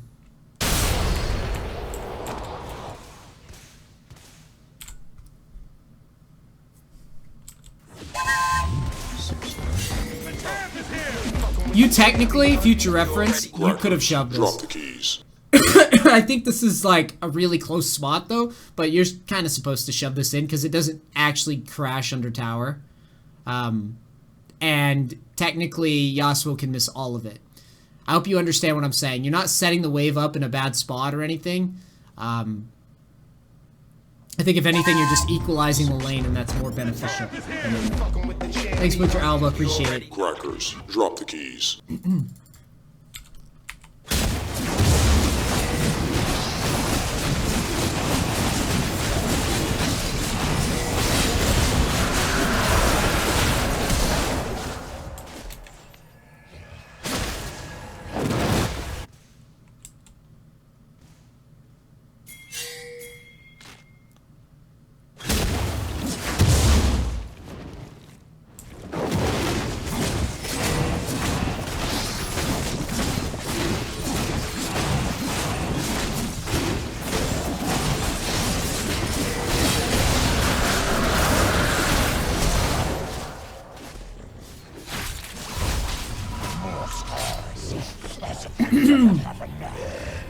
I think that my obvious criticism with this is going to be, why the fuck are you smiting first?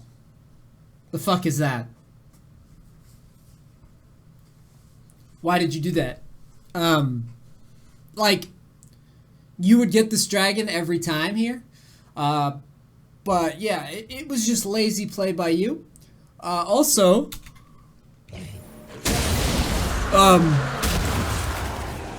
the vision plant means very little in this situation. In fact, the only reason that he gets caught, just to be clear, the only reason he gets caught is because Thresh decides that he's going to help. I'm helping. Notice that Warwick is not spotted. Dragon Take is not spotted. Thresh literally walks over and does it.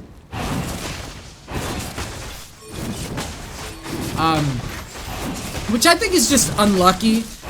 I think that this is just kind of one of those spots where you get unlucky here and you just gotta play it out. Just don't fucking smite early. And try to pull the dragon towards Thresh. Split some of the damage away. If you're ever in this situation, guys, if someone ever comes over here and is like, I'm gonna fucking help you, try to get him to tank it. So pull the dragon out towards him, anything, to split some of the HP so that you're not getting chunked low while they collapse. When you're low and a collapse is happening, that's very dangerous, even if you have flash. See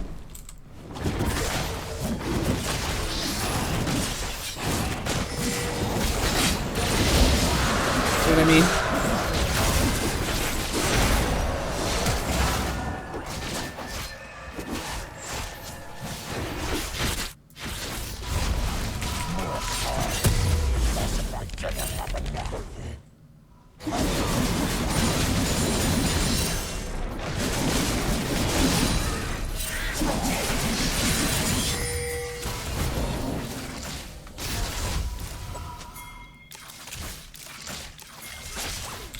Oh god, you have fucking blue smite. Dude. Red smite, red smite, red smite. Last coaching I do. Red smite until it's removed. Red smite. Every time. Red smite. You don't need CC help. You're Warwick. You have 20 million move speed and a fucking suppression ult and a fear. I mean, good god, man. You don't need blue. Make it so no one can fight you ever. No one can deal damage to you. That's way more important.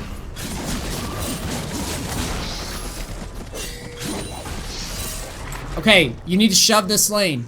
Fuck walking down to bottom. Shove this in. You've already fucked the lane up. At least... Yeah, no, this is already pushing out. In my opinion, just shove. Oriana's gonna miss a chunk of farm anyways. Just shove the lane in, and then start rotating down.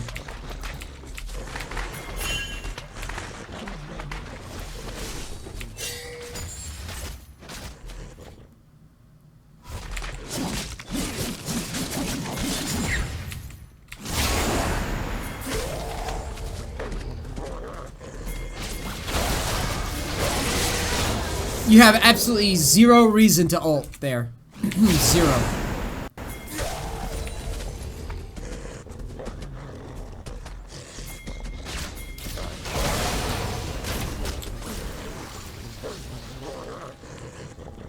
Turn on your E. Just turn your E on. And then play it out. I'm not a fan of using the R right away. Make him, like, force him to do the R.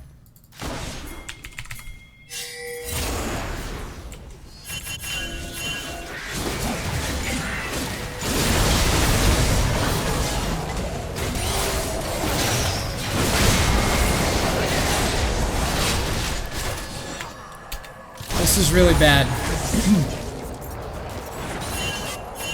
R for kill. That shit is still so funny to me. R for kill.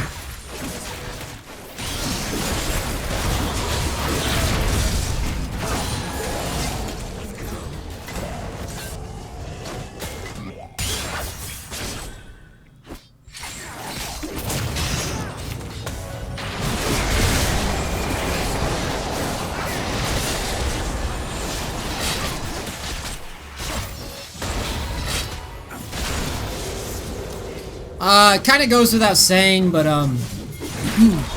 there's no need to try to peel anything there. Just let your teammate die.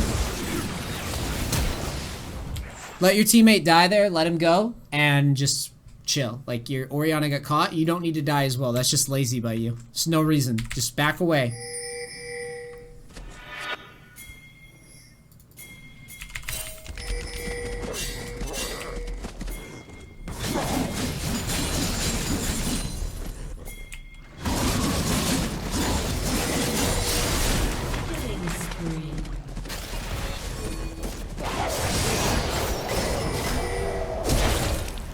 What is going on?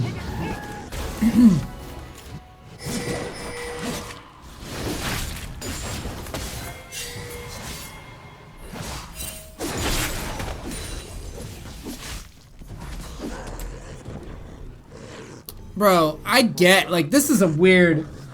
This is weird. This is like... I don't know, man. I feel like... Just clear the wave, dude. Just clear the wave. Just clear the wave, kill Rengar. Use your challenging smite on Rengar and just kill him. This is way... unnecessary, in my opinion.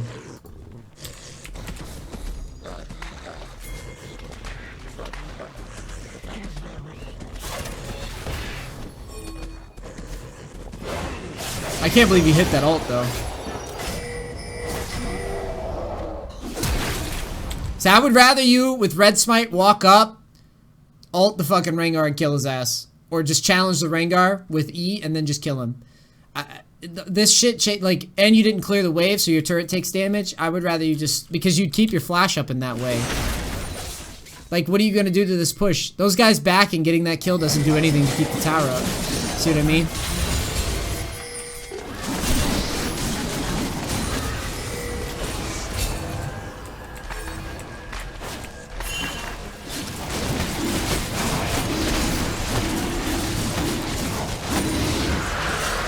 get Infernal. Now shove mid. Okay, shove mid. What are you doing? This is a mistake for sure. Your open's not that bad. Your mechanics aren't that bad. Why aren't you shove? Like, Yasuo defends mid. Tower is there. Shove mid. Hit this. That way you can shove mid. You force Rengar to respawn and stop farming. And then you can go and dive him or take his jungle. This is not a proactive move when you get this kill. This is a reactive move. You know?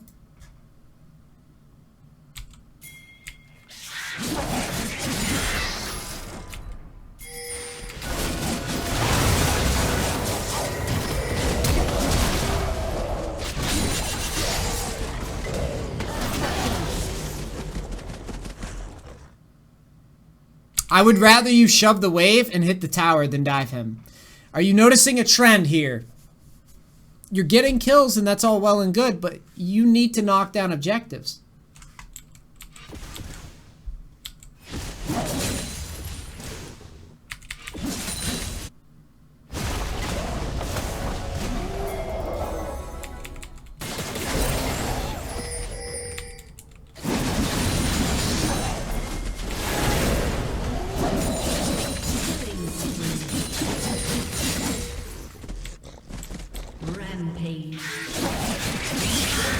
Go kill Yasuo. He's level 9. Go kill him. Where are you going? That's a level 9, or now level 10, but you're still level 12. You've got to make a plan other than just find a kill that's free with movement, like 1 million movement speed. Literally just run at this guy. Walk at him. If he stays in lane, kill him. Push him in and kill him. Use a red smite or something.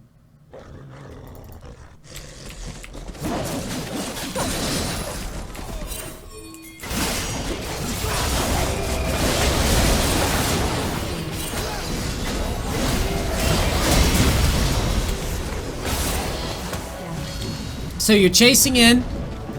No ult, no smite up.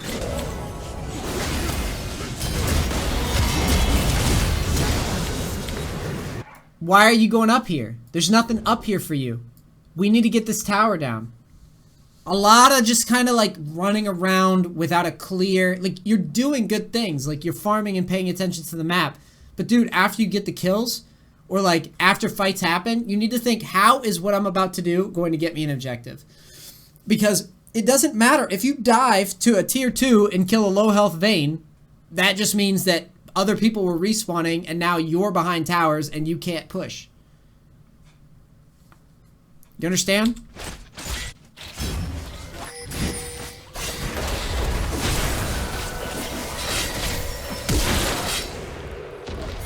Shut down. Red team double kill. Red team's turret has been destroyed. I think it's weird that you don't buy boots. This is an all AD team. You need tabbies, bro. I would recommend dropping the Giant's belt and trying to get to tabbies sooner. Yeah, you should have definitely got tabbies sooner this game. That's huge, actually.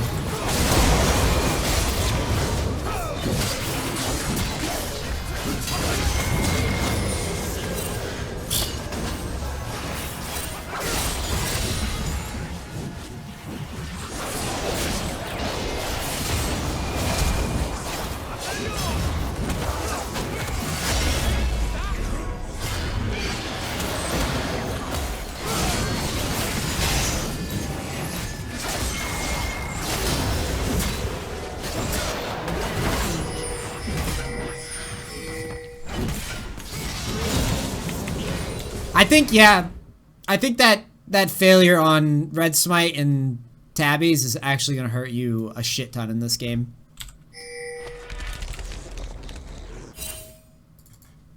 Blue team's turret has been...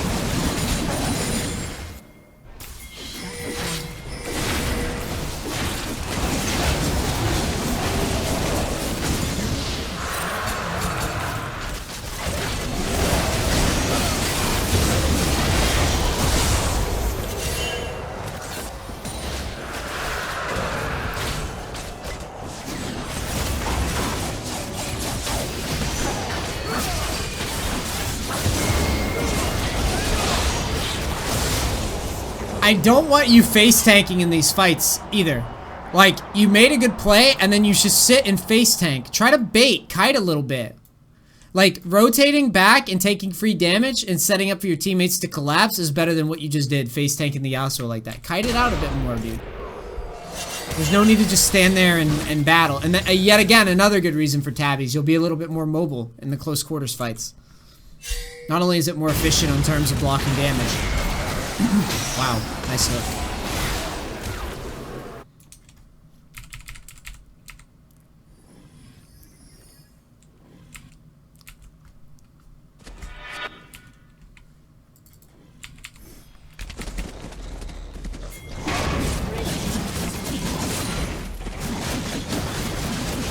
I really do hate this build. I don't harp on itemization very much, but it needs to be harped on this time.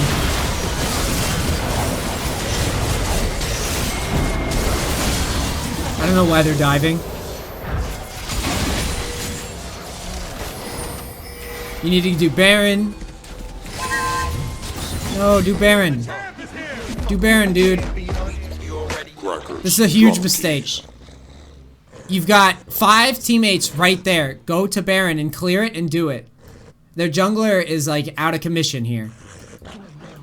And that, like, yeah, he can show up and steal, but you want a pressure Baron here.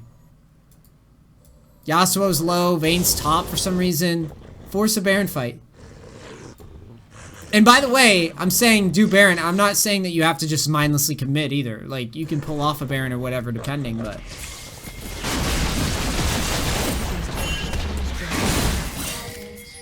I think that even if you guys don't do Baron, the fact that you don't clear the vision is probably, like, they shouldn't have a ward here after you'd won that fight. That's your responsibility. A lot of this replay is you not understanding that the plan is to do things that equal objectives and objective control. Putting pink wards down, like here, you look. You have an upgraded sweeper, even though you're level 14, and well, you do have pink wards, so that should be dropped in there. Look at how you're doing this. I'm not in love with that, you know?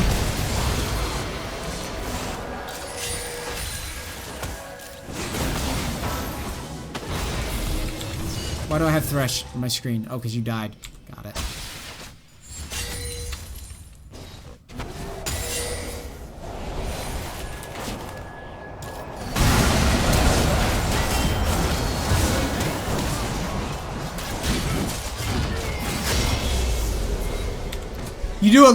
You set yourself up a lot in a very, like, feast or famine way.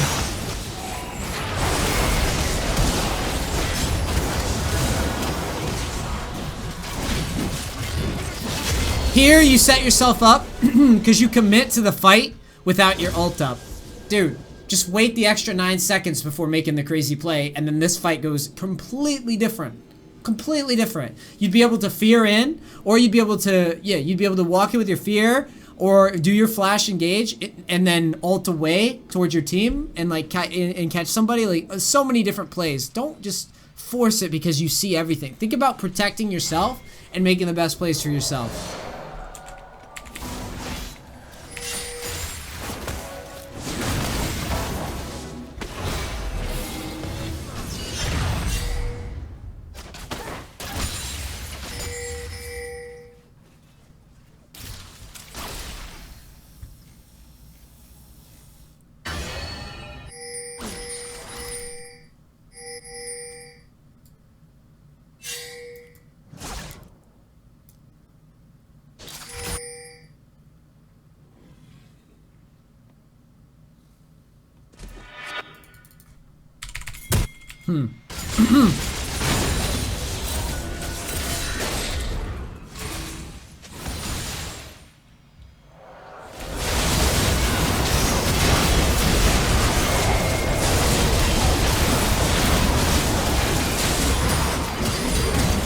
Alright.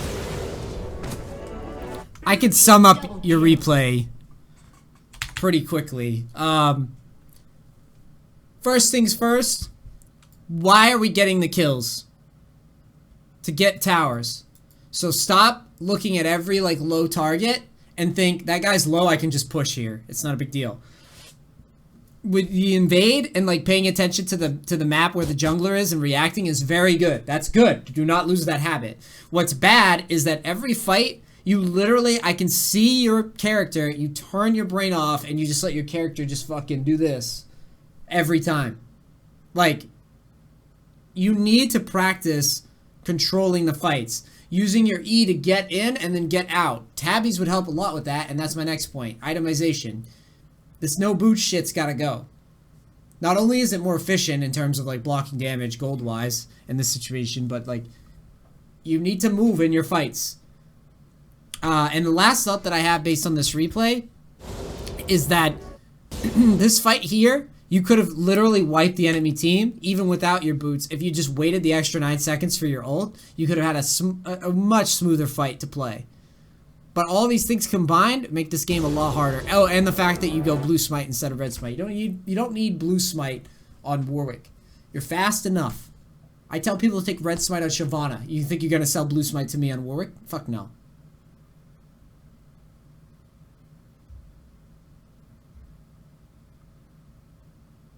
So, all these things together, I think you have some good framework down. I don't think that this is all trash, but you are making some noob mistakes of like, I need to chase the kills. You've got the no boots thing going on, dude. Scrap that. It's not as cool as you think it is, and the typical blue smite shit. And then obviously clean up like, I'm not fighting without my ult up. Like, you need to program it in your head. You don't need to try it. You don't need to experience doing it without. You need to just, I'm not going to fight without my ult up. And then, like, that would clean up a lot of your errors throughout your games like that there. Like, you just don't. You can peel without your ult. You can play defensive. There's offensive moves and defensive moves. When you don't have your entire, like, arsenal of moves, you can use the small side of what you have to say, I'm just pushing people out. You can fake aggression. You can walk in and walk out. You can do all sorts of stuff, but you need to know, like, I don't have my ult up. You don't just fight and then go, shit, where's my ult? Like, that's noob shit. I make that mistake. I go, wow, that's terrible. Right? That's what you should be thinking. And you clean those up, you'll have a lot better results throughout your games. All right? Dude! Where's that, what is that? What's that song?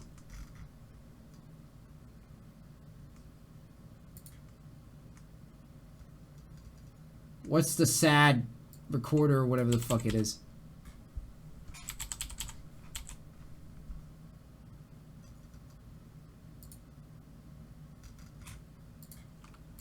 Where is it? This is it, boys. This is the classic. Yeah. Yeah, there it is.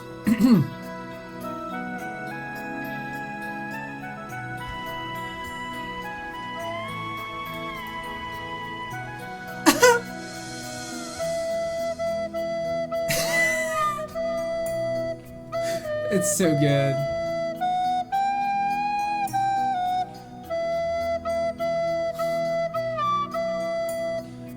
This is it. That's it. We're done with league coaching. That's all.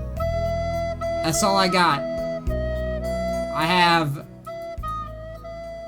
I think I've done this now for a couple years. I think we coached somewhere in the realm of 1,200 to like 1,500. I don't fucking know. It was a lot. A lot of coaching. And that's it.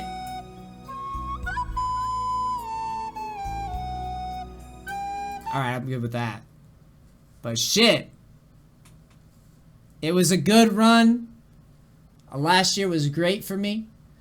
This year started out, you know, it's fun. Made good money, but it's not about the money. We gonna be moving on. On to the next one.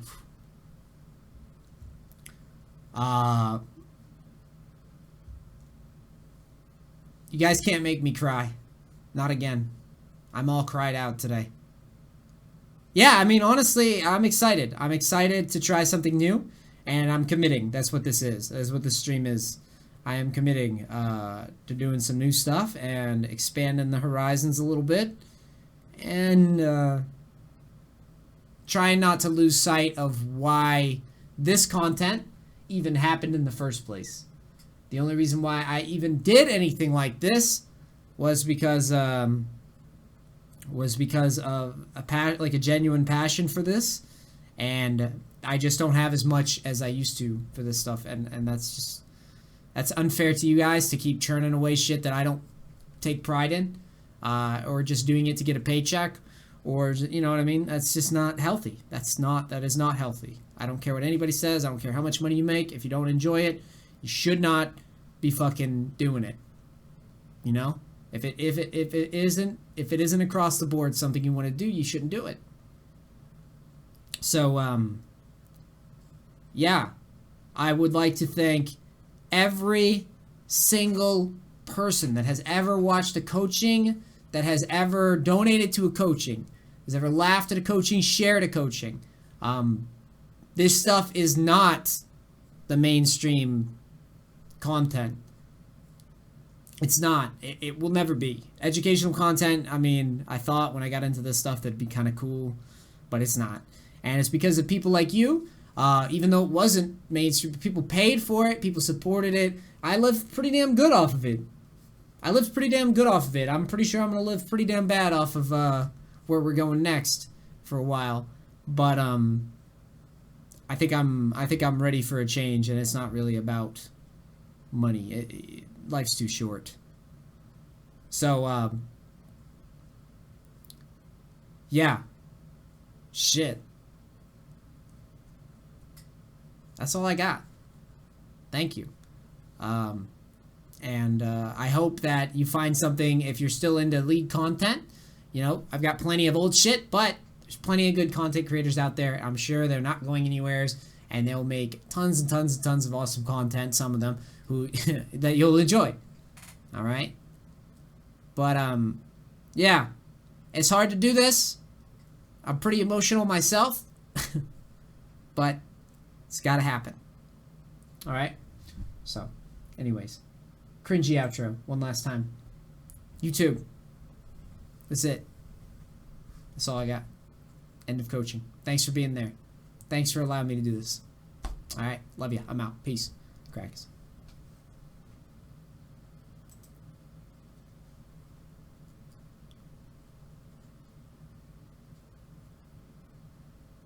Well, it's Friday. I have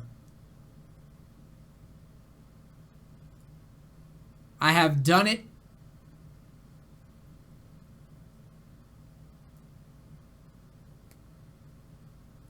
I have done it all.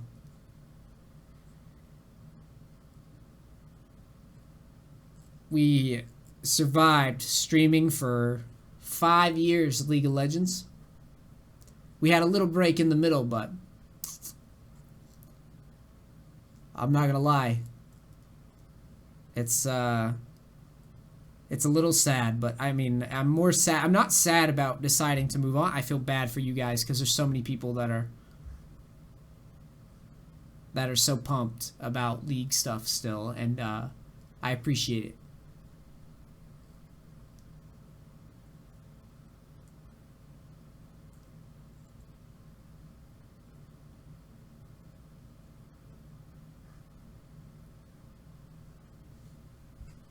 Shit, man. So, I feel like sitting on this stream is just going to prompt more emotional behavior. I'm really tired. I'm exhausted. But I'm ready to move on. So, I think I'm going to sign off here today. I'm going to let my editor do the rest for clipping some of this stuff for YouTube. Like I said, the people that are here, you know it's me. You know I pretty much stream for you guys, my fans, and I hope many of you come over. I get it. If you don't like Fortnite, that's cool. That's cool. Keep doing your thing. But anybody that wants to be a part of that grind, you're welcome to join up. It's a different game. Definitely a more positive vibe, better community, in my opinion. just a more positive community, and that's kind of what I'm looking forward to, you know.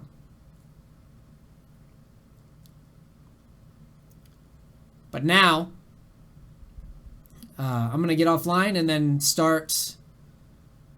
Well, I think we might be popping our head in for a fun little Minecraft stream later. But on Monday, I intend to start beating people's ass in Fortnite.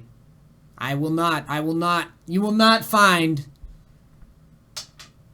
many streamers better than me at this game when I get going. And that's my word. You guys will enjoy the content there. You will watch the stream. The stream is in better quality now, and the gameplay will be top notch. Okay?